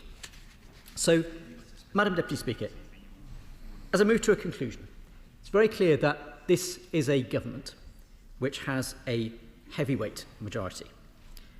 And when we reflect on the measures that are being implemented, it's using that majority to deliver a left hook of reducing community voice and community say in planning applications. It's following that with a right hook of reducing protections on the greenbelt, building on virgin land, as we heard from a member who's no longer in his place earlier on, rather than previously developed land being recycled. That's followed by the uppercut of wholesale top-down council reorganisation, followed with a jab demanding that local plans, the length and breadth of the country, be changed through the national planning policy framework changes, without there being remotely the capacity at the Planning Inspectorate to deal with those in a timely manner. And picking up the point, a number of members have said, well, why is this happening and what do we think needs to be done to address it? The knockout blow to our housing market in the last 12 months has been delivered by the massive hike this government introduced on national insurance, which is leading to developers, to builders, to the whole supply chain, to local authorities, all to fear that they are going to have to throw in the towel, because it is simply not possible under the auspices of such a business-unfriendly government to deliver homes and infrastructure that require a pro-business environment. So as this legislation comes forward, pummelling our first-time buyers, that's hammering our homeowners, that is bashing our builders and is duffing up our developers, I simply say on behalf of the opposition to the Minister, there is an opportunity this afternoon to begin to change course, to signal that you believe, Madam Deputy Speaker, that we believe that a different course of action is possible that will deliver the homes and infrastructure that the British people expect. So, Minister, I always enjoy meeting this Minister across the dispatch box. I tend to say I always keep my spare Conservative Party membership form handy just in case he should ever need it, because his high standards of professionalism suggest that one day he will make the journey to the dark side. But, Minister, take the opportunity to say to your colleagues, it's time to add on to so many very poor U-turns a good U-turn. And let's get on with the job of delivering the homes and infrastructure that the British people need. Yeah. Chair of the Select Committee, Florence Eschelamy. Thank you, Madam Deputy Speaker. And I want to pay tribute to the other place for their work on getting us to this stage today. I am conscious of time, of it being a Thursday and many members wanting to speak, so I'm not going to go into great depth with all the amendments before us today. But I do welcome the changes the government have made in the other place and the work of ministers to reach a compromise to get this bill on the statute book as soon as possible. In particular, I welcome the series of pragmatic amendments from the government to environmental delivery plans.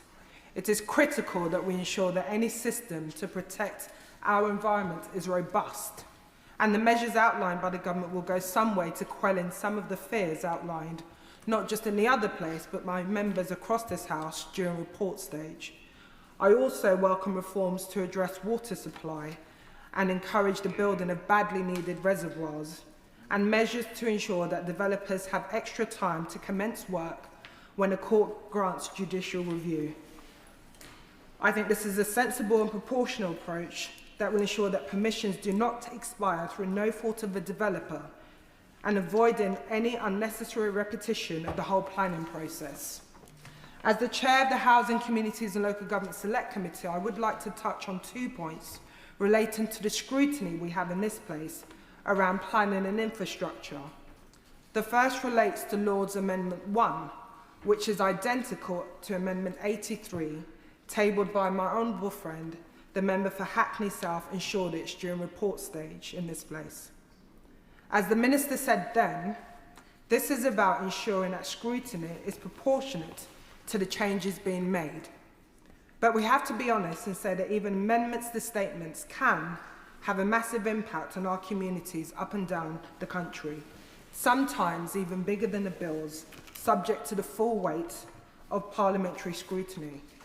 Now, I understand the point that the Minister has made during committee stage, that this has led to unacceptable delays, sometimes even for several months. And I know as much as anyone, that just because a committee recommends something to ministers, it is far from a guarantee that the government will change its policy. But it is important that this change isn't used to ride through significant changes without committees having a chance to carry out proper scrutiny into how this will impact the lives of people up and down the country, nor it is used to bypass scrutiny when statements are amended as so much over time to become a de facto new statement. This is part of the role that we were elected to carry out by this House, and it is something that helps to give confidence behind the policy to the whole House that we have properly considered the statement before us. I heard the Minister earlier, and he's indicated that they will not accept Lord's Amendment 1, but I will gently ask the Minister that if we will give assurances to the House that committees will still be included in the process of the amendments, that committees will not be sidelined when we engage proactively and in a timely manner with this process. Madam Deputy Speaker, the passing of this bill is long awaited after years of failing to unblock the planning system and build on a scale that we desperately need. Research from Crisis has found that nearly 300,000 families and individuals have ended up without a home of their own, while previous governments have failed to act. And we all know that some children don't even have a room to learn to walk or crawl. The reality is this will not end overnight. It will only end when we have a system that consistently builds affordable and social homes that we desperately need. I thank the Chair of the Select Committee for giving way. I'm not on the Select Committee, but I can tell from her passion that she's an excellent Chair. Part of the issue that the housing, and we've discussed before, is the use of temporary accommodation, which costs local councils millions of pounds every year. Does she hope that this bill, and actually the fast-tracking of building the social and affordable housing she talks of, will help tackle this issue and bring down bills for local councils? Florence Eshalomi. Thank you, and I thank my honourable friend and being a proud advocate in terms of highlighting that issue. And this is an issue that we constantly raise with the Minister, and it's about making sure our councils are part of the building process. And I think the new social and affordable homes package, the 39 billion, will help in terms of making sure we are building those homes. And it's good to see that that package, the prospectus was announced last week, and bids will be coming in from February 26. Build, baby, build. This bill is the first in the stage and moving in the right direction, and I welcome the big step we are taking in the passing of this bill today. And it's important that we continue to make sure that as we are looking at easing up and alleviating the planning process, we are making sure in addition to those homes that families want to buy and purchase, we are building the social homes to help address the issues around temporary accommodation and the long growing housing waiting list. Liberal Democrat spokesperson Gideon Amos. Thank you, Madam Deputy Speaker. As Liberal Democrats, we welcome a number of the changes made to this bill in the other place, but it is disappointing that, for example, my noble friend Baroness Pinnock's aimed at ensuring all unsafe residential blocks are fully remediated, and my noble friend Lord Foster's on curbing the proliferation of betting shops were not adopted in the other place, where unfortunately the Conservatives were unwilling to support those proposals. It's disappointing also that, having removed all pre-application regulations for nationally significant infrastructure projects, the government has not seen fit to plug the gap with a standard and a requirement on ensuring that communities are properly consulted, as we proposed at committee. Simply sweeping away consultation requirements is not acceptable. That said, today we're here to debate amendments that have made it through from the other place, and I want to first acknowledge where the government has listened and made improvements and concessions that we welcome. Lord's Amendment 53, a concession secured by my noble friend Baroness Parminter, imposes a duty on the Secretary of State to make regulations setting out how Natural England should prioritise different approaches to addressing negative impacts of development and environmental features, something we argued for in this House. I hope that when those regulations are brought forward, the government will see the sense in referring to the mitigation hierarchy as the accepted standard approach, and I remain confused as to why those words have not been included in the amendment. But we continue to push the government to recognise the mitigation hierarchy as a key environmental principle in development that should be enshrined in EDPs. Additionally, I'm pleased to see Lord's Amendment 29, in which government has listened to points raised by Historic England and Heritage Alliance that I raised at committee stage, so that heritage protections will remain in transport and works projects. However, there remain amendments the government wishes to reject, which we strongly believe this House should accept today, particularly with regard to nature and environmental protection and the role of communities and their local councillors. Lord's Amendment 40, limiting the application of environmental delivery plans to issues where approaches of a strategic landscape scale would be effective. That's an amendment I'm sure colleagues have received many emails from constituents about, and for good reason. The amendment is essential because it ensures EDPs are used where they can actually deliver environmental benefits and address problems effectively at strategic scale. In Somerset and in my Taunton Wellington constituency, we see only too well the massive issues caused by phosphates, and an EDP approach for phosphates would genuinely be welcome, because that problem operates at a catchment, regional level, and site-by-site solutions aren't enough. But protected species and biodiversity are rooted in their habitats, in particular places, on particular sites, and a simple strategic approach is not enough. You cannot save protected species going extinct in one location by creating a habitat hundreds of miles away and expect the same outcome. I'd be happy to deploy. Just if he could briefly give way, because I just draw his attention to district-level licensing schemes for great crested newts as an example of where a strategic approach can benefit a species population. So I'm not sure it stands. As he reflects on the situation where the type of intervention that underpins EDPs is already in existence and is having benefits for nature. Gideon Amos. And of course, I accept what the Minister is saying, that there may be elements of species protection that require strategic approaches. I think the fundamental point for us, Madam Deputy Speaker, is if the government are committed to stronger protections within EDPs from the outset, in terms of the mitigation hierarchy, in terms of protection of species on site, then we would be more open to supporting these provisions. But it hasn't, and so we can't. And so Lord's Amendment 40 needs to remain. Equally important is Lord's Amendment 38, proposed by the Bishop of Norwich and supported by Liberal Democrat peers. This would ensure the new spatial development strategies include protections for our incredibly rare and valuable chalk streams. Shockingly, there is currently a lack of protection for these rare and incredible habitats. Around 85% of the world's chalk streams are in England, Madam Deputy Speaker. They are rare, as rare globally as rainforests, yet they don't have the required designation as irreplaceable habitats. I'd be happy to give. I don't know where the voice came from, but I'd be happy to give way. Over there. I thank my honourable friend for giving way, and he'll know that West Dorset is home to a number of our rare and precious chalk streams, including the Froome and the Wraxall Brook. I wonder whether or not he agrees with me that a system similar to blue flag status that we have for beaches would be a relatively cheap and easy way for the government to provide environmental protections to our chalk streams. I'd agree with my honourable friend, and he does an excellent job championing chalk streams in champion chalk streams in his in his constituency, and the idea of a public-facing, recognised standard for chalk streams in the same way that we have for other environmental designations would be incredibly welcome. They give way to me. My friend for giving way. I also have a chalk stream in my constituency, the River Snail, and does my honourable friend agree that it's really important we give these chalk streams statutory protection through things like the Lord's Amendment number 38, rather than relying on national planning frameworks which can be changed without coming back to this place?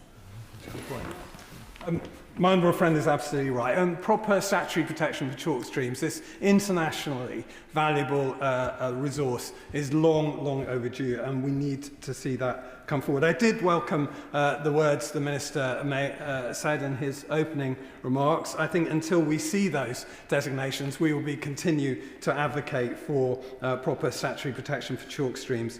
We urge the Minister to go further on that.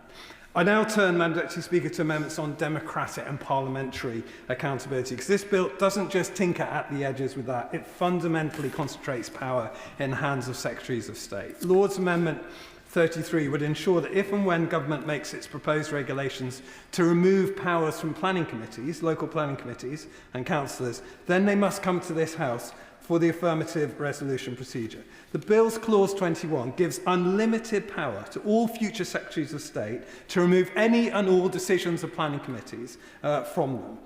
And there is no limit imposed on that power. So the very least the government should be willing to accept is to commit to meaningful parliamentary oversight when they bring forward these powers to remove these regulations to remove powers from planning committees. And no amount of consultation on national schemes of delegation will change the extraordinary power in Clause 51 of the bill and what it takes away from local planning committees, locally elected councillors and local communities. So this amendment offers only a small safeguard against that centralisation. For such powers to not even be affirmed by Parliament would make a mockery of the democratic process, Madam Deputy Speaker. Similarly, Lord's Amendment 1 would ensure the government continues to be fully accountable to Parliament on its changes to national policy statements. MPSs govern the biggest projects in the land, Madam Deputy Speaker, from Hinkley to Sizewell, from rail freight terminals to the largest solar and wind farms in the world and transmission lines. It is the fact that MPSs are approved by Parliament that provides them with the efficacy they have in guiding decisions on such projects. In the Commons, we propose a compromise that case law could, for example, be reflected without parliamentary processes. But policy changes on matters as significant as the future plans for nuclear power stations should remain rightly fully subject to decisions of Parliament. We therefore oppose the government's attempt to remove scrutiny of national policy statements. Amendments 2 and 3 On protections for reservoirs, we also oppose the government's attempt to remove those provisions, and on assets of community value, we also would oppose the government's intention to remove those protections. And we also remain concerned about proposals for badger shooting on building sites which remain unamended in Schedule 4 of the bill. Madam Deputy Speaker, as Liberal Democrats, we have set out our proposal for housing and planning, a far more ambitious programme of public housing, 150,000 publicly funded social and council rent homes per year, not the 20,000 the government is established as their target, genuinely affordable to local people. It's a mistake to pit development against nature and communities. At second reading, only Liberal Democrats voted to stop the damaging effects on nature this bill could have. This bill, the government have made some changes. We welcome those.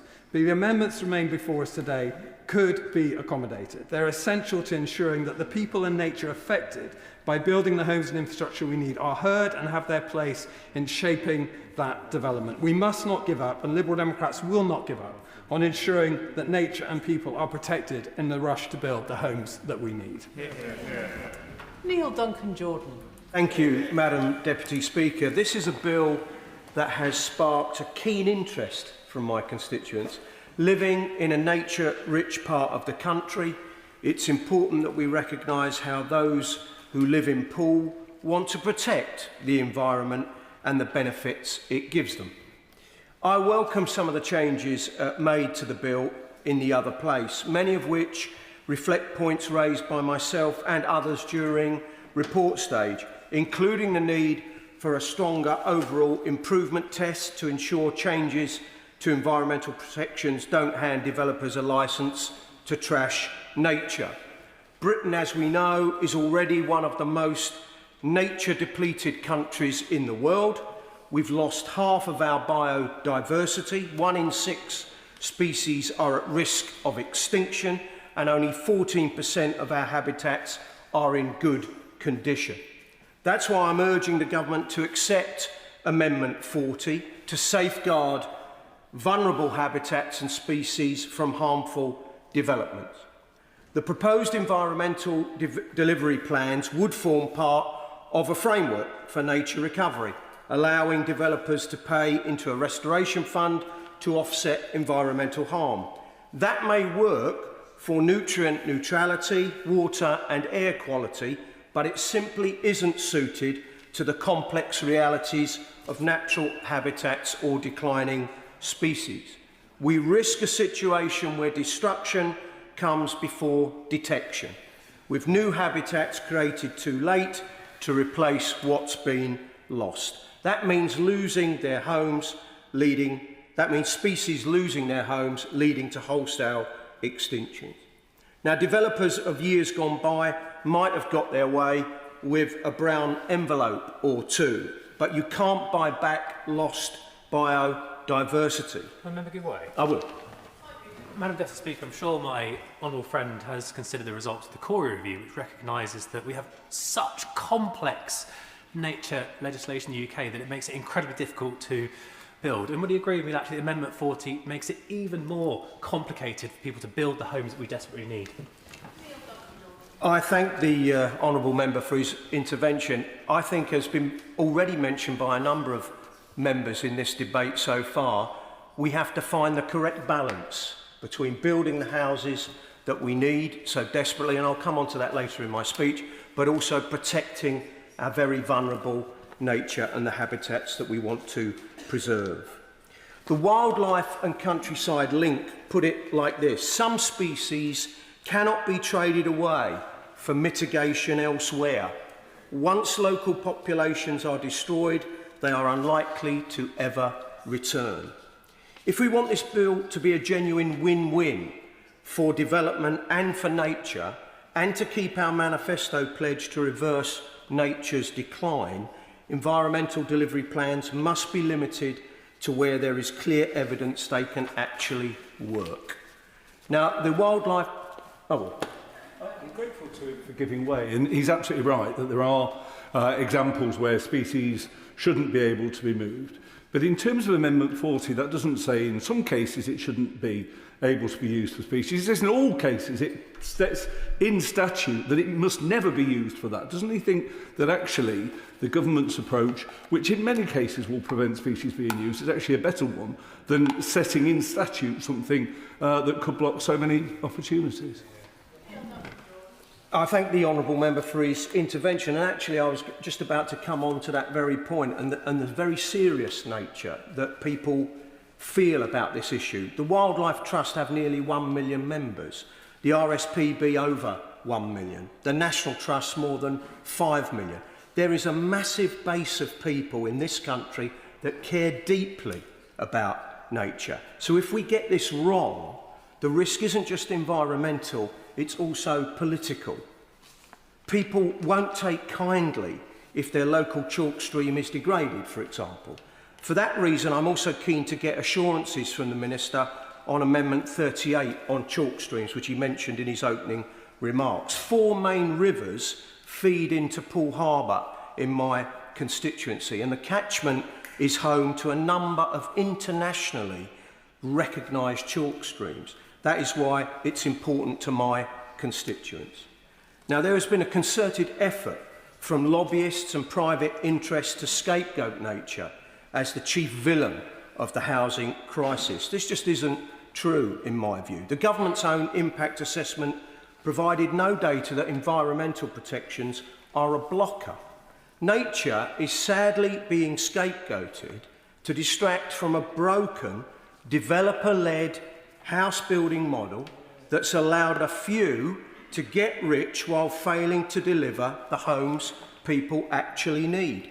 We need to be clear, Madam Deputy Speaker, that if developers don't use the planning permissions they already have, then they should lose those permissions. Ancient woodlands aren't a blocker, wildlife isn't a hindrance, chalk streams aren't anti-growth, they are... I will. I thank the honourable member for giving way. As I'm sure he knows, chalk streams are amongst the rarest habitats in the world. It's not the first time I've mentioned them in this chamber either. Only 11 of the more than 200 are protected, and even those are in decline.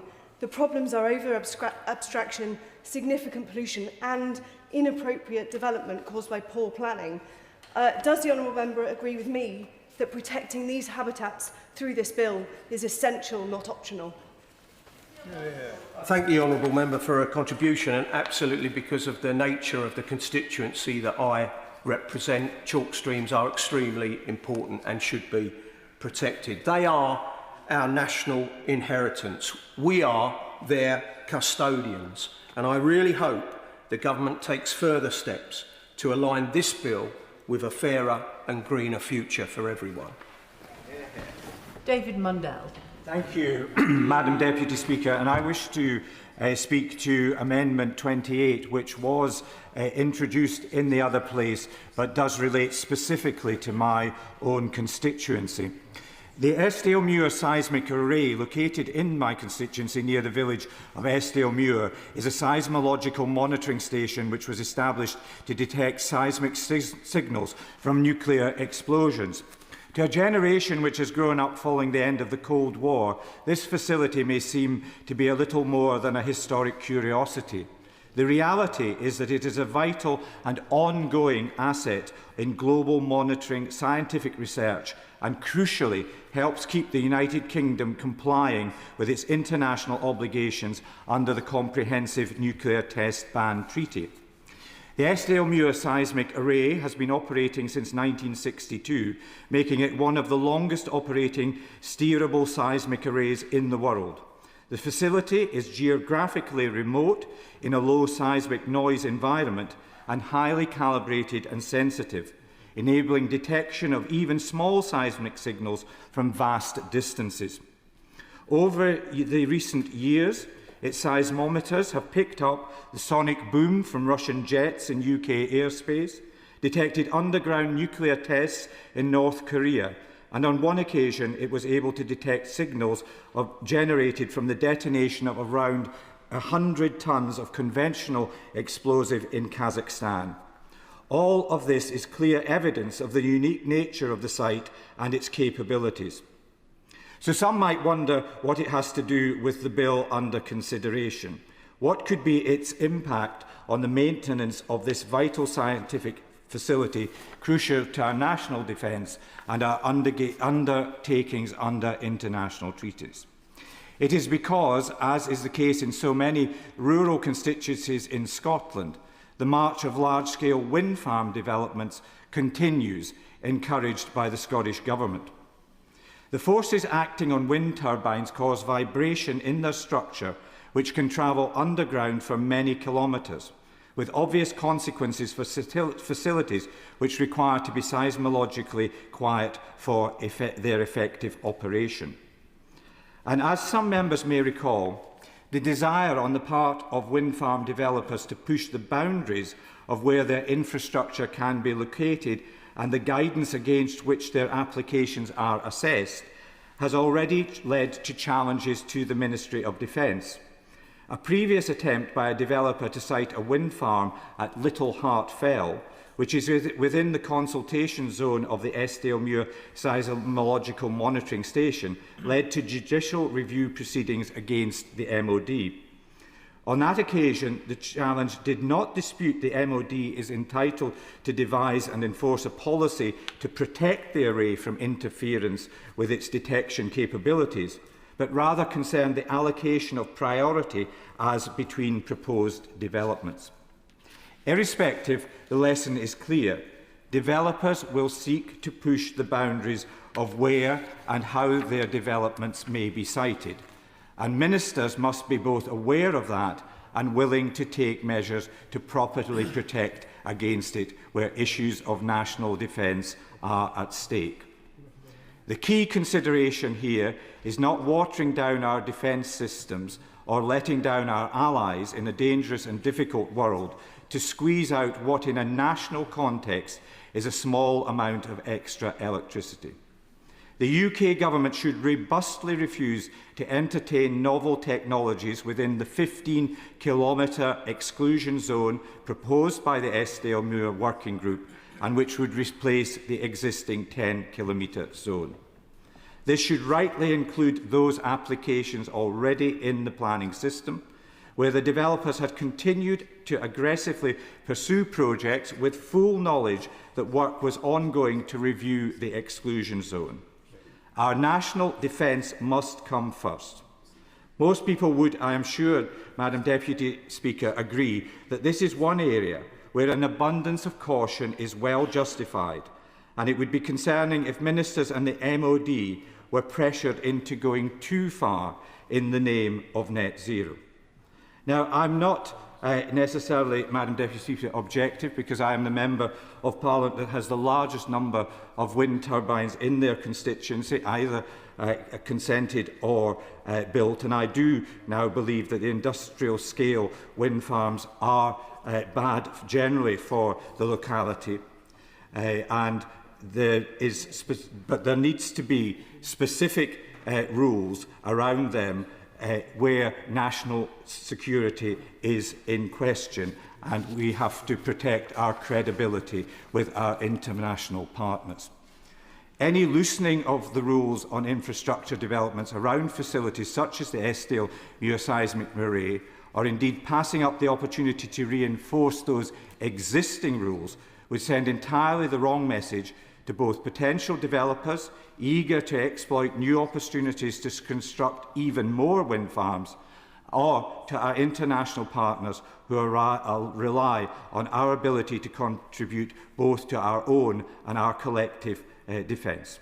That's why I believe that Amendment 28 in this bill is an opportunity to underscore the protections needed for facilities like the Eskdalemuir seismic array. And what I want to see, Madam Deputy Speaker, is this government take those protections forward. Dame Meg Hillier. Thank you very much, Madam Deputy Speaker. And I add my thanks to the other place for the work that they've done on this committee, and actually particularly for new clause 1, although I will explain my thinking on that Amendment 1. I will explain my thinking in more detail.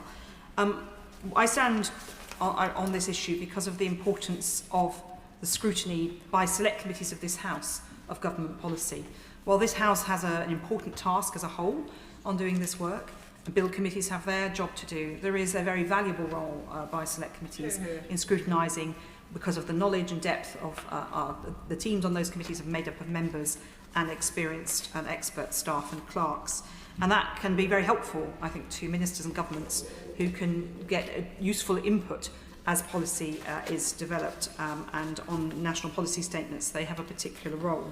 But I would say to the Treasury bench more widely, and I appreciate massively the work that the Minister's done to lean into us on this issue, which I will touch on in a moment, but we do need to be mindful when we are pushing legislation forward at whatever government or whatever party, because we get elected with an agenda, quite rightly, we're impatient to push things through, that we do need to be mindful of the importance of parliamentary scrutiny, and at our peril do we diminish it without potentially risking a slippery slope where one day a future mad, bad or dangerous government, don't tempt me on that over the last 14 years, but a mad, bad or dangerous government could misuse the system. So we need to make sure that we're stress testing what's being proposed by the government today against that important bar.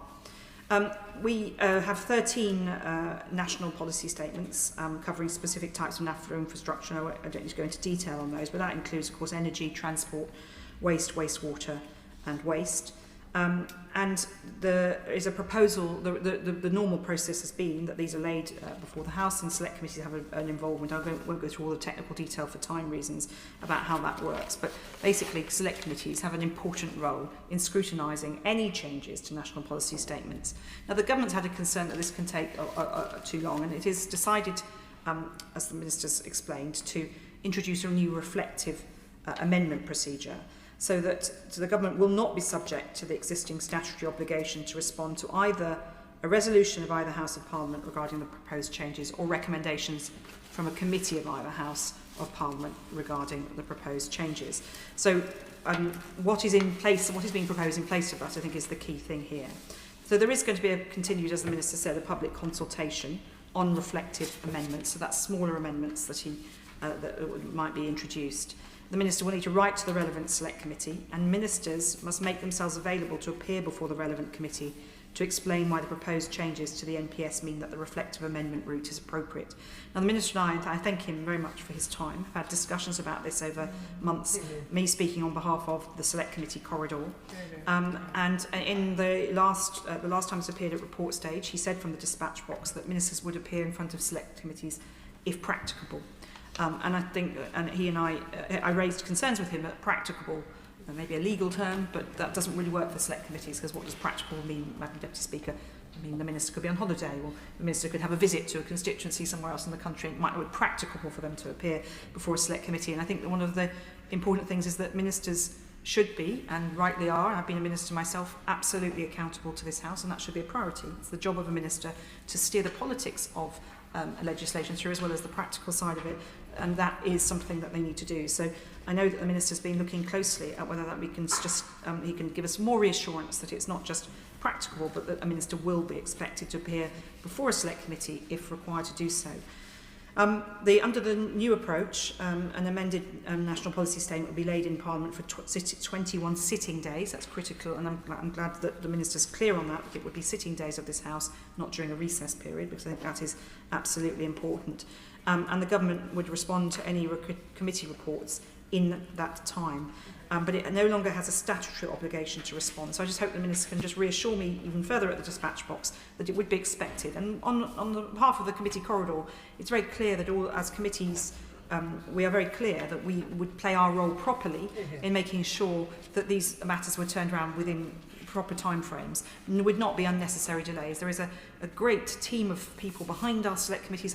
I'm privileged to work with, I think, probably, I would say, Madam Deputy Speaker, if you weren't in the chair, the best set of chairs of select committees that we've ever had, but that would cut you out from the important work that you did, setting the tone for us all, a leader in this field when you chaired the Women and Equality Select Committee. So we follow in big footsteps. But seriously, there is a very talented team of people on the Select Committee corridor who want to make sure that this works. And we take very seriously our responsibility to scrutinise matters that the government is considering and making sure that we play our role in getting those through, not necessarily without amendment, but making sure that we actually put our views in very closely. I'll give way to my own friend. Those watching this debate might find this just a sort of tedious parliamentary processes. My honourable friend from Vauxhall made it clear that national policy statements have impacts. Yep.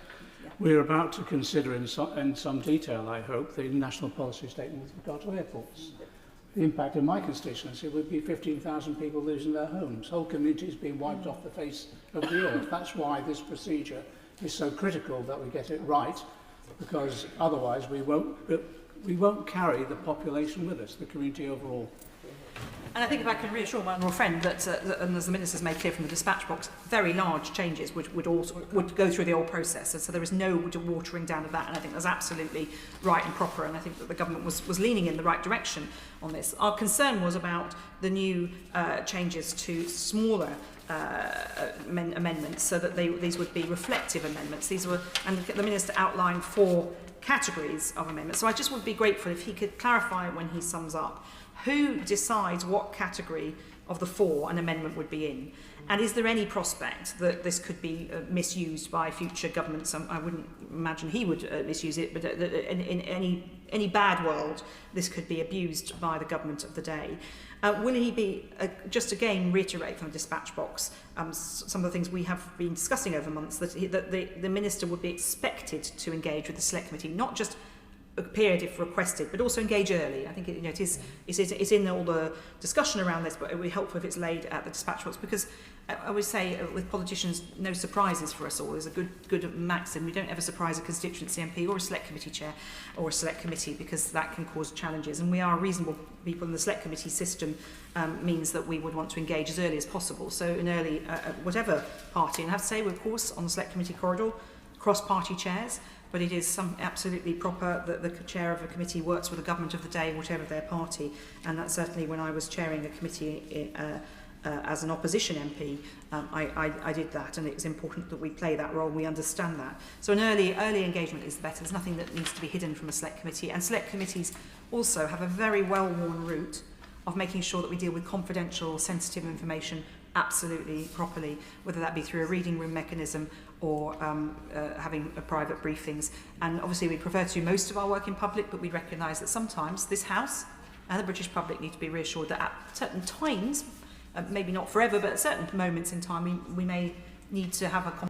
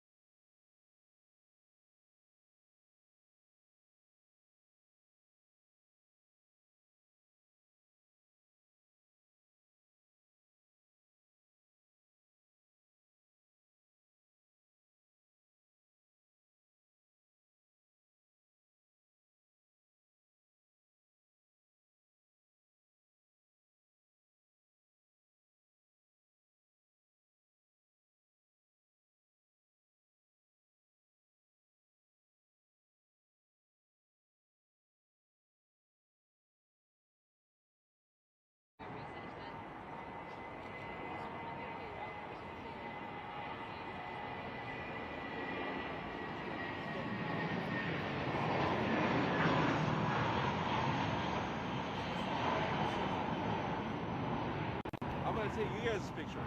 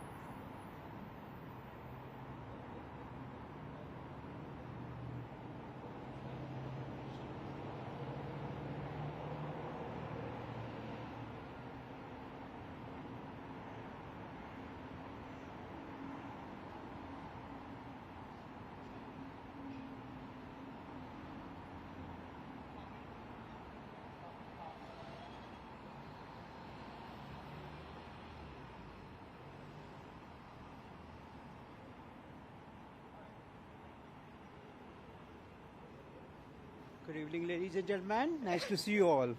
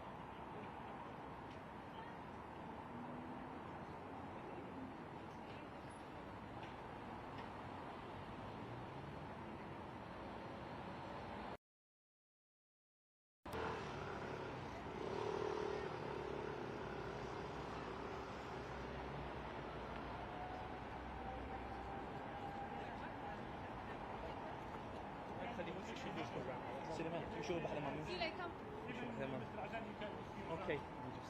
So we're just going to do a quick statement from Sammy and then we'll take a few questions. Only a few. He's obviously had a long flight and a long couple of weeks. If I just put that on. So yeah, a few questions after that. But we'll just let Sammy get his mic on and we'll have a statement from him. Thank you very much, everybody, for being here. It's good to be home.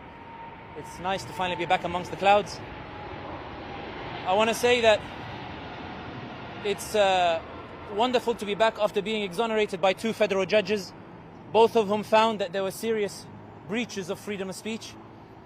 I want to say that this wasn't just an attack on me. It was an attack on the freedoms of ordinary Americans and citizens worldwide. It was an attack on their freedom to speak the truth in the face of hatred. And I think that my message to the Americans, as somebody who grew to love America, who loves its people, who saw the wonderful kindness and generosity and hospitality in every single state except New Hampshire. I didn't get the chance to go to New Hampshire. It's the only state I didn't go. I saw that the Americans were amenable to truth. And I think that the reason that my visa was targeted was not because of anything that I was saying, but because Americans were listening. Because now public opinion is shifting, because people are seeing the truth. There is a concern amongst bigots, amongst extremists, that if the truth gets out, it will truly change the world. And that's why I am pleased that I was able to return home. I'm pleased that the judges found that my freedom of speech rights were infringed upon. And I'm pleased that my voice is back and that the extremists will never win. They will never prevent our voices from being loud, from resonating with the world. And I want to thank everybody who showed solidarity, everybody who stood alongside justice. And I want to finish on this point. I am not the story. I am not the story. The story is one of the most heinous genocides of our time. The story is about kids who had their heads blown off. The story is about kids who had their legs blown off. The story is about innocent women and children who were bombed into oblivion for crimes they did not commit. This is about apartheid and occupation and how to stop the final apartheid outpost that exists in our modern world. I am not the story. The story is about a world that is waking up to the truth. The truth is louder than hate. The truth is louder than the bigots. The truth is louder than the extremists. They failed to silence me. They will continue to fail to silence all those voices of truth. And I'm glad that I am here in London, where our freedoms are also protected, and they will be protected in America as well, thanks to the cooler heads in the federal court system. Thank you very much for being here. Thank you to everybody who shows solidarity, and I'm happy to take a couple of questions. We go to Yasmin at BBC.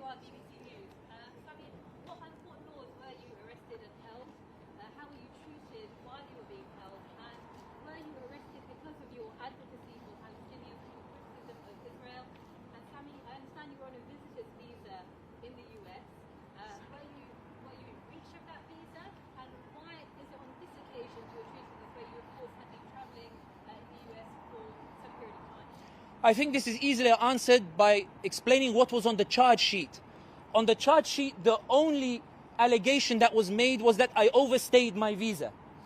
That visa was revoked without my knowledge on the 24th of October. I was flying from SFO, San Francisco, to Florida to give another talk about justice and freedom and rights. And as I went through SFO, I was informed that my visa had suddenly been revoked. When I was taken to the detention center, there was an immediate appeal to a federal judge who expressed such grave concern about the infringement of freedom of speech that they issued an immediate restraining order on ICE, meaning I was not to be transferred anywhere. And then another federal judge found that when there was a case of whether they had jurisdiction, the federal judge found we have jurisdiction because of the manner in which the visa was revoked, because the manner in which he was arrested, suggesting there was illegality in the way that I was arrested. I did nothing illegal in the US. Everything was within the visa. Everything was within the limits of what the visa allowed me to do.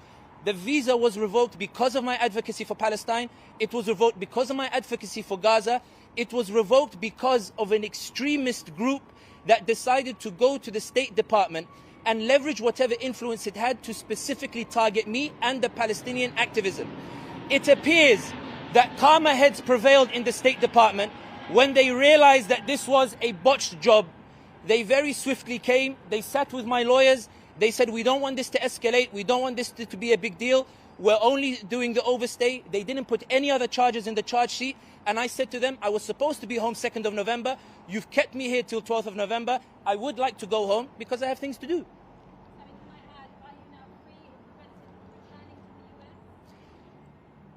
Based on the agreement made with the US, I am allowed to apply for a new visa. I am allowed to visit the US. There are no obstructions on me visiting the US. There is nothing on my record. I am entitled to visit the US, which is why the extremists are very upset and furious, because they thought that they would be able to accuse me of heinous crimes, and they found that 2 federal judges stood in their way because the courts are still alive, the rule of law is still alive, my freedom of speech is sacred, it is to be protected, and thank God it was protected by the federal courts.